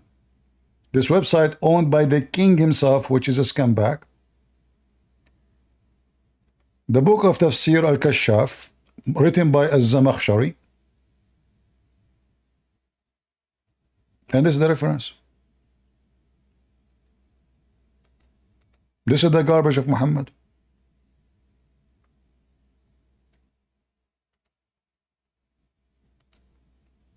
We don't make things up. They do. It become a black stone because women, they touch their vagina when they have a blood, and they place it in the black stone, and the men, they come, the man who want to have sex with this woman, right away he come after her and he put his penis inside the black stone and he scratched it. This is why the ritual never was called Hajj, it's called Hak. Hak, which means scratch. So she put her hand on her vagina first. She have to do it when she have a blood, not without a blood. The man, who is supposedly her husband or her partner, after her right away, he put his penis inside the black stone. So the god of fertility will make them have babies. And this is why they are talking here that the blood of menstruation made it black, but it was white like pearl. And here Islam is teaching other racist thing, that sin make you black. The stone was white. The sin made it black. Do we have any Muhammadan would like to join us? Mayday, mayday.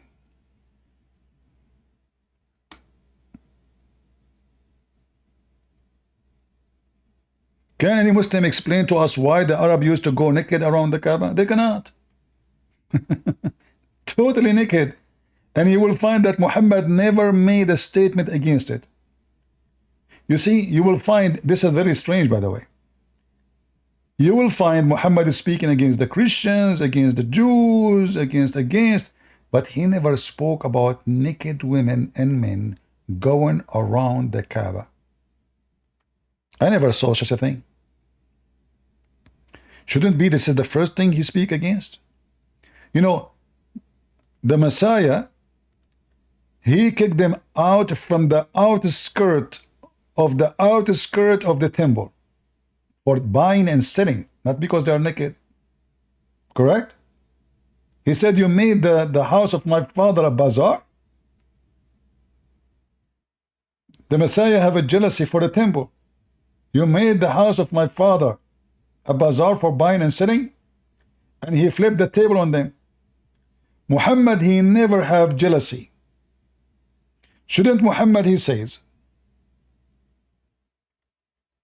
the first thing he reject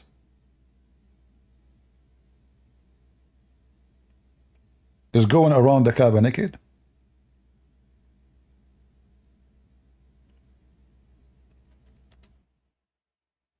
You're a prophet of God.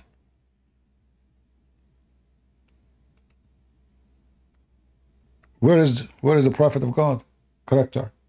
Naked, totally naked. They are wearing nothing. They are not covering themselves with anything. No bikini. Totally naked. This is the origin of Islam.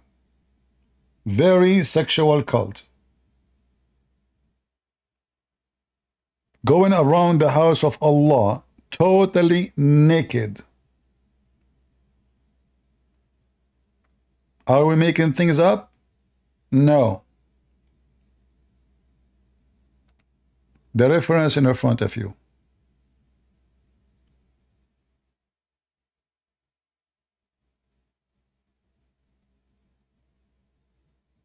Do we have any Muhammadan?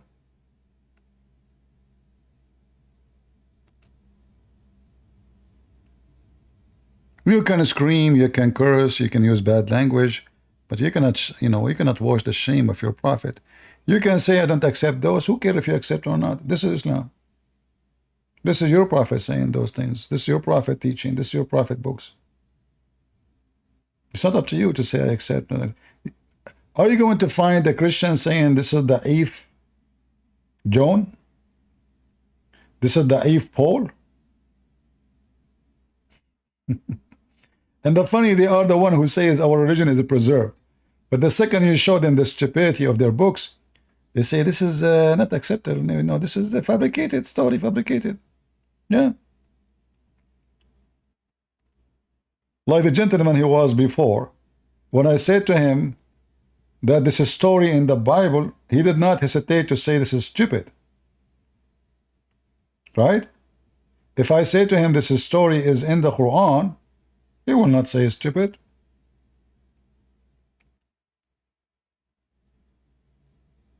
Say in the Bible, they laugh at it. Say in the Quran, it's holy.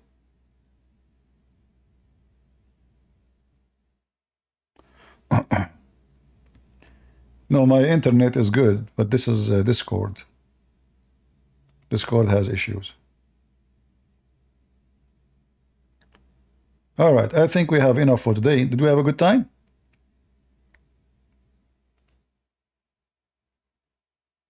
It's time to go and do tawaf naked around the Kaaba. So I'm going to go and go around the Kaaba naked, but I need some Muslim women to join me. Do we have any Muslim want to join? Are you a Muslim, Rath?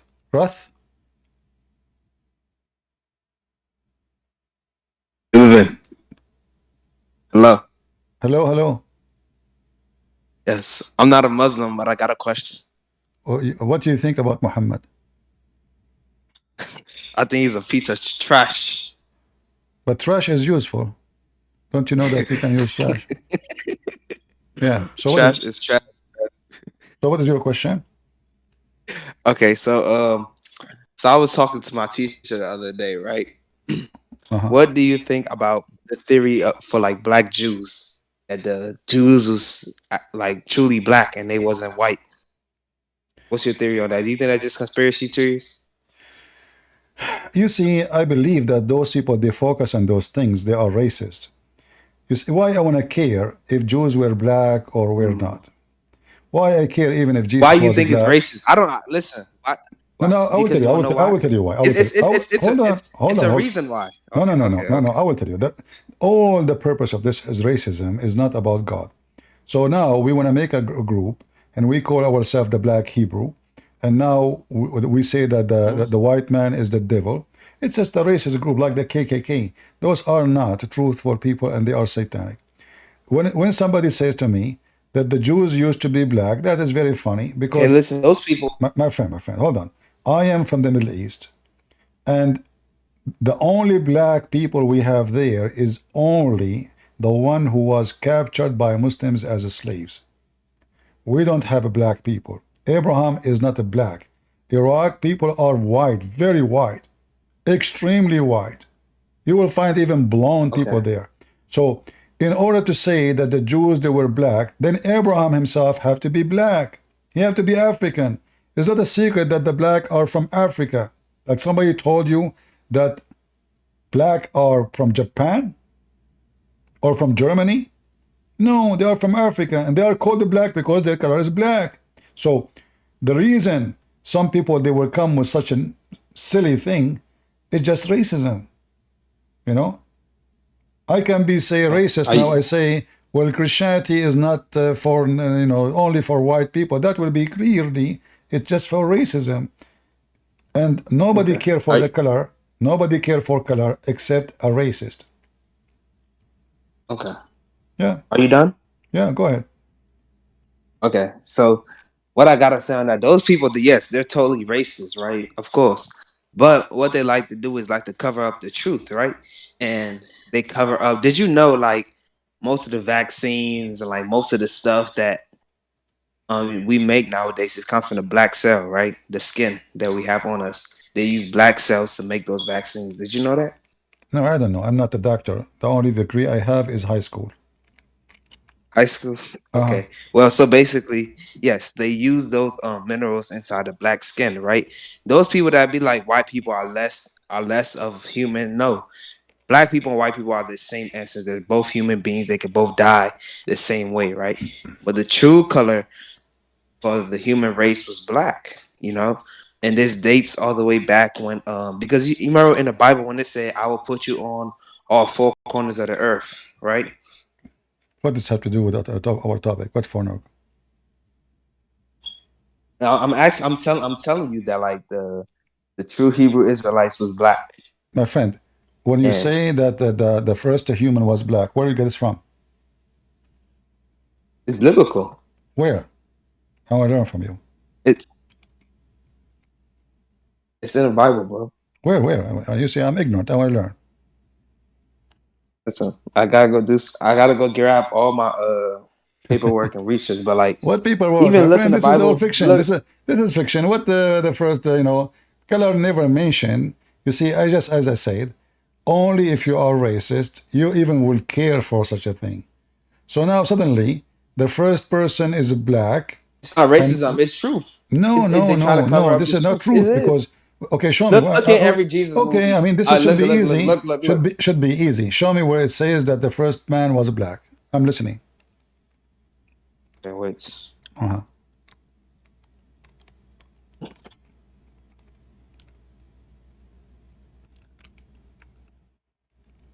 But did you see how they describe Jesus? Do you think Jesus was black? No. Then which color did you think Jesus was? The same as the Jews, the Middle Eastern color. Not too white, not too... No, that's not true. Okay. Then, okay, when the Bible said Jesus' hair was white, was like wool, what does that mean? Jesus' hair was what? Jesus' hair was like wool. Like wolf? Wool. Like wool? What does that mean? So, like wool, yes. Jesus' hair was my mother, she have curly hair and she is white like the sun by birth. It's curly hair, but it's not like kinky, like real come on, kinky man. hair. Listen. Don't go there. I mean, come on. Just go and It's true. Go and check any Jewish woman in the TV. You will see how they look like. So don't make those things up. So his hair, all of those. When people make things up, we laugh. Seriously, we laugh. So obviously, you guys laugh because it's not because you guys are hiding from the truth. Because you are hiding from the truth. My friend, you are desperate. You are desperate just to make Jesus black. Why? I don't care if he's white or black. I will tell you why you are desperate for that, because you are racist yourself. I'm not. It's not, and I'm not racist. You know what they do? They so cover up history. Why they care? And listen, like you said to me, and they cover up because why? It's truth. They cover up the truth with lies. My friend, that's why. As an example, you said to me, they make the vaccine from a black cell. This is absolutely a lie. What a black cell? What? There's a black cell and a white cell.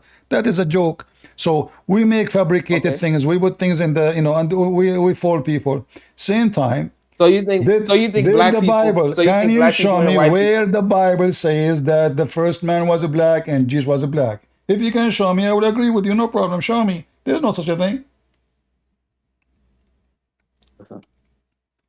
The Bible is a mystery book, right? It all comes so with a now puzzle. the answer it's a Everything mystery has book. to be. No, this is not mystery. This should not be. This is. You see, when you say is a black, it's the Bible is the book of context. The Bible is the book of context. You have to put the context together and understand it. Yes, very popular context. But that's either he says he's white or it says it's black. If it doesn't mention that, it means it's not there. That's like saying sorry. I cannot continue this conversation with you. Sorry, this is silly and this is stupid. This is a trashy conversation. Actually, this is an insult to Jesus. Jesus, he came. God, he said, for God loved the world. He sent his only begotten Son to save the world. Who care about the black and the white unless you are a racist? Only racists, they curve. You see, I can describe the color for a reason. As an example, somebody commit a crime. I say he have blue eyes, he has blonde, he is 6 foot. Okay, I describe his color because of something happened so they can catch him. Or I ask you how your wife look like. You tell me she, etc. So only racist, they will look for color. Especially we are talking about God. It's very silly and very stupid and very arrogant, ignorant. It's against God. It's an insult to God. The Bible says clearly there is no Greek, there is no Hebrew, there is no slave, there is no free, for all is one in his name, in the name of Jesus. Amen. So when we are racist, we try to find a differentiation and we start saying, oh, this race is favored because the first man was white or the first man was black. This is because you're racist.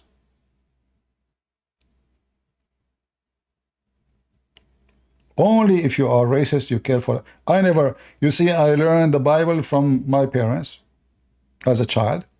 I never heard them saying the word black and white. Never, all my life.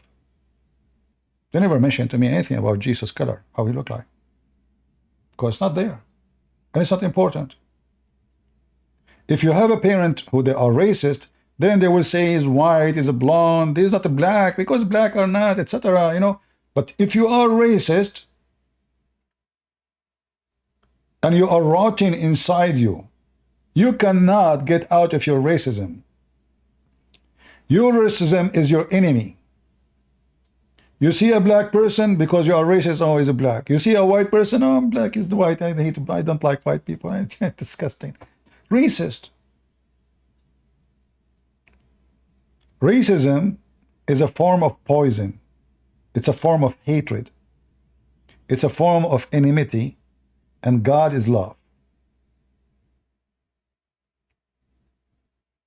A Christian person, he don't see a black, he don't see white, he don't see Asian. He see a human being who God loved to save. He don't see Jesus as white, he don't see Jesus as black. He don't care if Jesus is an Asian or he looks Filipino. He is Jesus. He is my Savior. Only if I'm racist, I will see such a thing.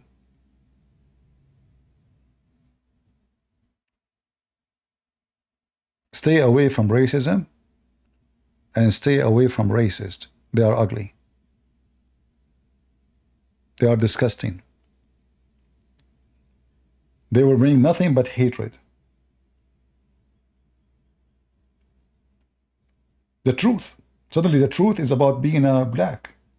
Yeah, that's the truth. Okay. What if it was white? Are you be upset now? Who cares? But nowhere it says that. It's a fabrication. And curly hair? I just gave you an example. I never saw my mother. She have silky hair. This is how her hair by birth. She have a very dark black, like night. You know night? Exactly like the night. And her face is so white. What is that? So, but people are silly. Maturity is not about age. Maturity is about knowing God. If you know God, that God, He loved the world. He loved the black people, He loved the Asian people, He loved the white people, He loved the people.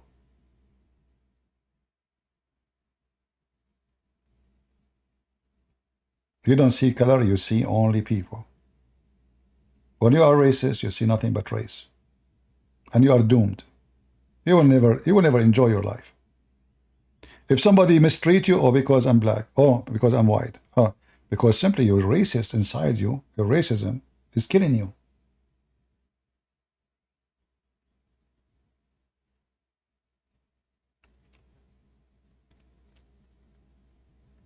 And you know, because today we live in a world where everybody is politically correct. Everything is based on political correctness. Nobody even dare to say the truth, because if you say the truth, they accuse you to be racist. Right?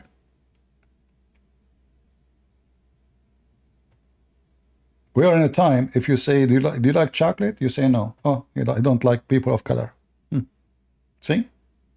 Do you like milk? Oh, I like milk. Oh, you like white. See? Yeah. This is the logic. We are in a time that you discriminate white people because you are against discrimination. Do you see how stupid they are? So if you are a person applying for a job and you are white, they give it to the black. But this is discrimination. You should be against how you can stop the discrimination by doing discrimination? Are you against discrimination or you support it? By doing that, you are making the white person angry because he need the job too. He have a family too. What about people, they apply for the job and the one deserve it, he take it. It doesn't matter what his color. Be fair with everybody. No, we will give it to someone because he's black. This is exactly what discrimination is about. Two people apply for a school. One is black, one is white. We give it to the black. Why? Let the one who deserves to be there go there. He don't deserve. He's not fit for a school. He go and do work in plumbing. He will make more money. If he is not qualified to be in the school, he is not qualified to be successful in the future too. So people are stupid. They claim that they are fighting discrimination, but in fact they are promoting discrimination.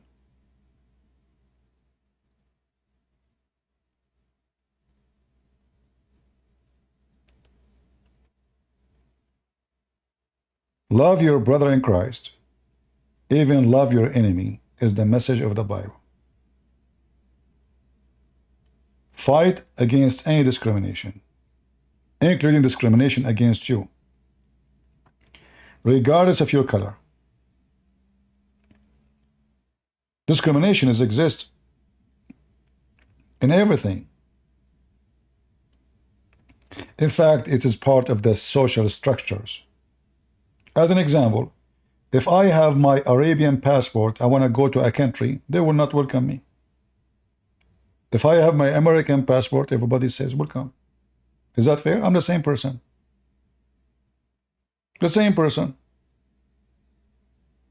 American is welcome. Non-American are not.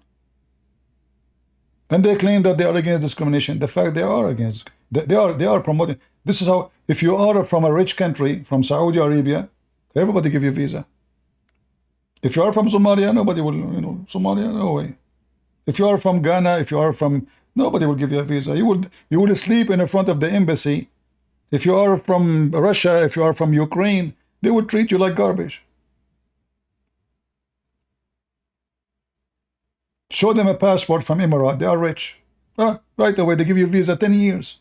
10 years, you don't even need to apply. They use even to give the Saudi diplomatic visa, not only visa, diplomatic. Imagine, a guy, he collect garbage in Saudi Arabia, they give him diplomatic visa. Which means if he kills somebody in USA, nobody can go after him. Racism is in the blood of nations and government.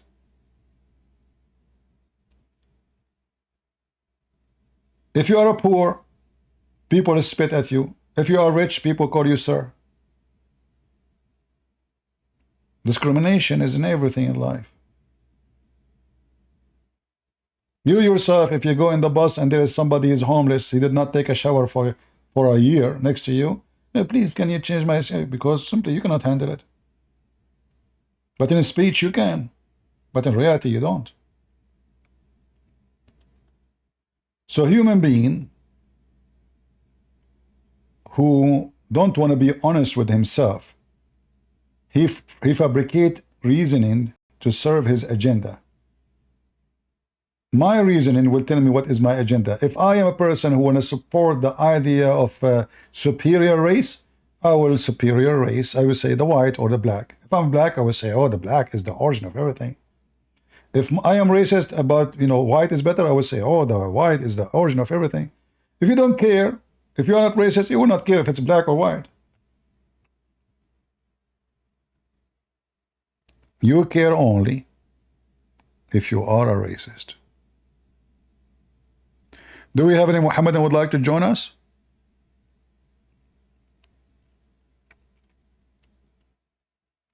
Anyone?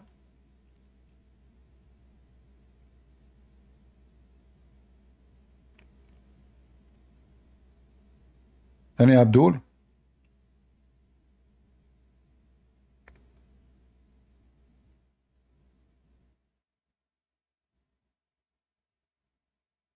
Mayday, Mayday. Any Muhammadan?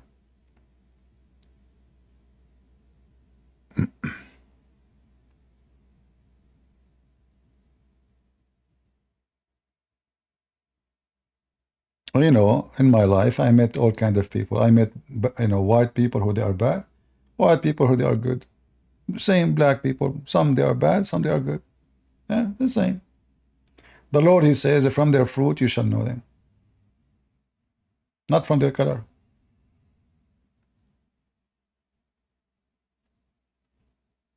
There's good, there's bad for everybody.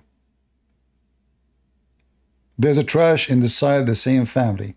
You will find that the mother is wonderful, the father is wonderful, the son, the sister, etc. And then there's a scumbag in the family. The same family, which means the same race, the same color, the same name, the same last name, the same house, the same food, the same fridge, the same fan, the same light, still one of them is a scumbag.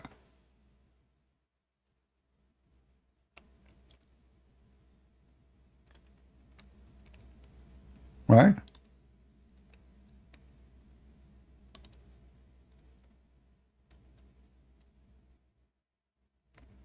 Any Muhammadan?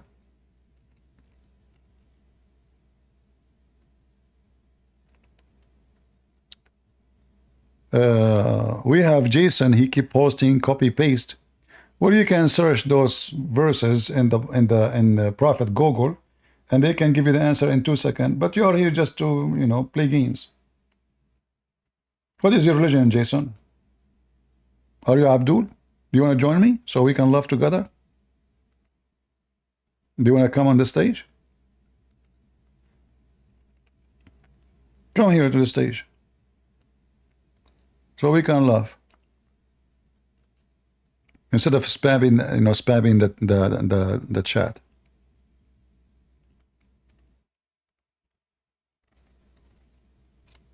Any Muhammadan?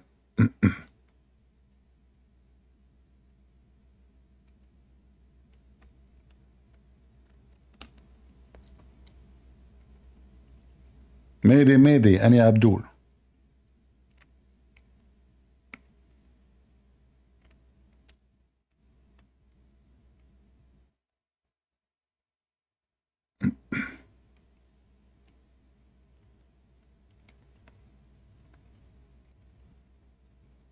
Nobody?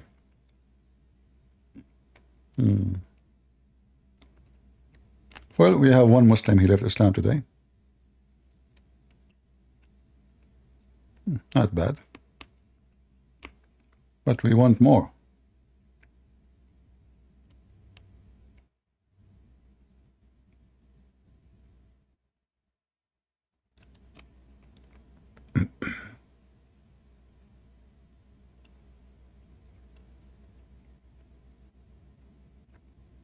Mayday, any Muhammadan, last call. The bus will go to heaven soon. The virgin are waiting.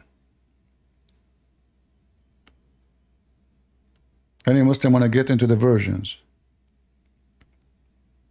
1 mile ass. What a beautiful ass, 1 mile. Subhanallah. Allah will give me women, she have 1 mile ass. Finally. I will climb and slide all day long. Allah spent 1,000 years to smooth her skin.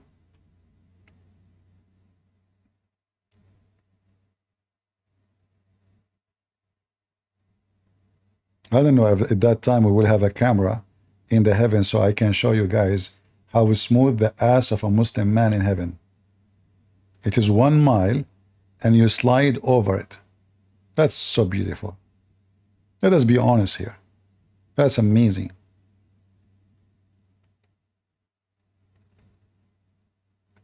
Any Muhammadan?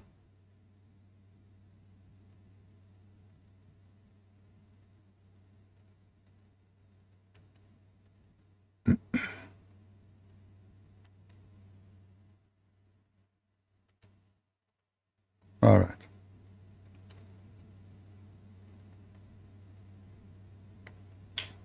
Good afternoon.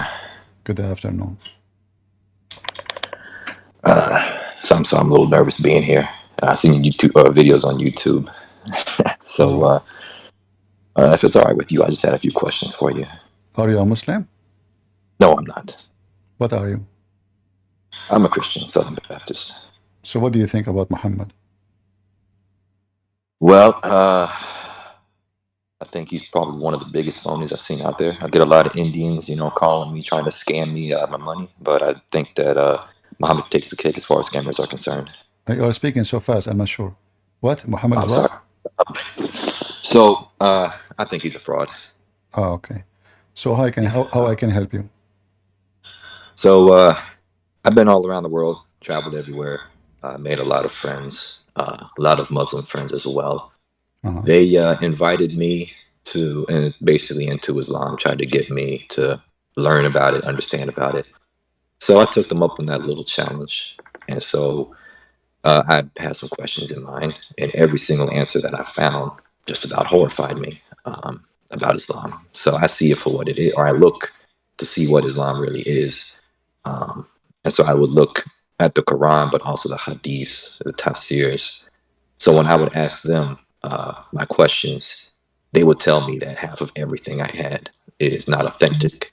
When I showed them my Quran, they said my Quran is fake or the translation is wrong. When I showed them Hadiths, they told me that's not an authentic Hadith. So I'm wondering, like, why do Muslims pick and choose which Hadiths and which tafsirs they follow and which ones are just magically non-authentic? Okay. So what is your conclusion about it? What do you think the reason? Well, I'm not sold on the whole idea. But I do want to know, like, why these people operate in the manner that they do. Especially, like, we're all open to discussing religion and stuff.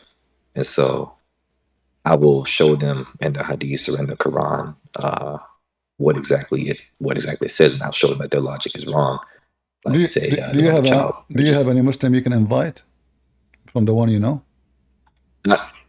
Not for the moment, no. There is one that I had in mind. The problem is that her internet would probably go out very quickly if she were here. All right. But she does mention the whole story of the birth of Jesus or Isa. So I believe that Jesus or God came down in the form of the Holy Spirit, breathed life into Mary. She says that Allah commanded an angel to bring life or breathe life into Mary. But I thought that Allah would be the only creator, only He can give life. Yeah. Well, you know, the Quran, because the Quran is a book of confusion, so the Quran never said that Allah He sent down the angel. The word angel never appear actually. It says our spirit. Our spirit. And angels in Islam are not spirit. But according to Muslims, they say this is a spirit. And we can prove it easy that this is not spirit. But if you go on the chapter she's talking about, chapter 4, verse 171, it says that the Messiah is the word of Allah, and He is a spirit from Him. In different verse, so this is the Messiah. In chapter 15, verse number 29, Allah, He speak about how He created Adam. So it says He breathed into him of my spirit. Now the problem with this, Muslims don't believe that Allah have a spirit. And this is where their confusion is coming from. So they try to fix this statement here. So they come to the conclusion saying this must be the angel. But if this is the angel, that means Allah is creating Adam from the angel. Which is a contradiction of what creation is about, because the spirit is a life. Life is only from God.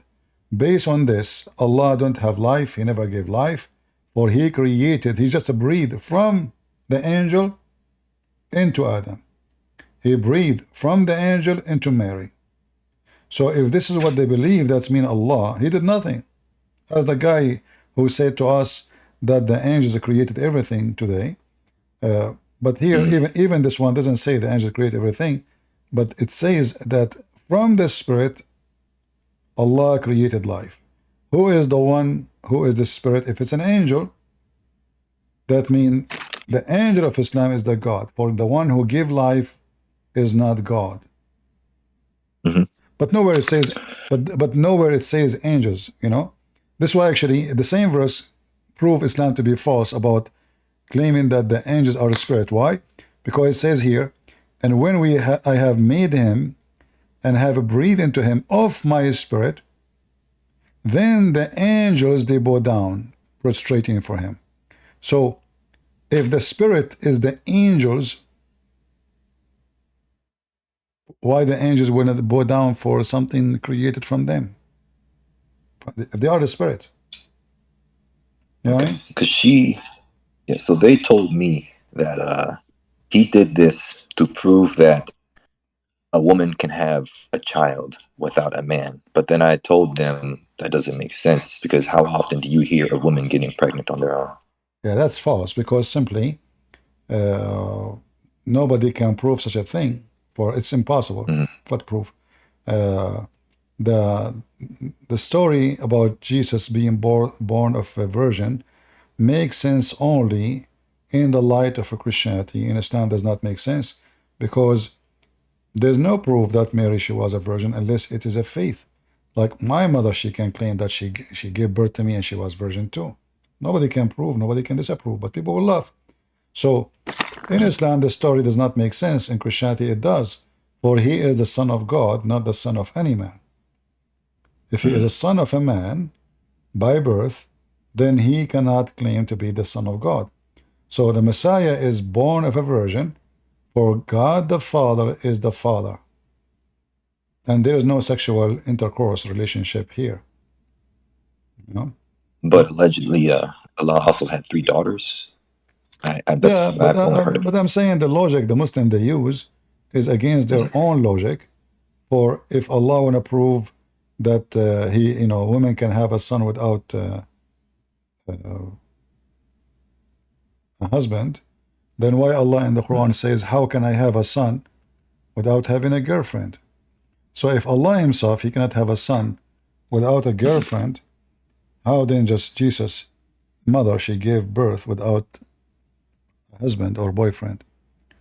Allah himself cannot do it, you know. He said, how can I have a son without a girlfriend?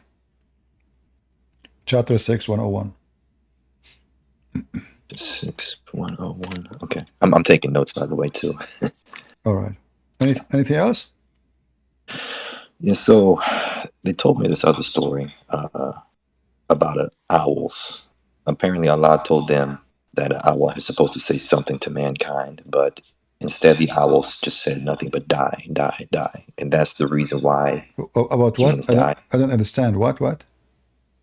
So they were telling me the reason why they hate owls.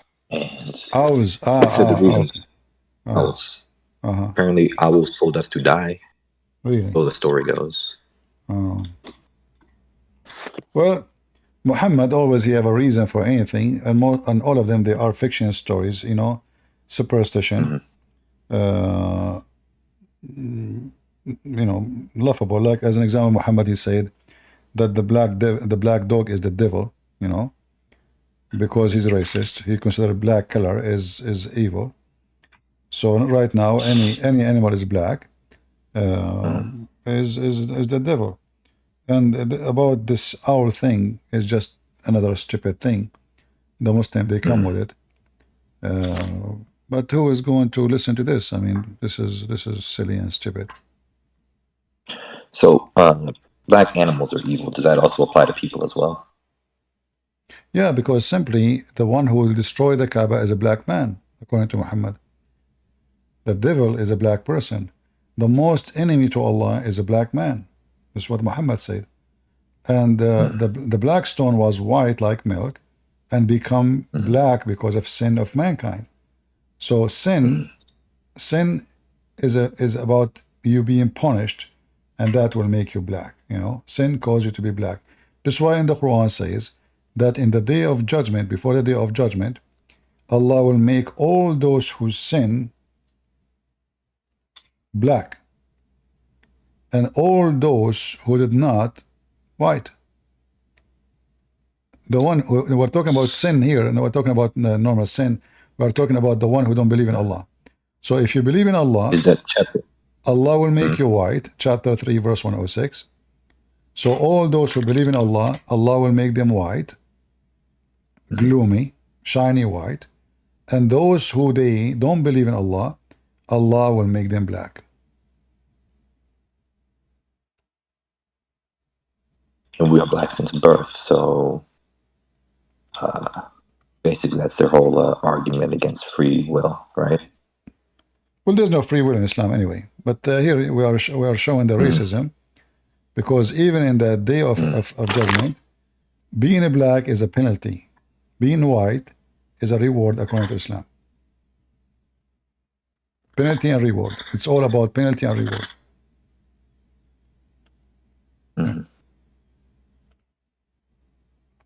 All right. Okay. That's interesting. Very interesting. Yeah. Like, you know, like there's a hadith. Let me see if I can find it. About. Okay. About black. Let me see.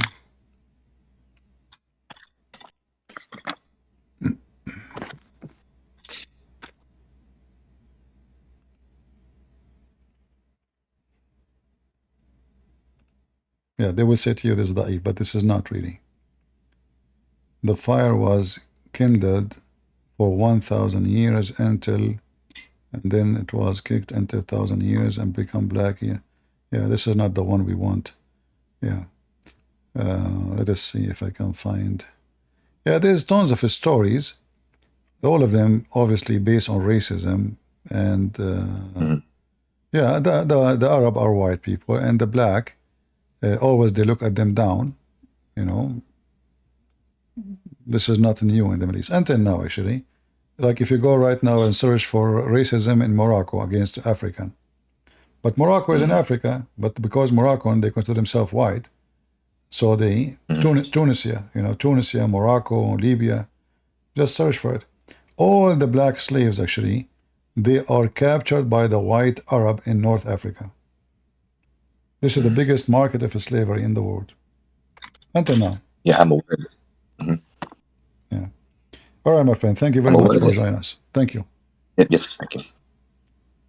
Do we have any Muslim would like to join us? We thought it's a Muslim, but it's not. Any Muhammadan would like to come and join us? Anyone? Look, even Muhammad Hijab, he found that there is a barrier between the salty water and the fresh water, and this is a dry barrier.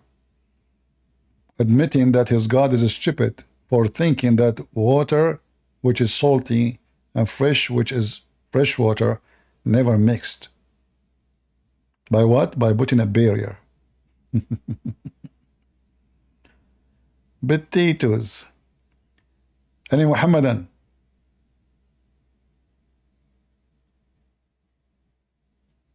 Anyone?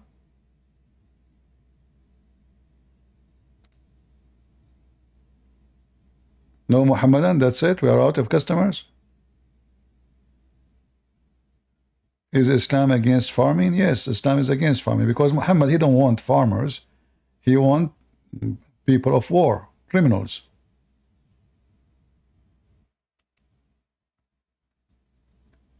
To the point Muhammad, he says, the one who bring agriculture tools to his house, Allah will bring him unity to him.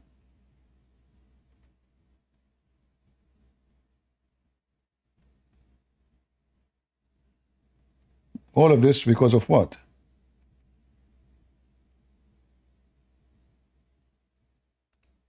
Because he decided to do farming.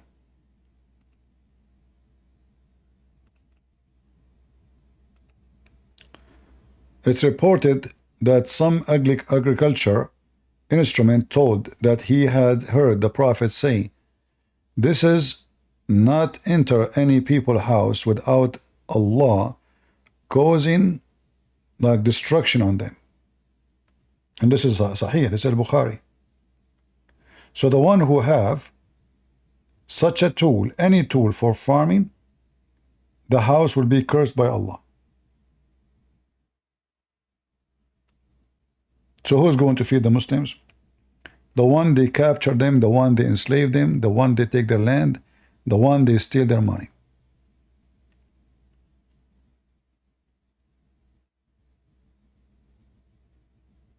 And as you see, this is very authentic hadith.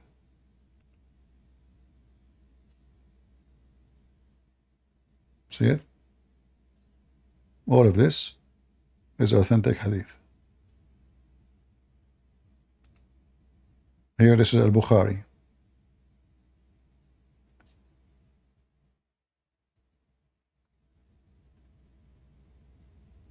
Because it's satanic religion, they don't want people to live in peace.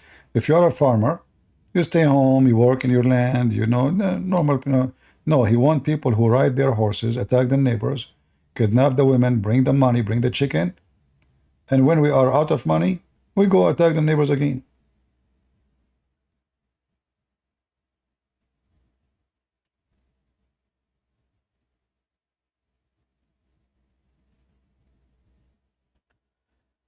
Saudi Arabia importing tons and tons of manure. Well, you know, those Saudi, they are doomed. They are consuming the water, the little water they have so fast, and they will pay the price heavily. Saudi Arabia is a very unlucky country. They have little water under the ground, and because of their stupidity, they are sucking the water, which took thousands of years to be stored there. So instead of fighting, you know, I mean, to make their country look better and be better, they are doing the stupid things. You cannot fight nature. You don't have water. Their land lack with rain, massive lack. So when you grow those cows, you need to grow grass. What they are doing, they are sucking the water from the ground or spending too much money on transferring the salty water into fresh water from the sea. Either way, it's a waste, because a gallon of milk from a cow in Saudi Arabia will cost 5-6 times from a gallon of milk you buy it from a neighboring country, like India, which is not far away from them. So this is not an improvement, this is stupidity.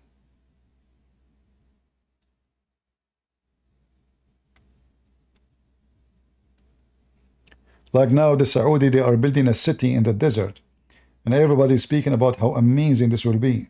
This will be just another ghost town in Saudi Arabia. You see, transformation can happen so fast. The same as transformation happened from donkeys into cars. Not long time ago, everybody need horses and donkeys. Then we have a transformation, and we have electricity. And then we have machines. And then we use the oil. The whole world will be transformed. What those people will do when their oil is not needed no more?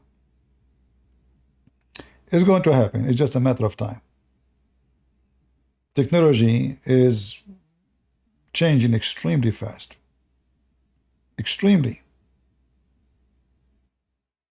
It's hard even to believe sometimes how fast it is. So many, they will say to you, we will need oil for a long time. Even that long time is still a short time, because in the future, let us say 100 years. Still, this is not long time. I'm talking about the human future, you know, a country future. So what the Saudi, how they will make living when their oil, nobody buy it. And nobody need it. The country will be doomed.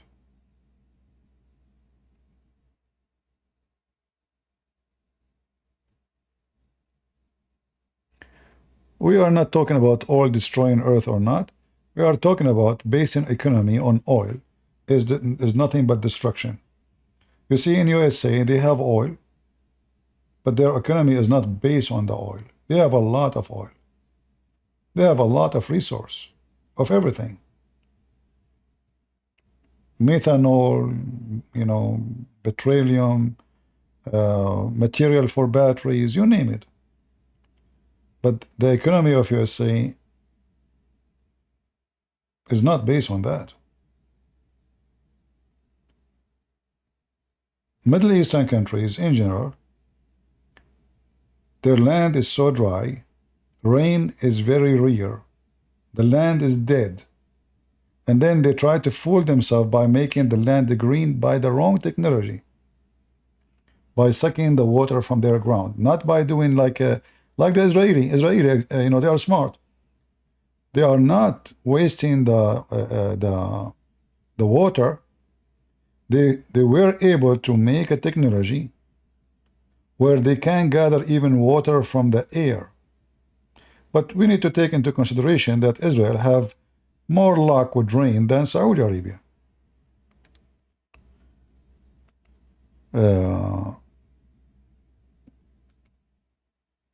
If you go and look at the map, you see this color, the yellow color? This is telling you how dry the land is. The yellow color is there for a reason. The whole land is just dead. The green colors are located close to the Mediterranean, like Lebanon, a little bit of Syria, little bit of Israel, not all of Israel, little bit of Israel. Just you go a few meters away, deep, it's dead.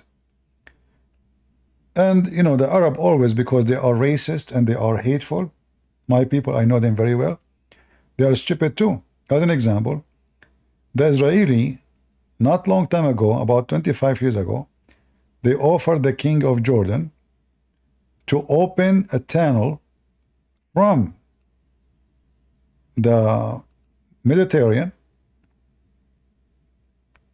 to the Dead Sea. What that tunnel will do will bring a lot of water. I mean, you have the whole sea. A lot of water back to the Black Sea, the Dead Sea, which is dying, drying, become useless, and soon is going to be totally dry. The Arab, oh no, the Israeli, we don't want the Israeli, Allahu Akbar, and chip it, you know, garbage, don't let them, the Jews, you know, the Jews, they will never do anything for good. So they said no. If the king of Jordan agreed with such a project, they will be able to have a lot of water in that area. Why? Because the space of the Dead Sea is going to increase in a massive way. The height of the water will be increased in a massive way, and you will have a sea again, and that will make rain. Now the Dead Sea is dead. Like the depth of it is so shallow. There's no water, and it's shrinking every year. And that tunnel, if they agree, is going to generate a lot of electricity for free, because the water running from the Mediterranean going down, remember the Dead Sea is very low. That will make a massive power of current, water current, create a lot of free electricity for both countries. They refuse. 2 years ago, the king of Jordan said, let us do it. The Israelis said, thank you. We don't need it no more. They don't need it. You know, they refuse. That's it. So things is not, I believe the future, those lands are doomed because of water. The real war in those countries will not be about religion, will not be about oil, it's going to be about water. There's no water.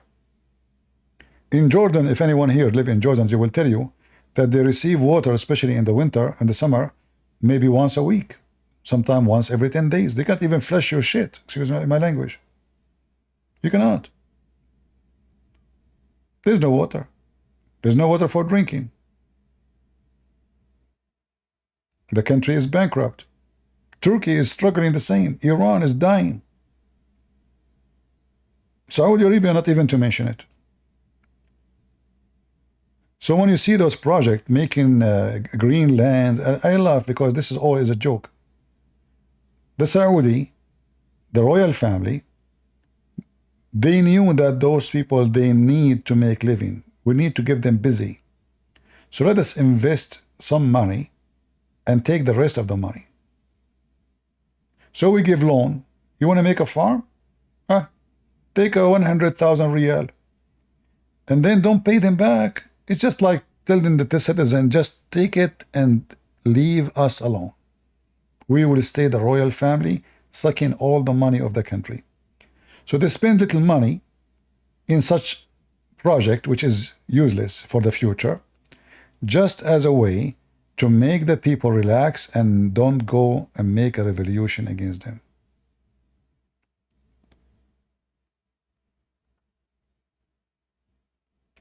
I don't know if you understand what I'm saying. It's just like a bribe to the citizen to not make them suffer from hunger and go into revolution. Any country, if the people go hungry, people will be in the street right away. As long people they can eat, they can afford it, etc. The president is bad, is good, it's okay, you know. But the second people go into hunger, the story will be different. So the royal family in Saudi Arabia, they understand very well that they have to spend some money in order to take the rest of the money. You can't take it all alone. The same as the Prince of Qatar. He gives salary $5,000 for every citizen. You don't do any job. You don't pay for electricity, you don't pay for health insurance, you don't pay for water, you don't pay for anything. But a citizen who is from Qatar, he will say, oh, that's amazing. No, the royal family, who they are not royal, they are garbage, they are taking trillions of dollars and they are giving you $5,000. You know, they suck all the money of Qatar and they give you little tiny salary and you think that this is amazing. You want to go to have a medical, a trip to somewhere, they pay for your medical to make you feel that you are owned by the royal family, you know. You see, we pay for your medical, but the fact this is the money of the oil and the gas. This is your money. So it's just a way, it's like a drugs to make the nation, the people cool down and don't ask for their rights.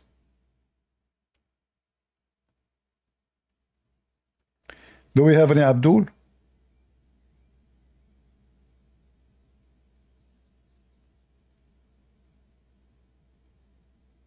Anyone?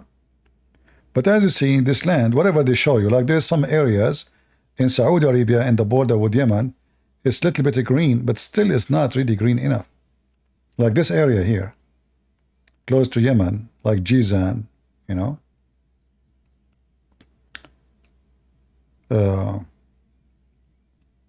But it's not enough at all. If you go right now and search for what's happening in Iran, there's no water. There's no water, but they bought 300 tons of uranium. There's no water, but they bought 300 tons of uranium. Yeah. The nation is dying, but they have money for uranium. They are getting ready for war.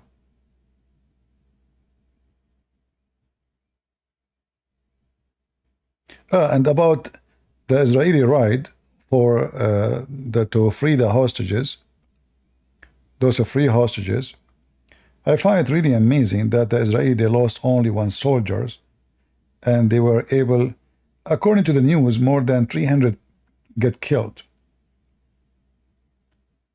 Some news, they say 180 of Hamas was killed. And what they are saying, that the Israeli soldiers, they enter into Gaza wearing civilian clothing. They have a unit, it's very well known, powerful unit, very the top, you know. They are trained very well, women and men. They dress like Arab, they speak Arabic very well, and they look like the Palestinian. They went inside Gaza as a people from Gaza until they are in the heart of the territory where they are going to free the hostages. Then they start the attack. Like now I'm looking, it says 210. Some news says 300. Some people, they say 400. Some they say 800. We don't know. I mean, numbers are, you know the news, how everybody lie. Like here in Associated Press, it says 274 Palestinians were killed in the raid. You know, but this is the Hamas ministry. They are saying that. However, I find it very amazing that an army unit in civilian clothing going inside the heart of Hamas territory, and yet they lose only 1 soldier. Yet they killed hundreds of Hamas. That's really astonishing. That is a mission impossible. You know? That is even crazy to believe, you know. Hamas, they have a lot of weapon, they have RPG, they have... So what happened? How those people, they go inside the heart of the town, not in the, you know, it's not like in the, they put the hostages in the middle of the city, so it's going to be impossible for the Israeli to be there. How they can go there and they free the hostages and they kill hundreds of Hamas, and yet they lose only one soldier, just one.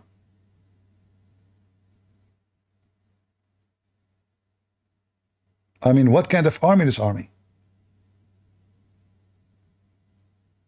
Those things you see in movies, you know, like it's fictional movie. You lose only one?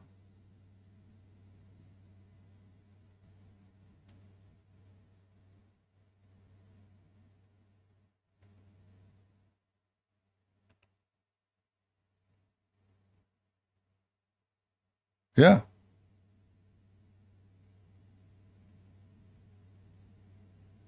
In Lebanon, the Israeli army, they landed with their helicopter, this is many years ago, in the highway, in the way to the airport. Those who are from Lebanon, they knew the area. Imagine the Israeli army, they came down. They have even dogs with them. It's like picnic, you know. They captured the second one of Hezbollah. Him and his bodyguards. They stopped them in the middle of the highway. They captured them. They took them. They put them in the helicopters. They fly, and not a single one person from Hezbollah show up. They disappear. 30 minutes after they left, Hezbollah in the street shooting in the air. Where you been when the Israeli were in the ground? Where you been, Batito? They hide. The Israeli, they come to the ground. Every single member of Hezbollah, nowhere to be found. They have a checkpoints. They have, all is gone. The street is empty. Nobody in the street. It's like ghost town. The Israeli are here. Everybody hide. Israeli fly, the Israeli go home, the Israeli, they take the sheikh, the second person of Hezbollah with them. And now we go in the street and we shoot in the air.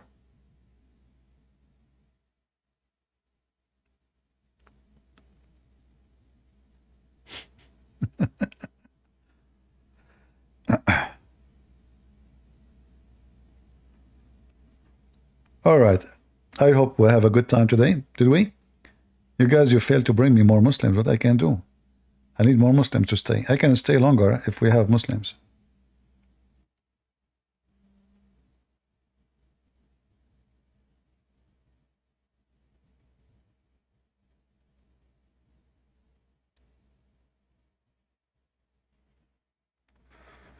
Yeah.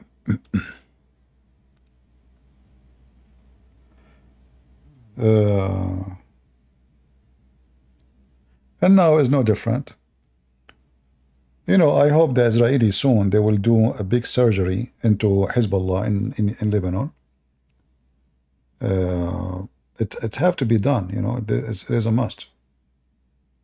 And those people, they will never, the same like in 2006, when Israel, they attacked Hezbollah, for 20 years Hezbollah did not dare, almost 20, I mean 15 years, did not even dare to fart.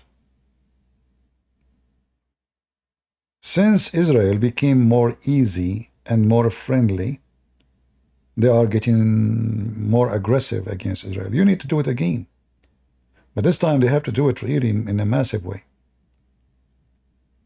Like you have to burn the ground under their nose to teach them how to behave.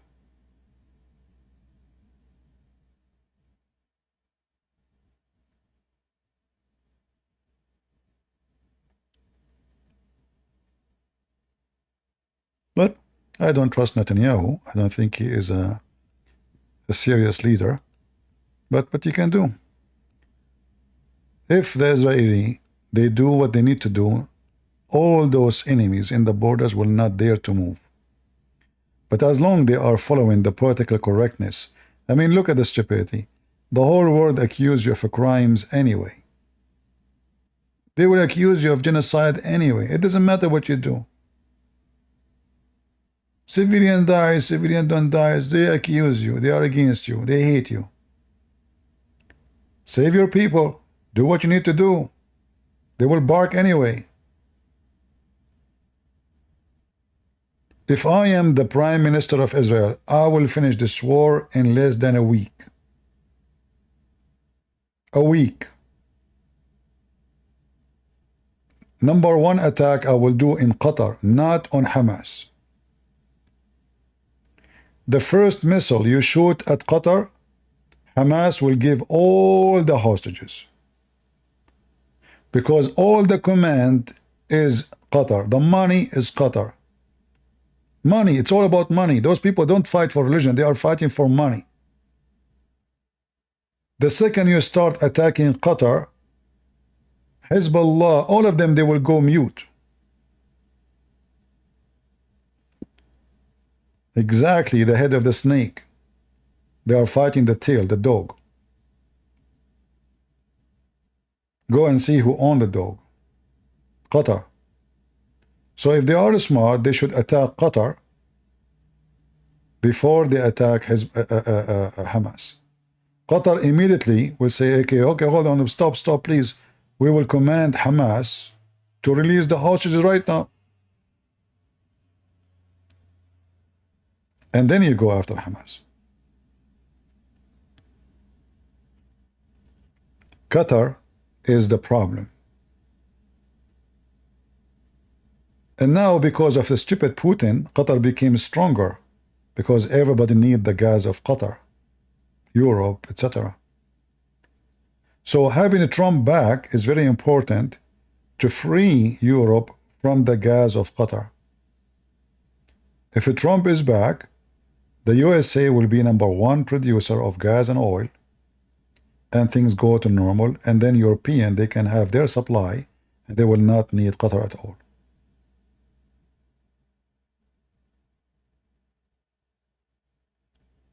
This is why having Trump coming back is for the best of the security of Europe.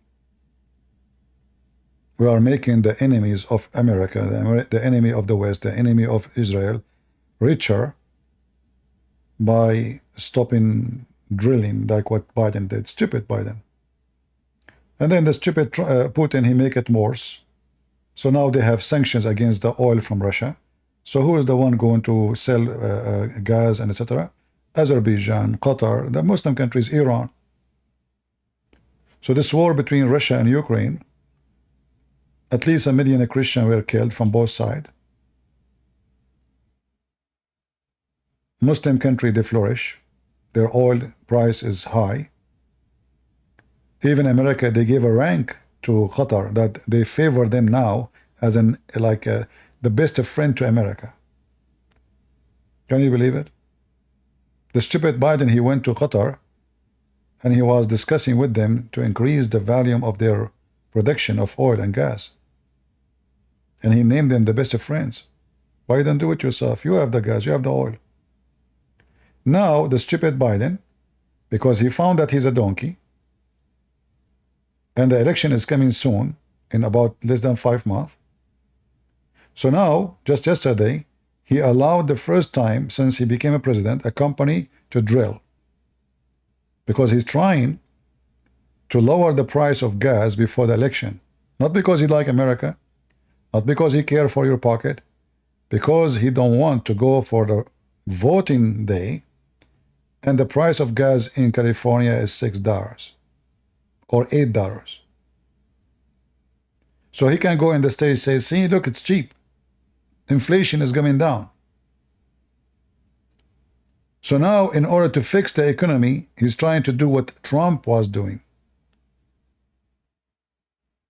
And this is just to win the election temporarily. After the election is closed, he will shut them down. He will tell them we gave a license for a year, and that's it. Bye-bye. Let us buy again from Qatar.